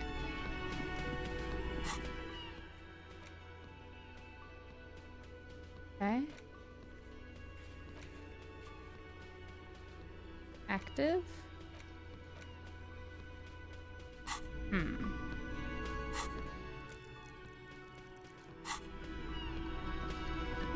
Okay. Oh, what's that? The theme on that pinball machine is a standard royalist theme, used on everything from pinball cabinets to full-flavor cigarettes. Clinging to a picture book version of the past century, waiting for the king to come back and cast out all the profiteers and homosexuals. Basically, imagine a yellow plastic crown with a liquor brand emblazoned on it. I know more about the world of today. The contemporary period stands still. The fated carousel of progress that doomed the royalists is itself winding down. Our time is decelerating into what no one knows. All right, well. We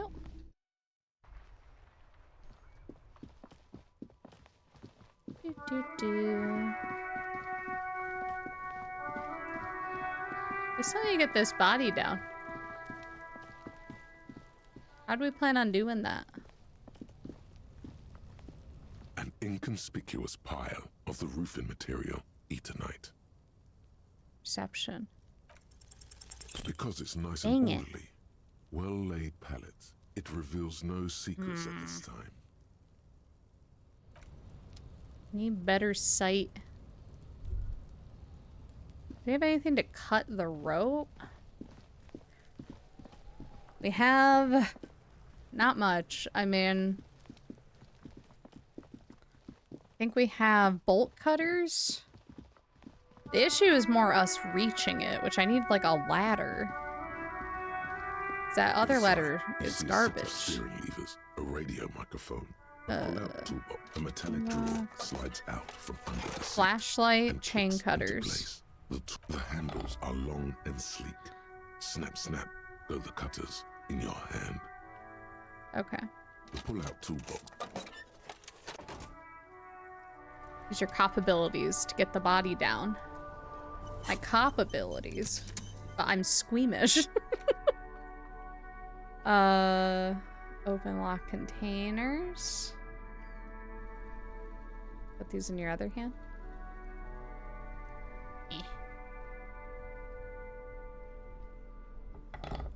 Alright. Cool. Maybe Kuno can help. My FYS is bad. My FYS? My skill tree? Oh, the physical. That's right. I forgot physical is F. I don't know why they did that.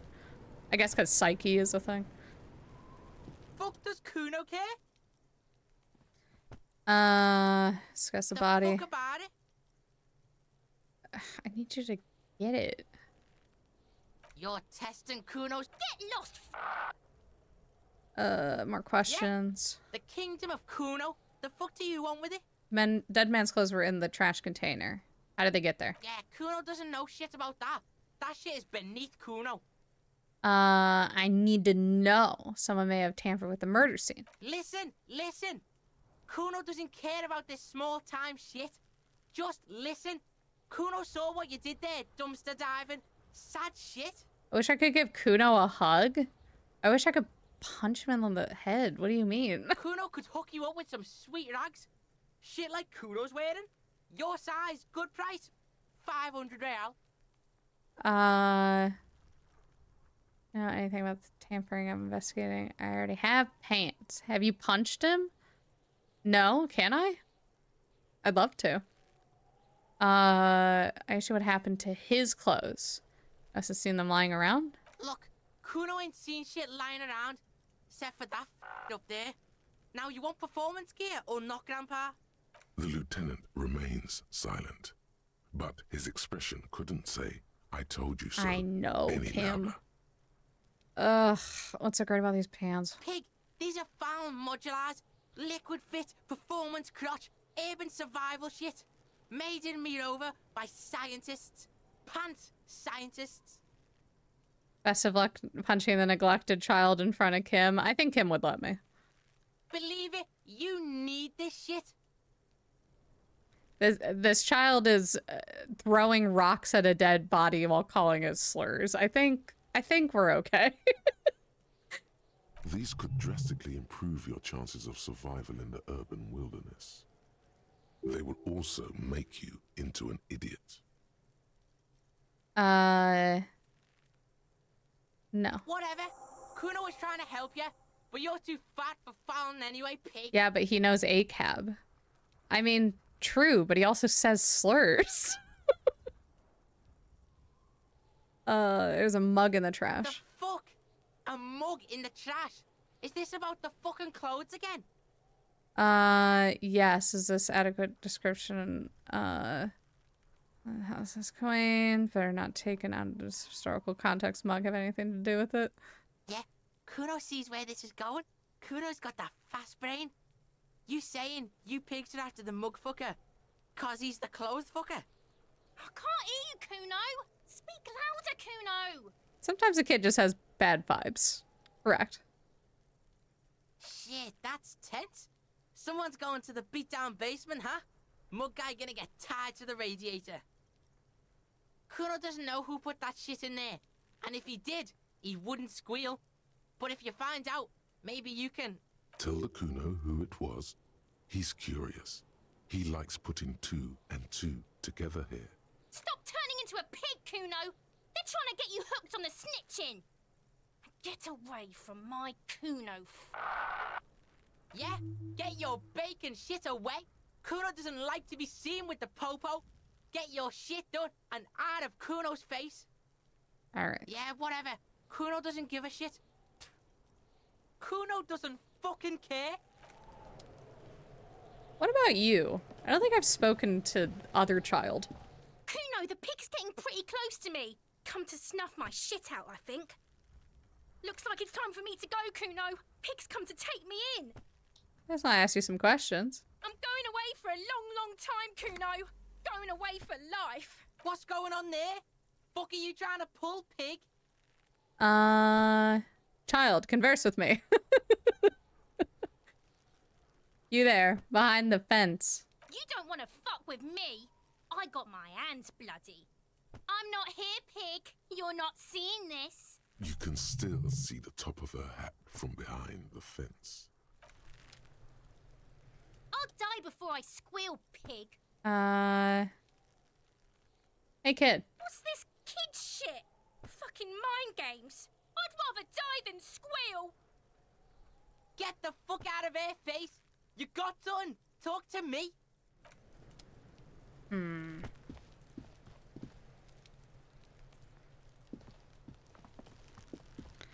Our child had punched Kuno, but all kids are neuroplastic enough to get better, and Kuno just has The body below her. is entirely dedicated to that corpse smell. Emitting it is all it does now. There's no way I can do that. It's a 3% shot.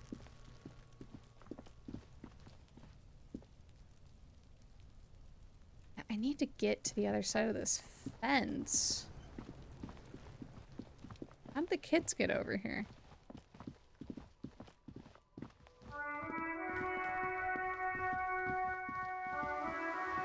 That's the bookshop. Go down this way.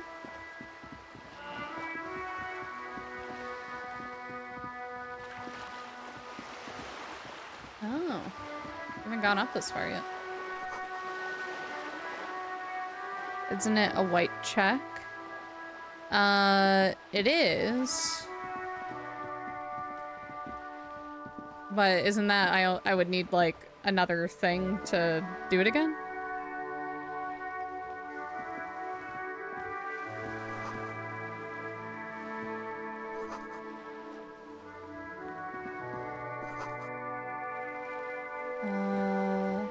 Hey, up here, Piggo. Hello? The streets will flow red once more. A great torrent rushing down Rue d'Esperance. You wait and see. You don't have a health item, best way. Okay. The streets will not flow red with anything. Who are you? I'm Cindy the fucking Skull. What else do you want to know? Date of birth, blood type, the last time I was tested for Hep C.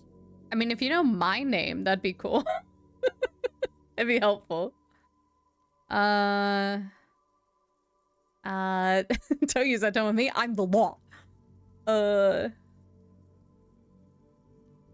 Just answer some questions, okay? Ask away, Pigman. But I don't promise to answer. Fair.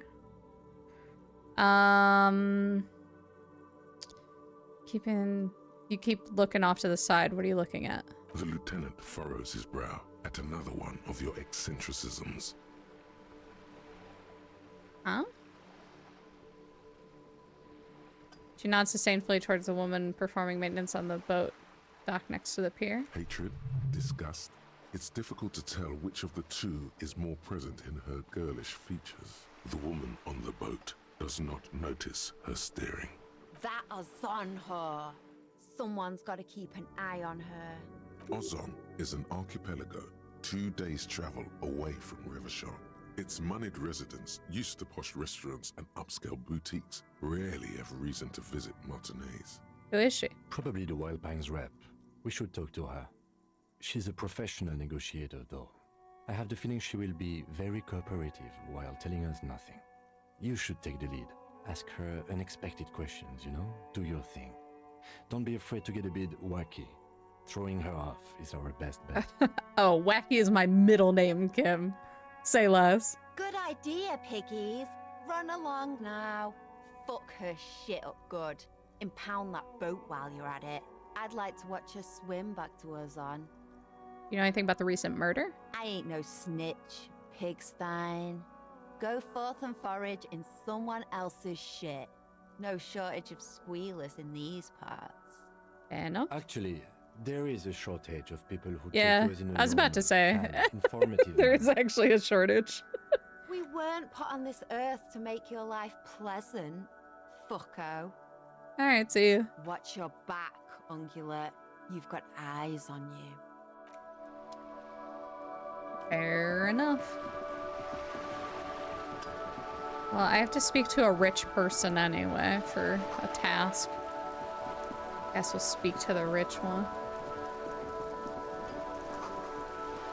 Hello, hello, hello. What's A up? striking woman leans against the cabin top of her sailing boat, smiling as you approach. Her green raincoat glistens with droplets. A silk scarf is tied around her throat. Good afternoon, officers. I'm Joyce. Joyce L. Messier. I represent the board of Wild Pines, the owners of the harbor. You gentlemen must be from the RCM. RCM? What is that? I'm a little foggy. The organization I belong to. Shake her hand. I'm glad to see you here. Mm-hmm. Grip is tight and cold. I was dispatched to handle a strike, not a lynching. Anything I can do to assist the RCM in this matter, I will, gladly. That is good to hear, madame. My colleague will take the lead on this interview. I should let you know that he is recovering from an unusual medical episode. Very unusual. But I can assure you of his ultimate competency. There's a trace of irony in his voice. Mischief, even. This is a tactic. Hell yeah, Kim. How interesting. Tag me in, coach. I wish you a swift recovery. In the meanwhile, you have my full cooperation, and the full cooperation of the Wild Pines group. It's hard to get a read on her precise disposition, but she appears helpful. You're on a boat? You seem rich. Can I have some money? Oh, what do we hit her with? What can you tell me about this strike? Everything. Right up to, but not including, trade secrets.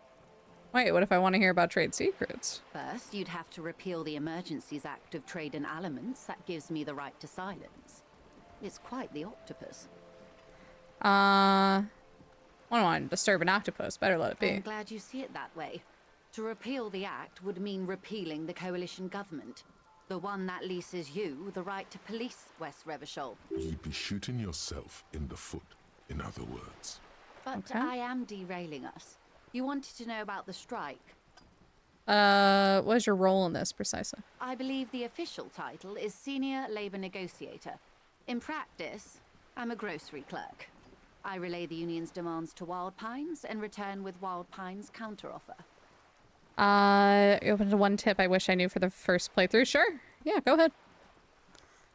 As long as you don't like reveal plot info, I don't really care. Game mechanics, feel free. And how are the talks going? They're not. That's the problem. The union stopped all negotiations a week ago, after that awful lynching took place. Now they won't even let me into the harbor. There's a 2-meter-20 racist behemoth blocking the gates. Oh, you mean Measurehead? That old guy? Yes, Jean-Luc Measurehead. That means Beck and rolls her eyes.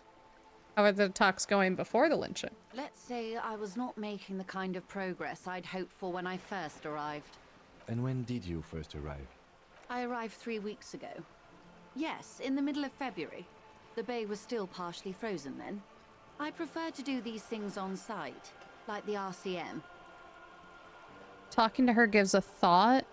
Jamais vu. Derealization. Equip it as soon as you get it. Okay. Sure. But the strike began in December. I wasn't the original negotiator here. I took over after Mr. Gaumont hit a wall with Mr. Clare, the union boss. Mr. Clare refused to speak with Gaumont despite concessions he'd granted the union in prior negotiations. This isn't the first time the union has gone on strike. Heavens no. There have been 2 prior strikes. Both times the union won significant concessions, including overtime pay and a medical plan. This time their demands are more, I guess you could say, aggressive. Ludicrous even. It's meant. What happened to this gourmand? Mr. Clare told him to... How did he put it? Fuck off, midget. Gaumont is short of stature, you see. Cool. Cool. Yes. Extremely. Keep in mind, this is a negotiator Mr. Clare has worked with before, and who was more than fair with him and the Union. Uh-huh. Sounds like usual aggressive posturing. What are their demands? There are leaflets everywhere, and banners. What did they say again? Oh yes. Every worker, a member of the board. Most of the workers probably don't know what that means. I don't know what to think about that. Over-aggressive, commie posturing. I like it. Then you might also like their other slogan. Demand democracy. Oh yeah, that's a good one. Not hard communist enough for me. Personally, I agree. It lacks the pizzazzo of every worker a member of the board. What exactly do you mean by it, though? What's the demand? It's quite simple, you see. Every time the Wild Pines group makes a decision... Hell yeah, commie about cop. what, Hell about yeah. anything, really, it needs the signature of each of the 2,200 workers in its Martinez terminal. Okay. Just so you understand, this is but one of 22 terminals owned by Wild Pines. Essentially, not only are they kings of the company, they are also kings of the 72,000 employees of Wild Pines Group. That's pretty funny, I have to admit. The workers can't be kings. The king is king. The king is dead. Long live the workers. Yeah, let's do that. That may well be. It's not up to me to decide who is king, but as negotiations go, it's not a swell start. What are you gonna do? I'm not sure. Naturally, I assume that was just their opening position, a hard-nosed tactic with a side of mockery. But there's been no follow-up, just the same nonsensical slogan repeated over and over again. And now, people are getting lynched, I hear.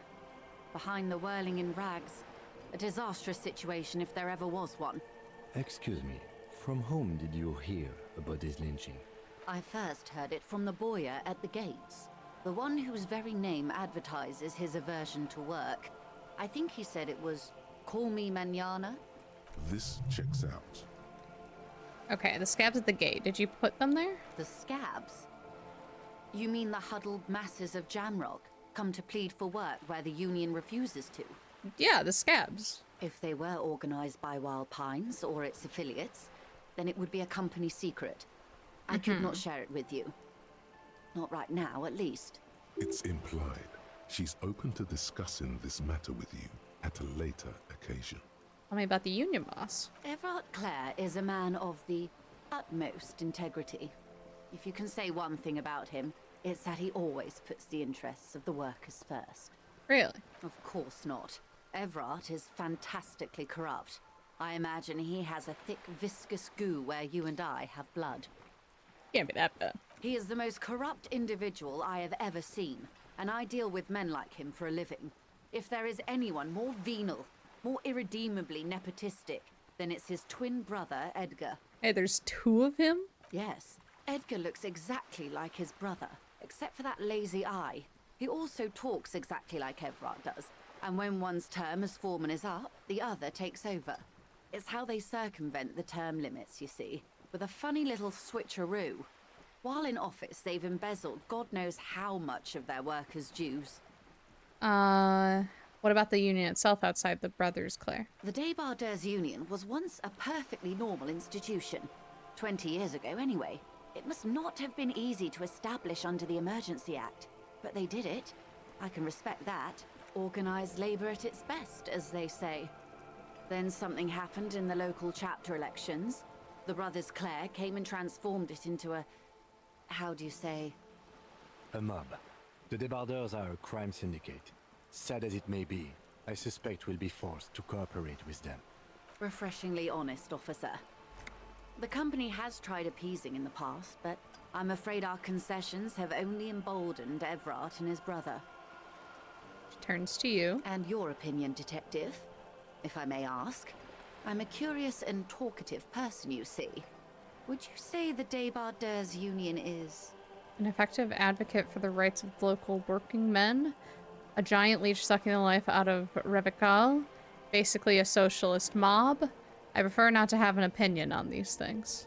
I mean, here's the thing. I want to say basically a socialist mob, but can I make it positive? Can I say, like, and I like that about them?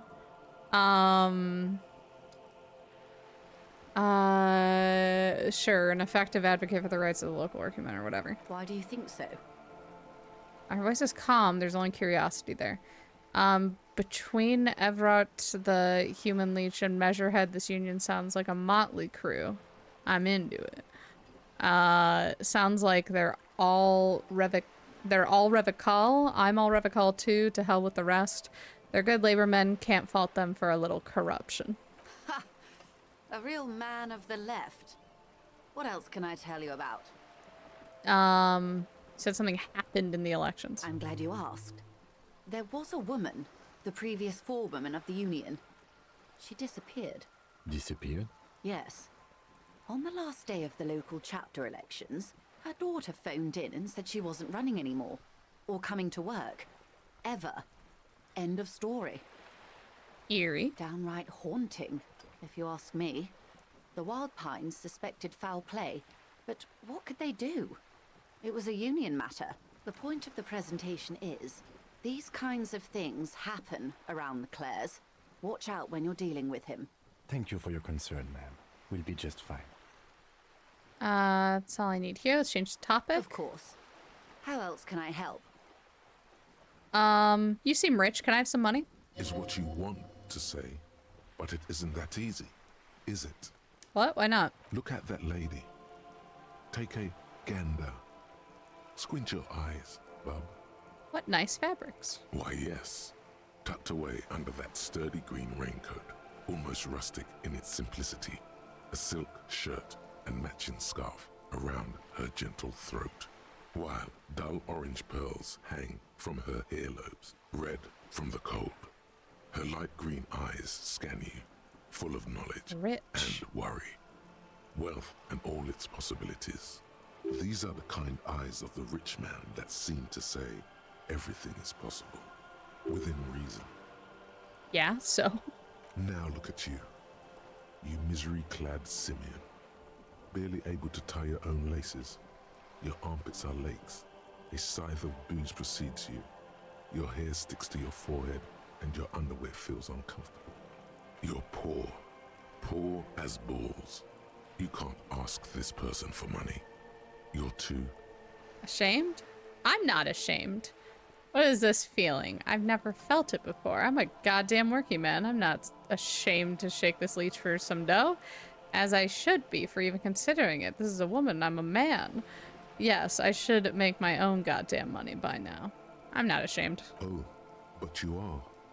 Too ashamed to ask this person for money. Too scared to belittle yourself in her eyes. Those half-precious stones of Eau de Nil. Oh God, the lieutenant is here too. Do not dishonor the force. As I was saying, if there's God any damn it. way I may be of assistance, please don't hesitate to ask. Can I have some money? My honor. You're on a boat. Why, yes I am. She looks at the deck under her feet, green and white sail fluttering overhead. Not a lot of people on boats, are there? Of course there are. We're on an archipelago. How else are you supposed to get around? Wait, we're on an archipelago. Yes, we are. We are on Le Caillou. Technically, the neighboring Ozone and Fas Alamer island groups are archipelagos, while La Caillou, by contrast, is a single fertile landmass, the fourth largest island in the world. It is not an archipelago. Still, I haven't seen anyone else sail a boat around here. I haven't seen anyone else drive a souped-up Capri Kenema motor carriage either. Actually, that motor carriage has been specially issued to serve as a patrol and pursuit vehicle. It's for crossing long distances in the greater Ravachol industrial harbor. It's not a type. Neither is this. A toy, I mean. It's a machine for crossing long distances in the Bay of Revachol, between the city and the islands. You need to make this lady admit she's only riding around on this boat because she's rich. Yes, I do. Before you do, it would be pertinent to ask other questions. Gather more info on this boat of hers. Does she have a name? The boat? No. It is called Cordelati 19 because that's the type of sloop it is. The word "it" feels strange. Such a beautiful boat deserves a proper name. Cool, but your boat really needs a name. Okay, but what kind of boat is it? It's a pleasure craft, a 19 pacer. It also happens to be rated for Category 1 racing. Though these days I mainly use it for business. Cool, but your boat really needs a name. Okay. How about Cordelati 19? Why? She taps on the side of the boat, makes a hollow sound. Because it was manufactured in Revachol East by a company called Cordelati, and its hull is 19 paces long. How about the sleek fish? How about Dolores? Why Dolores? I don't know, feels pretty. I just like the name for some reason. Well, it means nothing to me. I think I'll stick with the factory name. But thank you for the suggestion. Can we suggest a different one? Because it was manufactured Sleek in fish. Because it's sleek and fish-like. I think I'll stick with the factory name. But thank you. Never named a car, but if I had a boat, I don't know why I would have a boat. It would get a name for sure. Yeah, boats get names, you know? Like, not everyone names their car. But you gotta name a boat. It's a boat. Like, you put the name on it. My sloop? I like it a lot. It's the eel's hips, baby. Don't say that to me. I'm enjoying this part of the interview. It has so little to do with the murder we're investigating. Thank you, Kim. I have named both of my cars. The SS, I can fix him. I love Kim so much. So good. I really do, the lieutenant thinks. Is she thrown off yet? He's looking at the woman. I know, I'm trying to throw her off.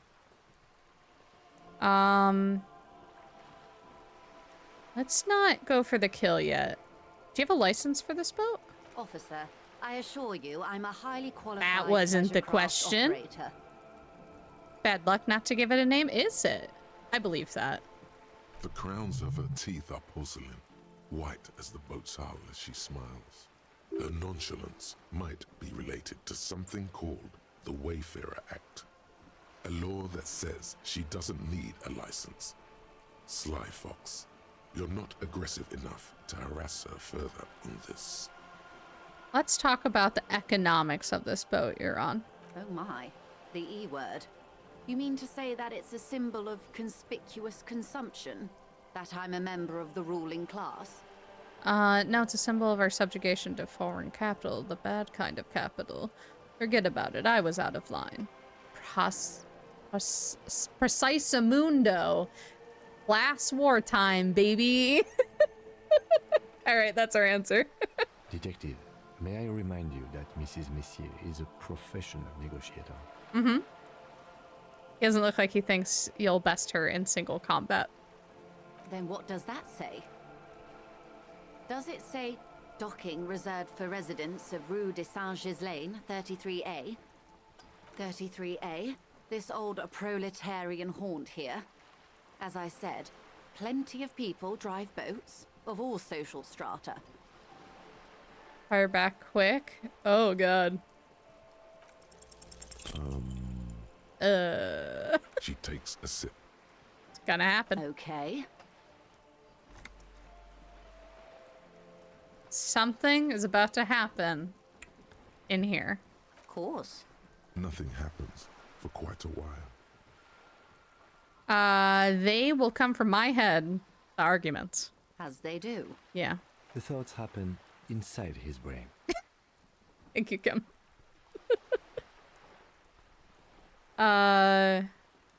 Wave your hand next to your head. It will help. It doesn't. Waving your hand slowly. My. It's as if there's a tiny spinner on the side of his head and he's reeling thoughts out. Except he isn't. The lieutenant is satisfied with where this is going. Oh, good. I'm glad he is. A thought is going to come out of my head and into my mouth, and I will say it. Of course. Keep doing it. Lieutenant, I truly don't understand what is happening here. No game has made me laugh as much as this one. I have a cat chewing things he shouldn't be and should sleep before work. Have a good night, everyone. Good night, Failed. Thank you so much for the raid again. I told you his methods are unconventional. I swear to God, I'm usually sharp. I don't know what happened. Why am I not killing it? Your marbles on glass, dear. Don't worry. What were we talking about anyway? It was quite a while ago, but I think, yes, we were discussing my fast, large, ineluctably middle-class boat. Uh-huh. I think I have a handle on the boat thing. Good. You seem smart. I need to know someone to give me a lowdown on this reality we're in. This reality? She pulls her hood closer around her neck. Yes, reality is your side case. An experimental side case. I am conducting a personal investigation into the world I find myself in. I got so drunk I forgot literally everything. No, we're not going that route. No time to explain, just give me the lowdown.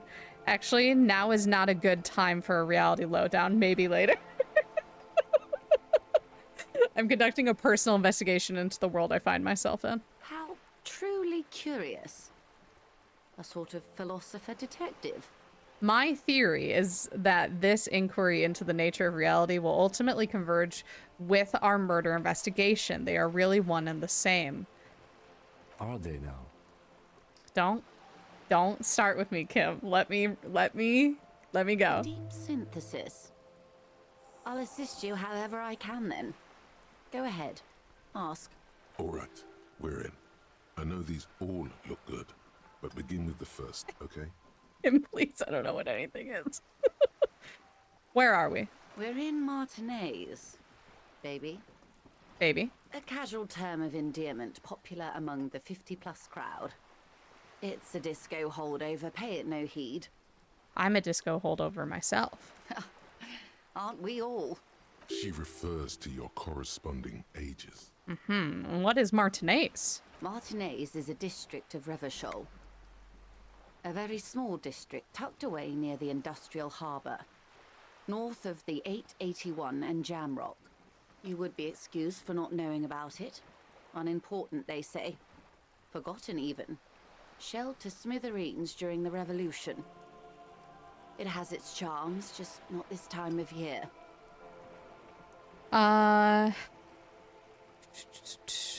Tell me about another, perhaps even more fundamental aspect of reality. I would be happy to. What is a preposterously expensive education for, if not sharing? What times are these? These are unimportant times, Detective. You and I were born after the dust had settled.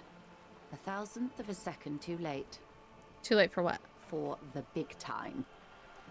What's the big time? The revolution. Ha, and what is this revolution I keep hearing about? It's quite easy. Every 100 years or so, our species gets together to decide what's next, who gets shot in the head, and who gets the mineral rights. It's a real kerfuffle. This whole combo is an incredible lore dump. Who got shot in the head? Those would be the communists. Generally speaking, 40 million people got shot in the head during the World Revolution. But the communists, they all got shot in the head. She's not gloating. It's a relieved celebration. Oh, and the anarchists too. They shot them well. So well, one forgets they even existed. The communists and the anarchists shoot back? Did they ever? Before they got shot themselves, they shot 2 million people.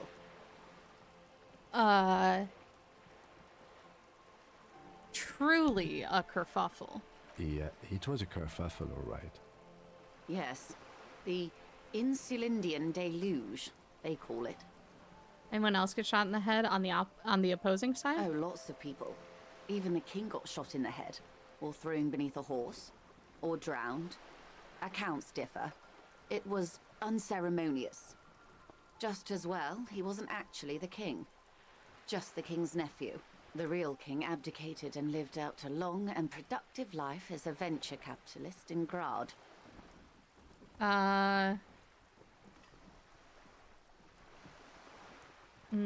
Cowardly king. I prefer the term risk-averse.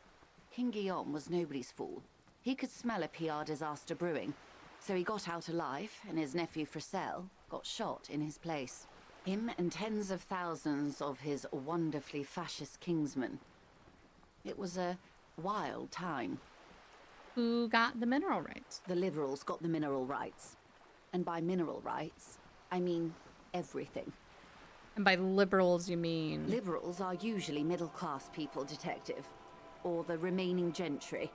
The beneficiaries of the pre-revolutionary arrangement. Some were rich enough to stay with the Constitution, with monarchy. Big mistake. Others bet on the revolution. They were called the ultras, or ultra-liberals. They fared well. How did the liberals win it all? They didn't win so much as survive. We were the last ones standing when the war ended. Everyone else got shot in the head, remember? We. She's one of them. Of course. Everyone got shot. Who was there to surrender to? To foreign intervention. The coalition. Those people really took the mineral rights. Wait, you just said the liberals already took everything. The liberals took everything that wasn't nailed to the ground. The coalition took the ground. The ocean, the laws, and the people. Who are the coalition? The coalition of nations. Grad, Mesk, Vesper, Messina, Oranje, and Sur-le-Clay. The armed center of the world. They landed here and ended the revolution. It was the moralist thing to do. Getting shot in the head to own the libs? Yeah, that's what they did.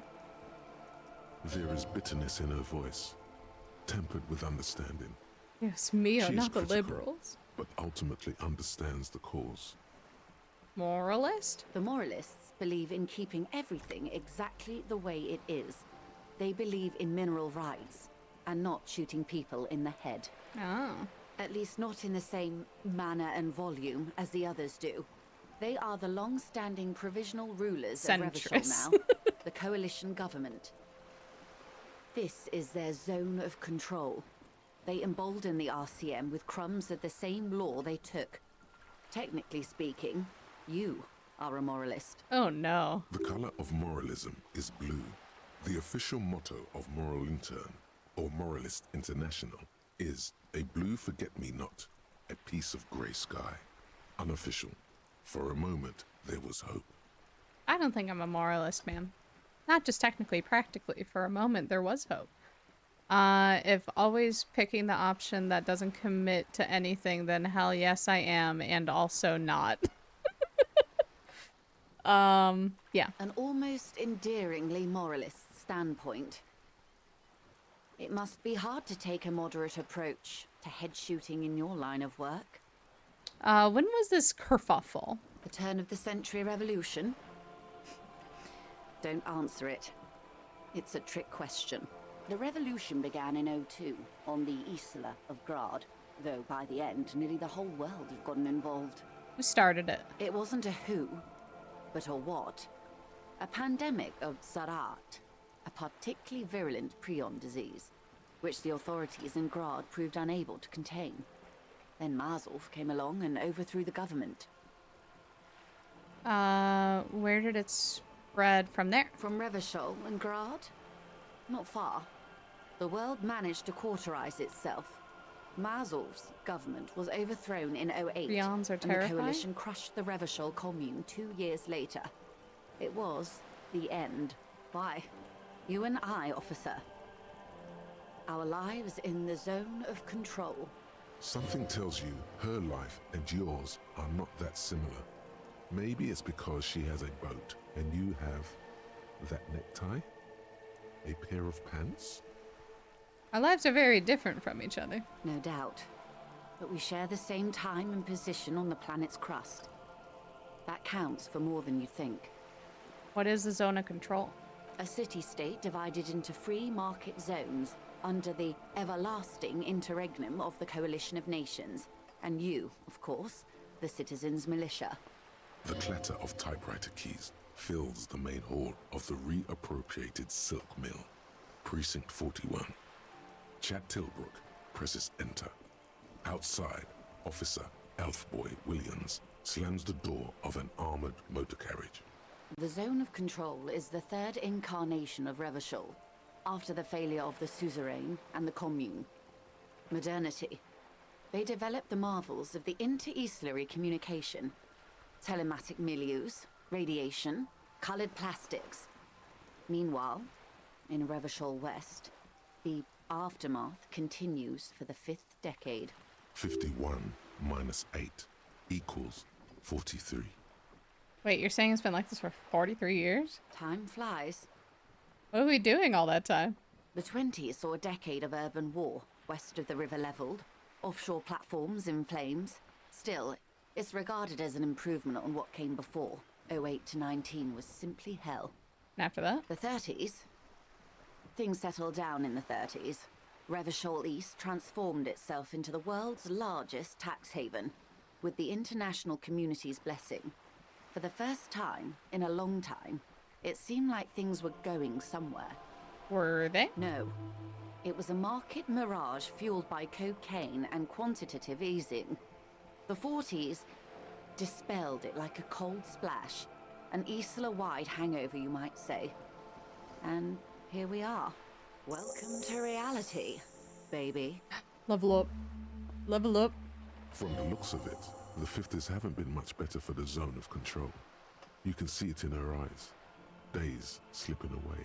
You don't seem to be thrilled. I've no right to be dissatisfied. This shirt is Barbara Muscova. This raincoat is impervious to rain and is guaranteed for 100 years. My daughters will wear it. No, it's just... He looks at the crumbling tenements, paint flecking from the stone. We could have had so much more. Every one of us. If only we'd played it right. What would you have done differently? Good question. What would you have done differently? No, her first. Well, I have no memories, so... I asked you, who are you in all this? And I asked you, philosopher detective of the Citizens' Militia. It's not a medical solution. I would have made off with the mineral rights. I don't know what I would have done differently. I'll do the second one. So a quarter of humanity simply lost their minds. And how would you stop a prion? A complex folding protein, unlife, with a technology 50 years ago. With some hygiene, modest social care, and perhaps a little research program. No cure for prions? Liquidate the rabid prion-infested dogs? No. Revitalize healthcare and a work ethic that does not turn your brain into sponge tissue? Okay, maybe it's impossible. What happened had to happen, always will. The first one. Good hygiene. Really. A very moderate solution to an extreme problem. It's those sort of half measures that doomed the authorities in Grad. When they failed to step up, Marzov and his party stepped in. In this particular case, maybe a more robust state response might have been appropriate. Opinions expressed here do not reflect the official position of the RCM. And what is your official position, Lieutenant? My position, ma'am? My parents got ripped to shreds in the revolution. I would have gone the same way. I was saved by being 2 years old. That's my position. The abattoir. Understandable. That's enough about the times. They are what they are. Who knows? An afterbloom may yet come. Anyway, enough sentimentality. Is there anything else you want to know? Hi, Emily. Hi, Alana. Welcome in. Not so fast. Who is she in all this? Ask her who she is. She owes you an answer. I want to know what you are. She won't maneuver her way out of this one. What are you? I am the vilest of the vile. A traitor. A devourer of nations and infants. I am an ultra. Wait, what's an ultra? Thank you so much for the follow. Welcome on in. Please feel free to chill, chat, lurk, do whatever you would like to do. We have anonymous follows here. An ultra-liberal. It's a type of liberal. From the revolution. Oh, It's, okay. Not the moderate kind. Dios mío. A liberal.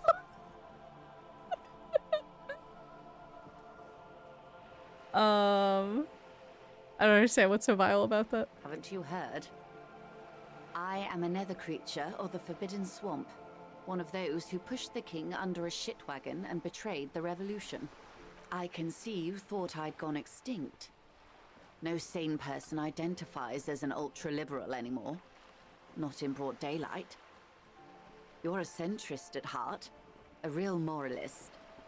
Tell me, now that I've uncoiled myself, do you find me frightening? From the best snap in your life? Hell yeah.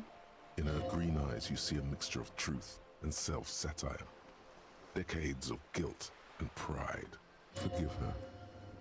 But only because you like pearlescent teeth and those light green eyes. Forgive her?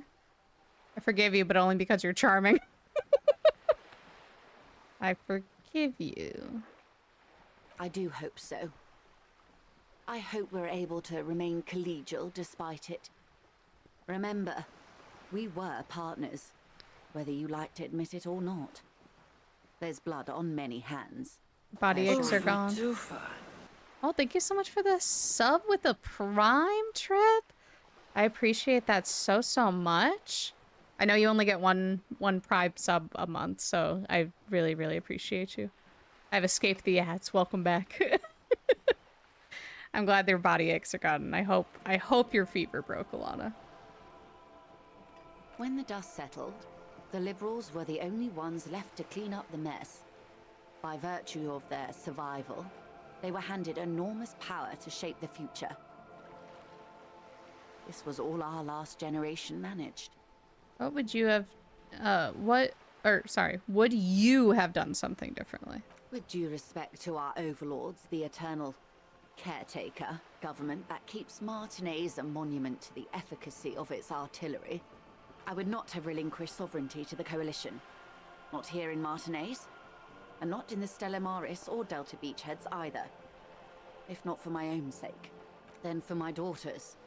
We had an obligation to defend our sovereignty. We should have burned the whole Isola down rather than let them have it. Dark orange flames reflect in her green eyes. An oil fire on the ocean. You have daughters? Yes. Whatever else I am, I'm also a mother. And a wife. Now, shall we return to reality? Think of something close to you. It remains a mystery what you mean by this something close. This isn't about you. What is this? Spreads your hands. What is reach for something fundamental? What is this? A bird? A sphenicid? A flightless bird of the polar regions? What is this place here? Ah. This is the pier of Rue de Saint-Ghislain, 33A, where the tenants have been kind enough to rent me a slot. Or two. What is Rue de Saint-Ghislain 33A? A pre-revolutionary tenement. Old buildings are called tenements, you see. And new buildings, bâtiments. After les bâtiments nouveaux. But 33A and 33B are not nouveaux. They're old. This one used to be 8 to 10 stories tall. A real high-rise by the standards of the last century. Built to mirror the skyscrapers across the bay in the Delta. That was before the war, of course. Who lived in them? Mostly the urban middle class, I believe. This was once primo real estate, before the cannons lopped 4 or 5 stories off. Splat, splat. From a dilapidated balcony, Cindy the Skull gives Joyce the Evil Eye, her red paintbrush held to her throat. Wonderful. I'm surprised we heard her. She's describing as not a bad thing. She essentially said neutrality, concentrism is neutrality is the moral position. Gotcha. A strange Figured we'd coldness try. comes over you as you look at the world. The waves sway the sloop slowly. What is that? I'm going to Cindy the skull. The girl in the old lady rags? Yes. Looks like a sullen and rebellious member of a teen infraculture. Infraculture? Yes. You and I belong to the supraculture. We're common, the herd. The music on the radio, the food in the chain restaurant, those are all too popular for the girl in the old lady rags. She prefers a fantasy world, an infraculture with its own dress code and vernacular. It is an illusion, I'm afraid. There is no refuge from the supraculture. If you ever play this again, loading a bunch of points into Shivers, a physical skill is Chef's Kiss. Every time Shiver speaks up is poetry. Ooh. I do not like how she's depicting progressives. I'll be honest, I'm a little bit lost on her.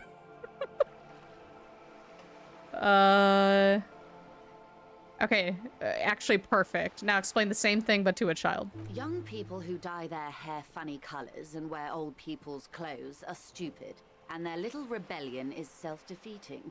Aw. All right. Aw. What next? She's so sensitive. Suddenly, you're not so sure you're part of the supraculture. I think I may be part of the infraculture. She's just jealous, yeah. And what would that be? Pop. Disco. I don't know, I just feel it. I don't know, I just feel it. Ah, yes. That is what counts, I suppose. For my part, I was more of a new girl. The new? The new. A cultural era. And the name of the decade it ravished, the 30s. It came out of post-revolutionary Revachol. It was ultra-liberal. It involved lots of partying, as you might imagine, and champagne-colored everything. By the looks of it, that would have been when you came of age. Now, glad to have been of assistance. The little that I know. Okay, listen. Anything else I can do? We gotta try. We gotta try again. Give me some money. Voila, you're doing it. I did it. You seem rich. Can I have some money? Help me, I'm poor. And the location info? I thought I did. Why, yes, I am rich. How much money do you need? Hopefully not too much. I couldn't bring all of it with me. She's surprisingly nonchalant about this. Could it be that she somehow knows more about your predicament than she's letting on? Oh. I need 130 real. I mean, listen. I don't like that it's 130 or 10,000. But if we're allowed to push for 10,000. And she'll probably say no. 130. That's a good sum. Not too small, not fantastically large.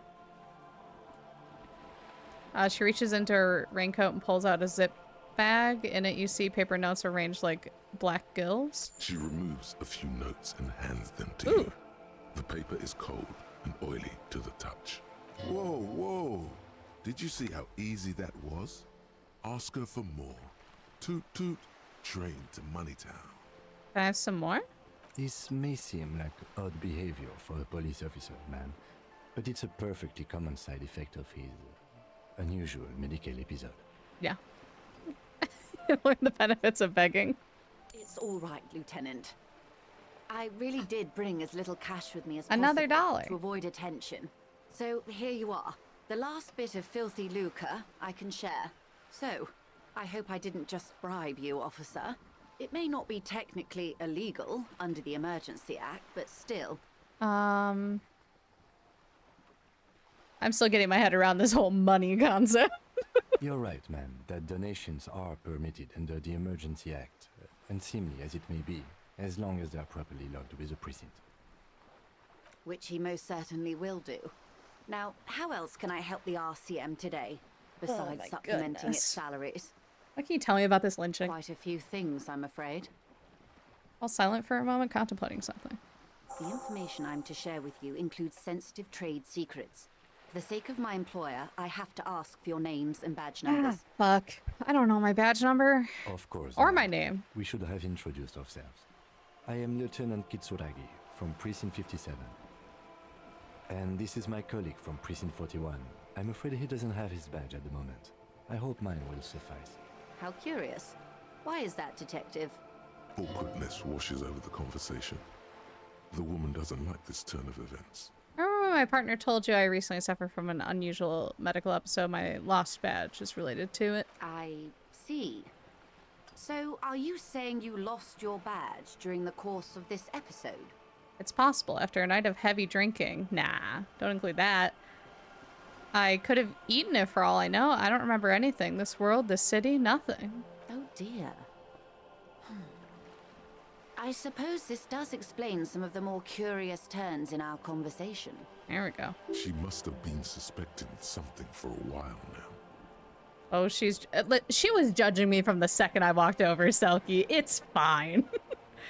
Listen, Kim, the lieutenant, told us to play up our weird questions, so I'm going to. As I said, ma'am, his technique may be very unconventional, but he is an officer of the RCM. Of course, I sympathize. Uh-huh. But I'm afraid I simply can't share anything more until I've seen that badge. Hang on. She's a professional negotiator. Hmm. She should be open to some sort of mutually beneficial arrangement. How do I negotiate my way out of this? She's a negotiator. Just float a favor at her. Insinuate. Surely there's some other way to demonstrate our law enforcement credentials? I will be frank with you. If I'm going to break protocol, I need to be able to justify it to my superiors. They're going to want to see something very tangible. You're in, but expect her to drive a hard bargain. Like what? Reports from inside Terminal B suggest it's a hub for the local drug trade. This is an open secret in Martinez. The Union controls the terminal, so it goes to reason. They're profiting from this trade. The company has tried looking into this matter before, to no avail. Perhaps someone with your authority and resources might turn over the right stones. I don't agree with several of opinions, but I still enjoy her character. Oh, yeah. Or you can recover your badge. Though if I may be blunt with you, it sounds like that may be a lost cause. I feel like she has it. I feel like she has my badge. Detective, a word in private before we continue. Yeah. Come on over here. What's up? This is not going quite as I hoped it would, Detective. How did you hope it would go? Honestly, I was expecting you to use your unorthodox technique to keep her off balance and, you know, not volunteer us to be her henchman. Really? I thought it was going well. This woman is running circles around us. She might have known about your misplaced badge all along, or she's simply an adept improviser. Either way, we've played straight into her hands. He doesn't let it show, but there is a limit to how much the consequences of your unprofessional behavior can cost the investigation. Sorry for putting us in this situation. I'll handle it. We could just, you know, find my badge. Sorry. I'm sure you will, Detective. Could just, you know, find my badge. Oh, that would be fantastic, but do we have the time? The world is large and your badge is 8 by 6 centimeters. Yeah, that's fair. The situation might have changed drastically by the time you locate it. Time is of the essence. You could request a new one from your station, but that would literally take months. Let's get back to her then. Alright. Alright. Hey. Psst. Who, me? Yes, you. Word on the street is you're ready to start building communism again. Again? Yes, you're ready to start building communism again. You've built it before. Thank you for the lyric. They've built it before. Hasn't really worked out yet. But neither has love. Should we just stop building love, too? Love has worked out really well for me. I'm a love winner. Good. We need tender men like you building gargantuan communism. Yeah. Word on the street is it's going to be 10,000 times larger than any communism previously attempted by human beings. Is that right? How come there's word on the street? You keep saying things like, down with the bourgeoisie, eat the rich, sodomize the landowners, impale all people who have more than 25 real in their pocket, literally murder all human beings regardless of their political beliefs. That kind of stuff. Alright, that sounds like me. I haven't said anything like that. I said some mildly left-wing things, but none of those. I said some things, but not those. Oh yes, the mask of ambivalence. Don't deny it. You're about to rip it off and reveal the monstrous seven-eyed lamb of global communism that would devour and masticate mankind. Everyone can see that. So tell me, do you have any questions before we fire up the big communism builder? Or do we get right down to it? Wait, first, what's this communism even about? Failure. It's about failure. Failure? Yes, abject failure. Total, irreversible defeat on all fronts. Absolutely vanquished, beaten, curb-stomped and pissed on. Until you came along. You will reverse the fortune of the workers of the world. You alone, against every living thing, against every human alive. 800 trillion real in the hands of an impossibly It does, Selkie, but you know, I don't judge you. Towering city blocks of bankmen who have the ears of prime ministers, million-headed armies of nations, and the love of your own mother. You against the atom, the charm and the spin, where the whole world failed. Matter failed to bend to human will. Human will failed to get out of bed and tie its laces. You alone, single-handedly, will rebuild the dreams of the working class. You are the last communist. Now get to work, comrade. Alright. Oh yeah. Get the firing squads and the animal wagons ready. Wait, what? Firing squad? You didn't say anything about those. Too late to back out now. Alright. You can't make an omelette without breaking a few million eggs. Okay. Thought gained. Thought gained.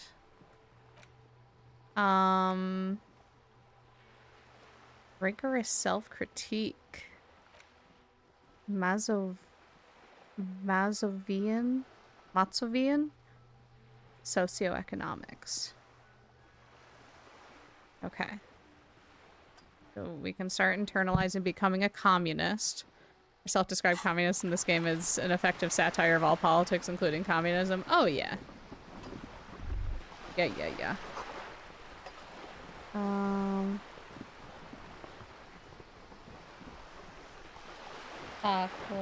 You're back. Good. What can I help you with? I've got some more questions about reality. More lessons in basic reality? My favorite part of the day.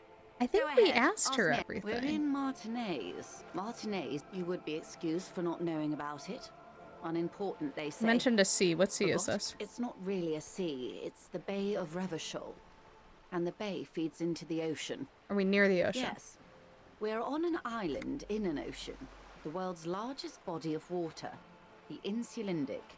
Known to the early Revacholians as Les Immensités Bleues, the blue immensities, vast, lukewarm and unknowable, flowing in and out of sight. Caillou, as you already Caillou. know. Imagine a pebble. A Not smooth Caillou over again. pebble amidst a great blue sea. Hi, Taco. Misshapen, cracked. The cracks of the River Esperance. We're in the delta of this river, on the 6th branch. The Martinez distributary. I'll allow that. That bald motherfucker. It is clear this pebble is of enormous value to her. And to humanity at large. It's okay. You don't need to apologize to Automod. She's very sensitive about Caillou. I'm not a good ambassador. I've only been here once before. As a teenager. Not a lot has changed. There are ruins, a terminal, fishing boats, reeds. Boys with boxy shoulders. We all have our faults. Thank you for the follow. Feel free to chill, chat, lurk, do whatever you like. We got anonymous follows here. This place used to be a province. A workers' resort before the city swallowed it and the artillery did its work. The reeds are the real star of the show here now. The further down the coast, the wilder it gets. I'd like to think that someone followed because I said that Automod's, like, main problem is that she loves Caillou. Revachol? Revachol is what you call a city. The great kind. As if it's self-explanatory. Beyond patriotism. A fact. History detective. They built this city to resolve history. Our part in it, at least. Our centuries. Okay. Who built this city? The nations of the Occident. Or migrant workers from Seminine and Ile Marat, depending on your creed. When?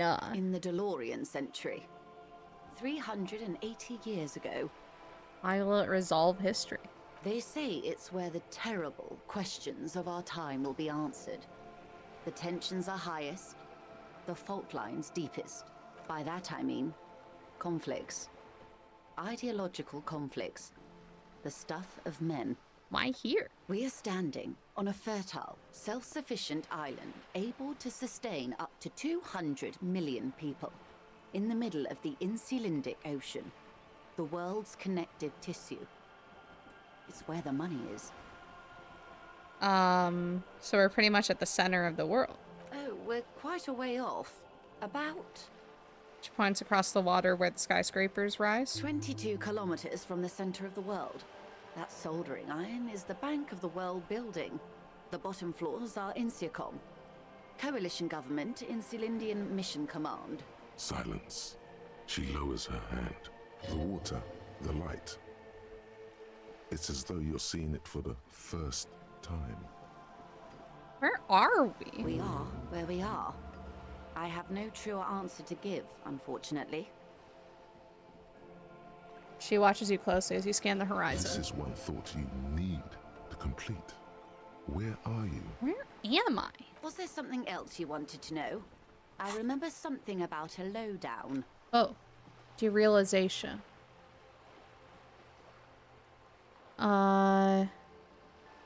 Triple said that we should do this one. Okay. Think about it. Where are you? I don't know. Okay. Glad to have been of assistance. The little that I, of Okay. course, detective. We'll come back for her another time. I am going to wrap up stream here in a second, but I do want to see if I can level up something so we stop wanting to throw up by the body. So I'm really determined to get this body down. Or at least inspect it in some way.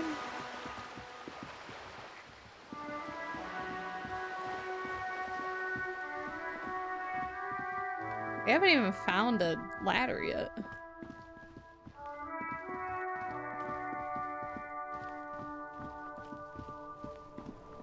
You haven't gone home yet?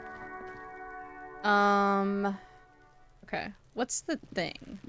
There he still is, looking right through you with his white eyes. Okay.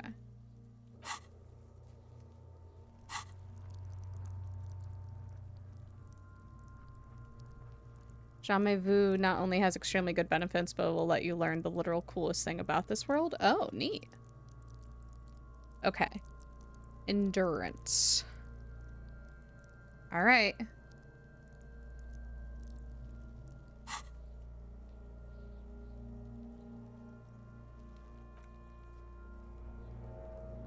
Is there any... There he still is, looking right through you with his white eyes. Is there any body below is punishment to reverting any of these? Oh, it's only there for that. Okay. I just wanted to know. Okay. So we have some endurance, but we're really bad at it. So let's try. Right through. The smell is repulsive. It pushes in from your mouth, more instant and more familiar than anything you'd expected. More fever than odor. It fills your mind, flushing you from within. Should I walk away? I didn't. I tried. Didn't work. Ah. Too late. It's impossible to keep in. Your body curls and pushes it out, burst by burst, until a pool of vomit lies under your feet, and your throat stings from the stomach acid. I'm sorry. It's okay. Happens to everyone. Keep it. Thanks. The hangover is clearly making this worse for you. You could use some ammonia to clear your head. Think ammonia would help? If you can handle the headache. Some officers use it to deal with cadaverine odor. Okay, where do I get ammonia from? There is Frit nearby, east of the hostel. They usually have a small apothecary. If they don't, there's a greenhouse here, and a gardener with a wheelbarrow on the corner of the whirling in rags. If she works here, she might have something for the smell. The game lets you heal if you take damage, but you don't have physical healing items. You now have 2 health. So that's a good buffer, but it's always worth keeping some healing on you. Got it. Pretty clever. Acquiring ammonia will provide a modifier to the white check. Modifiers make checks easier and allow you to retry them. Okay. Let me ask. Oh. I didn't remember if throwing up hurt you. Did it? I have 2 health things. No, okay. I can't believe it's snowing again. It felt like springtime just sure. I'm done with it. Ammonia, hell yeah. Go easy on that stuff. It gave me a terrible headache. Alright, ammonia, let's go.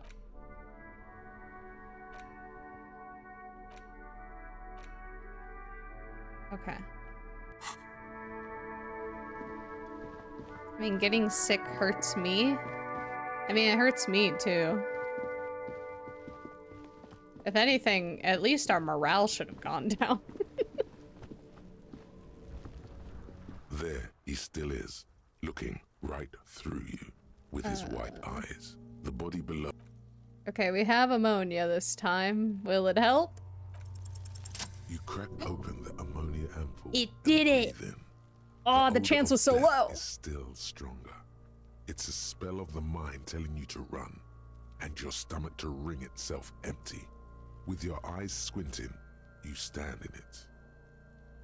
Step closer. The man before you is naked, but for a pair of underpants and enameled boots.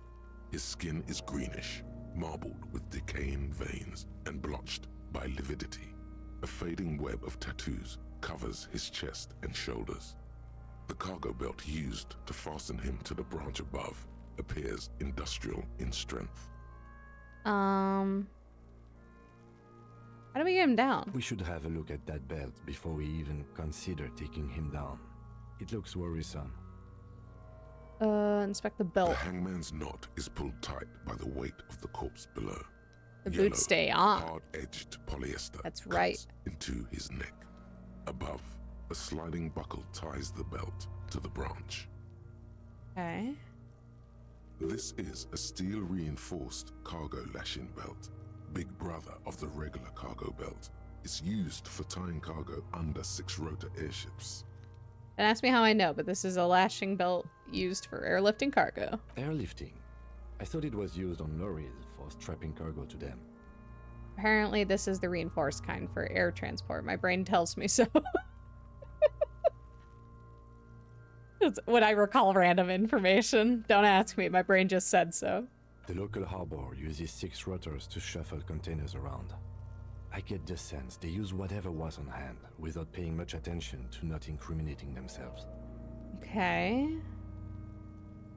We're assuming dock workers from the harbor did it?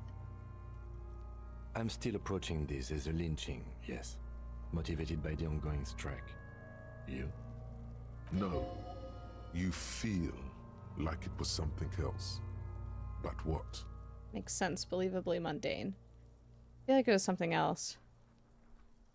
Don't ask me, I'm just lumbering from one moment to the next. I feel like it was something else. Yes, it often is. This bed worries me. I sure wanted him to stay up there. The rope is reinforced with steel wiring. I was afraid it would be. Thin steel wiring, parallel strands. This makes getting him down more problematic than I had assumed. They have wire cutters. How do they even get him up there? A noose is one of those things that's easier to use one way around.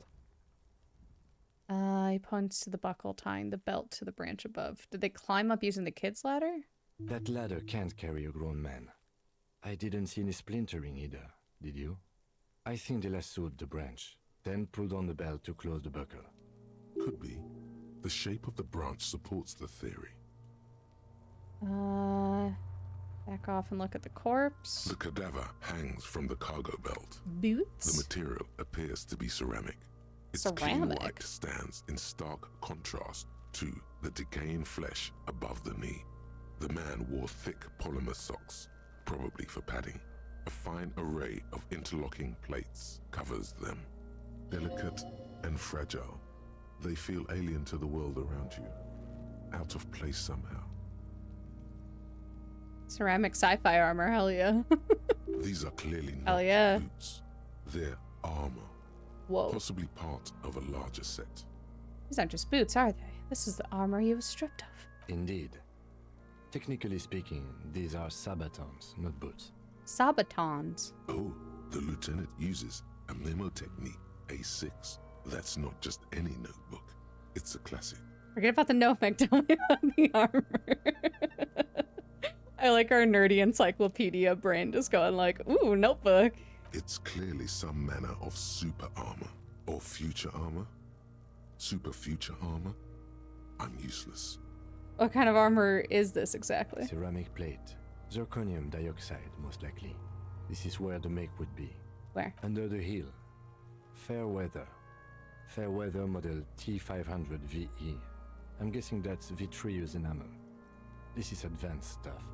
Where's the rest of it? Scavenged by the locals? Material looks out of place here. Material looks out of place here. It is. It's expensive. Lieutenant draws a line in the condensation on the ceramic with his index finger. We've requested similar material for our tactical units for years now. The constabularies deemed it too costly. In that time, we've lost 6 men to semi-automatics. How much are we talking about? For a full set, about 4 years of wages. For the northwest region of Revachol, an officer's average yearly income is 5,500 real, unadjusted for rank. Wait, my yearly pay is 5,500 real? Not too much, yes. Pathetic. I need to hustle more and hate less. Sounds puny. No wonder I can't pay my hostel bill. It's a sorry situation, I agree. Where's the rest of it? Scavenged by the locals? Piece by piece. He's been out here for 7 days.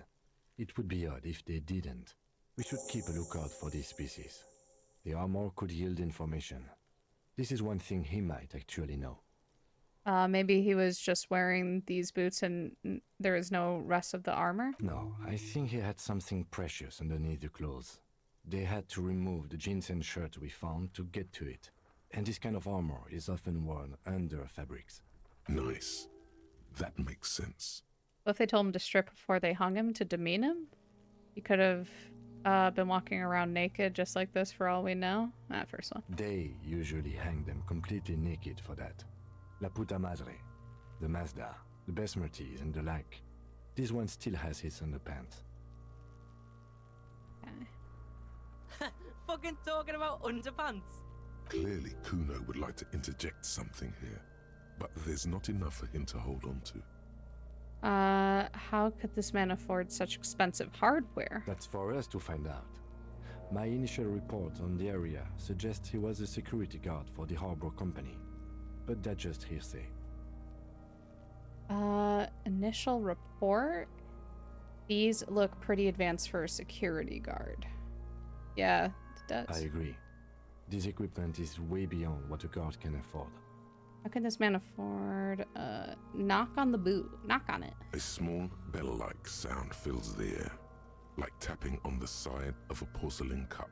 Sounds fragile. It's anything but. This material is a kinetic redistributor. It spreads kinetic energy horizontally, from plate to plate, dissipating it entirely. See? Faint, organic lines cover the plates, where they separate into smaller ones. These plates then divide into smaller plates, until there are hundreds of them altogether. Like whirls of floorboards, the design looks organic, influenced by highly resistant wood materials, like lignum vitae and ebony perhaps. What does this remind me of? If trees were made of porcelain, this is what their cross-sections would look like.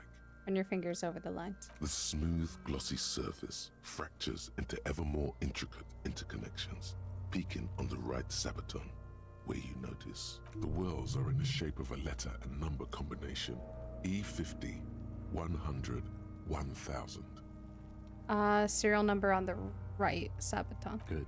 Can you read it to me? We have a make and a number. That's something. We can use the radio in my kinema when we're done. Either station can chase it for us. Pull the boot off? Probably not the best idea. On the corpse? I don't know if that will go well. The cadaver slowly twists on the cargo belt. Tattoos? An intricate web of blue lines stretches across the torso, from the right shoulder to the solar plexus. Each time they intersect, a small white star is formed in their crossing. Hundreds of fading asterisks riddle his skin. Their concentration is highest around his heart. His corpse is marked by stars. What will mine be marked by? Alcohol and heartbreak. Is this a map of the night sky? A map of the stars. I do see some similarity to astronomical charts. Great Century Messinian, maybe. But this seems more particular. Customized somehow. As if someone left out most of the night sky, filtering it through personal choice. The principle of this filter remains unknown to you. The thought dissipates, and you feel as though you were only half right. Missing something here. So am I. Sudden ringing fills the air as Lieutenant pulls down the zipper of his orange jacket. He takes a thin piece of milled aluminium from his coat pocket and pulls it open.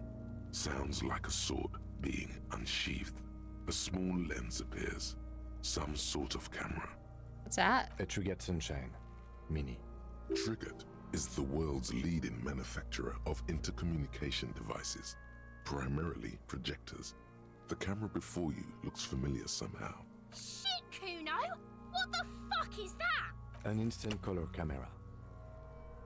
He produces two metal-capped ampules and clicks them into place on the side of the apparatus. A thin slot shines there. This is the first time he openly acknowledges the kid's existence. I have only 2 ampoules, so nobody move.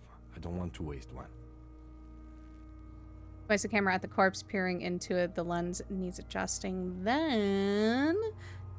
I've got a sick Polaroid camera? Oh, hell yeah. A sound, a shrill flash, followed by the breaking of a small ampoule of glass. You see streams of color pour onto the thick, glossy piece of paper. Yeah, that looks so good. Out. In case we need it. The lieutenant says and shakes the paper, letting it dry in the cold wind. On it, a color-perfect copy of the dead man's tattooed chest. What do we need this photo for? It contains insight to the victim's person. By his build, I'd say this was a man of physical violence. The story he wanted his body to tell was important to him. It is his letter. To us.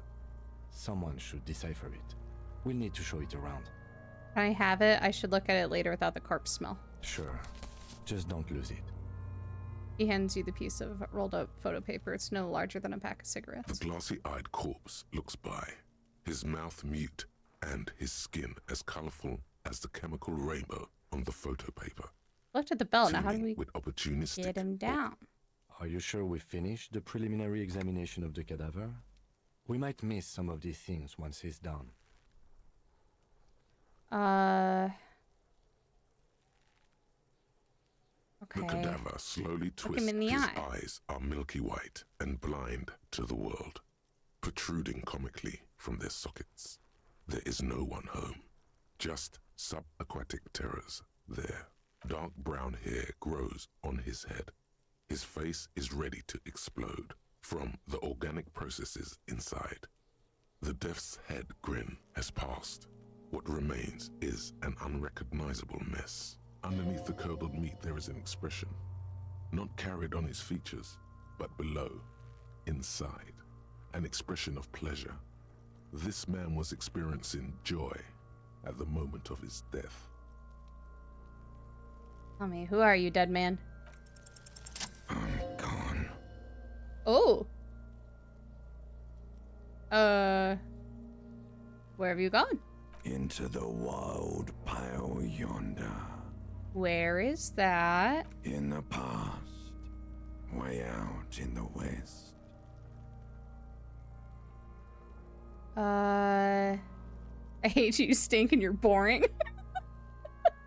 Sounds so similar to the lizard brain. True. I can see you're gone, but who are you? I'm a joke. Look at me. You are now. There's nothing funny about you. There is nothing funny about jokes either.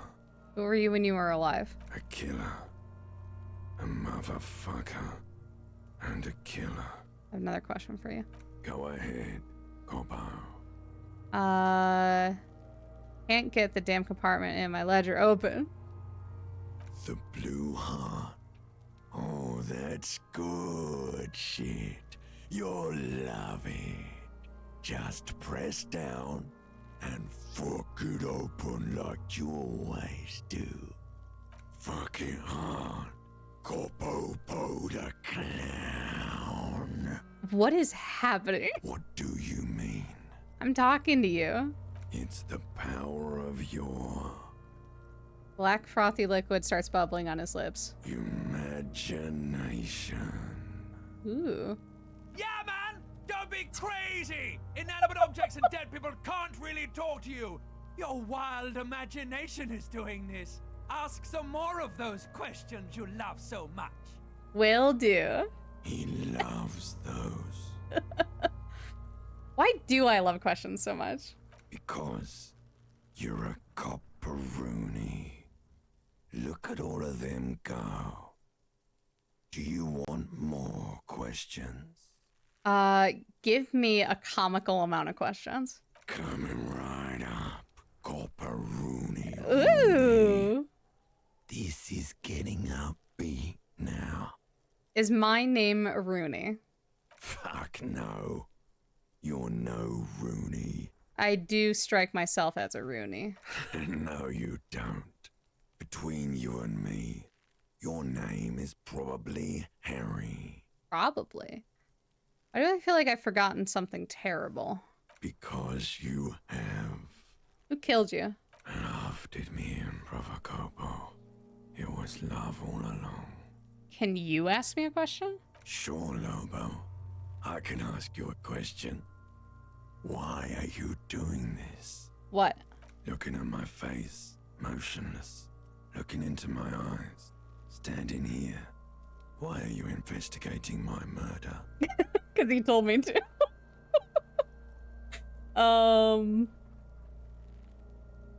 Maybe this will lead to something indescribable, unforeseen, miraculous.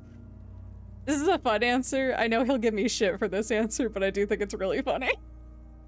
Because he told me to. That one. The clown lips on the corpse appear to smile. The face rotates before you slowly. I hate you. You stink and you're boring. I want to be mean.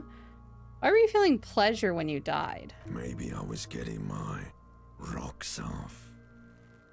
First, do you have to speak like that? What dialect is that anyway? So, you were feeling sexual arousal when they were hanging you. Forget it. Why do you speak like that? It's a mishmash, Copabolo. You think I'm Messinian, don't you?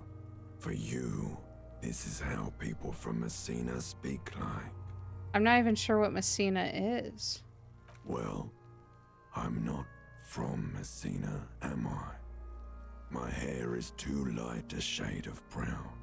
Trust your inner racist. I always trust my inner racist. What are you racist now too? You think I am? Huh. You think I was a racist because this lump looks military and has tattoos? That's called profiling. We're not gonna ask the sexual arousal thing. I know what this means. More questions. Enough. Come back later, Corpo. Use yourself with my frank manners and my memento mori features. If possible, also, see me in your dreams. Hello? Okay, we're good. The steel reinforced belt presents a unique challenge. I brought chain cutters. I have but them. I don't see a good angle of approach to the belt. He doesn't actually think the challenge is unique. He thinks it's frustrating, annoying, and harder than he thought. The cadaver is a good 1.2 meters up. Neither one of us can reach the belt without assistance. And even if we do, there's the question of cutting the airship strength material. We could saw the branch. Yeah, we could saw the branch. Climb up there and saw the branch? Yeah, it seems dangerous. There has to be a less risky way, with less falling down of trees. I mean, we could just get a ladder. Shoot him down? That can't be right. Ask for help from the harbor? Sure. I was really hoping we wouldn't. The Union appeared to be suspect in this case. It seems like a dangerous route to go down. Yeah, wait, let's reconsider. But what other options? The corpse twists on the belt, like chicken on a skewer. Can someone else do it? Someone else? You mean like the police? Yes, exactly. Call the police.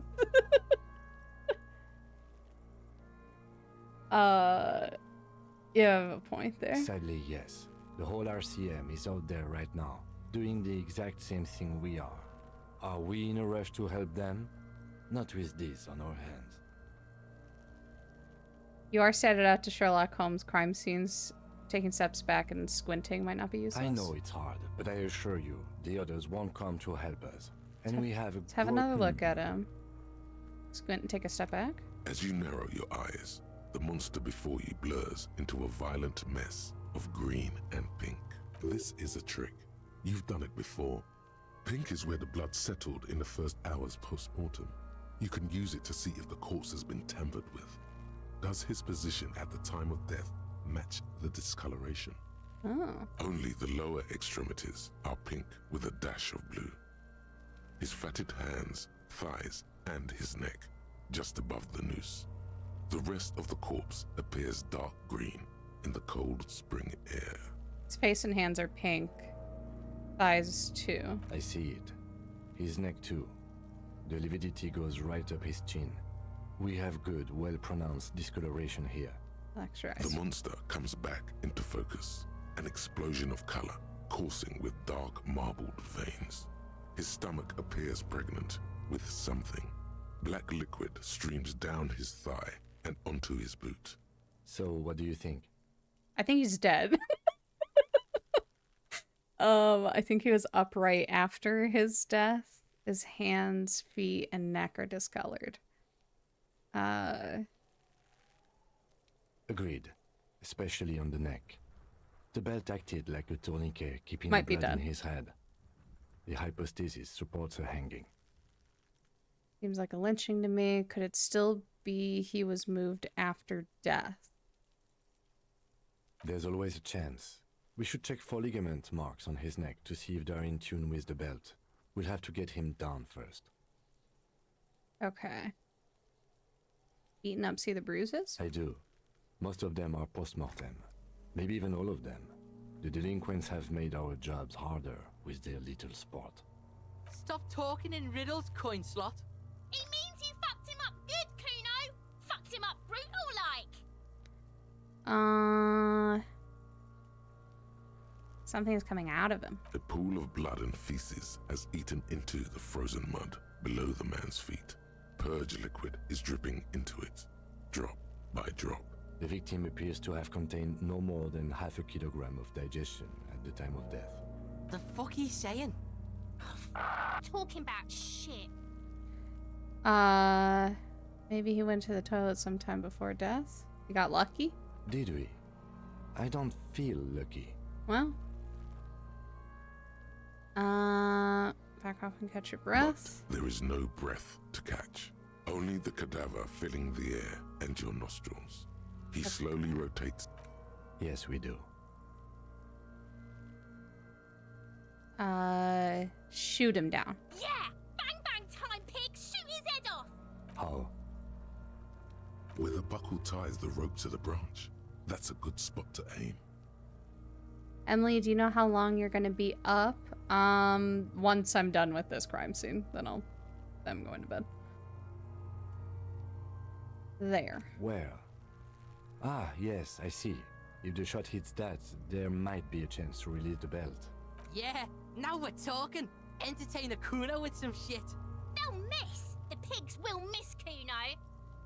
Thank you, Silky. The lieutenant is undecided. On one hand, he wants to shoot some gun.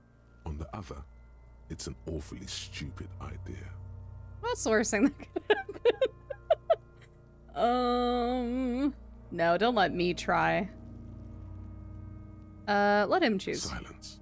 With his elbow sharp, the lieutenant unzips his jacket and produces a lightweight firearm. He drops a paper cartridge in the barrel, separates the scouring stick. What if and you do gives it? the cartridge 5 tucks. That's a Kiel A9090 Armistice. Nah, he can do this. Mass-produced muzzle loader. Ascetic, frugal, one of the most common firearms in the world. He then steps back and assumes the fellow's death's position, taking aim.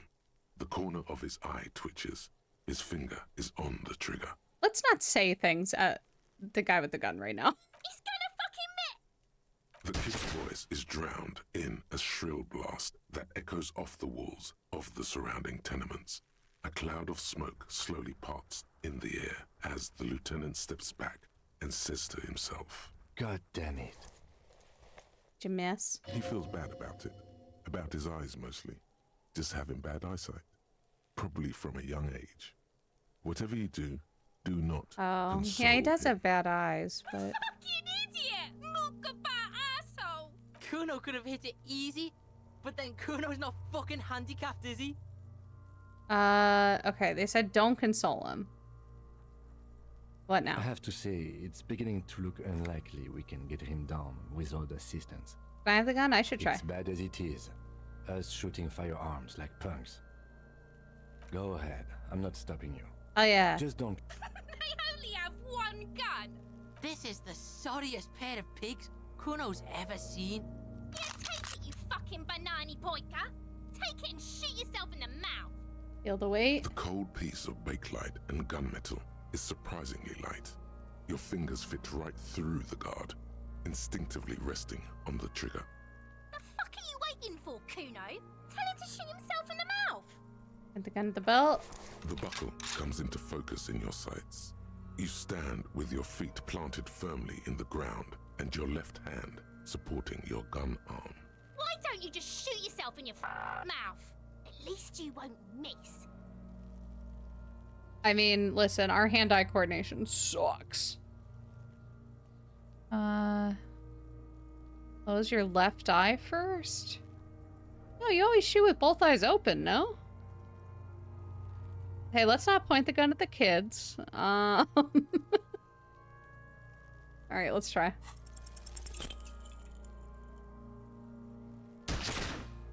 I shoot the body.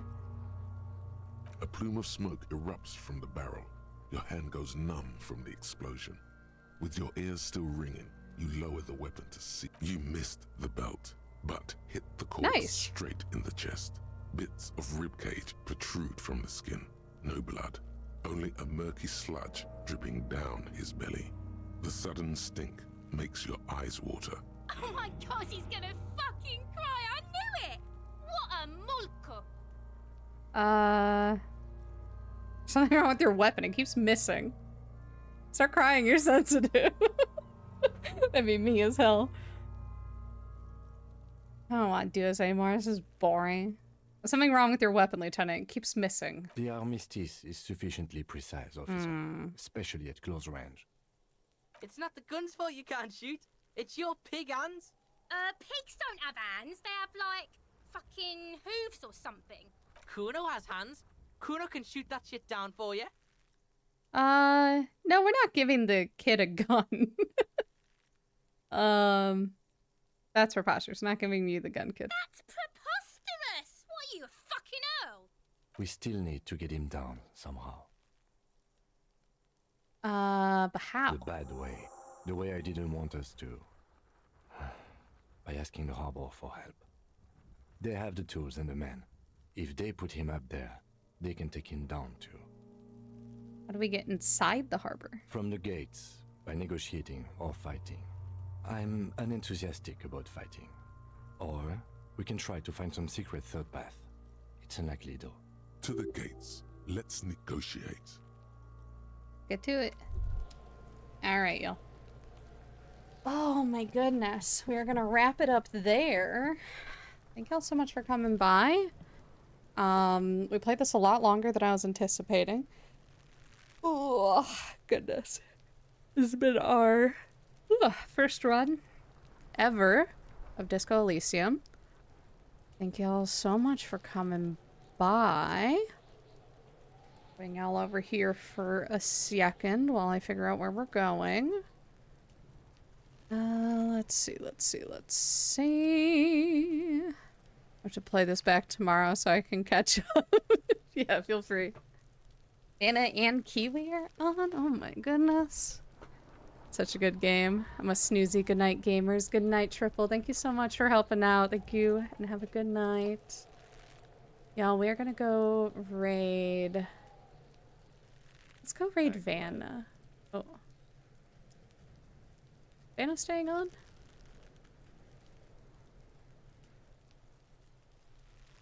I don't know if Vanna's staying on or not.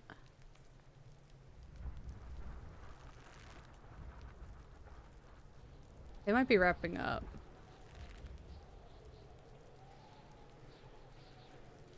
Vanna's ending? Okay, that's what I thought. I was like, should I keep rating you? Oh no. Looks at me, and I look at him. Alright, let's go see.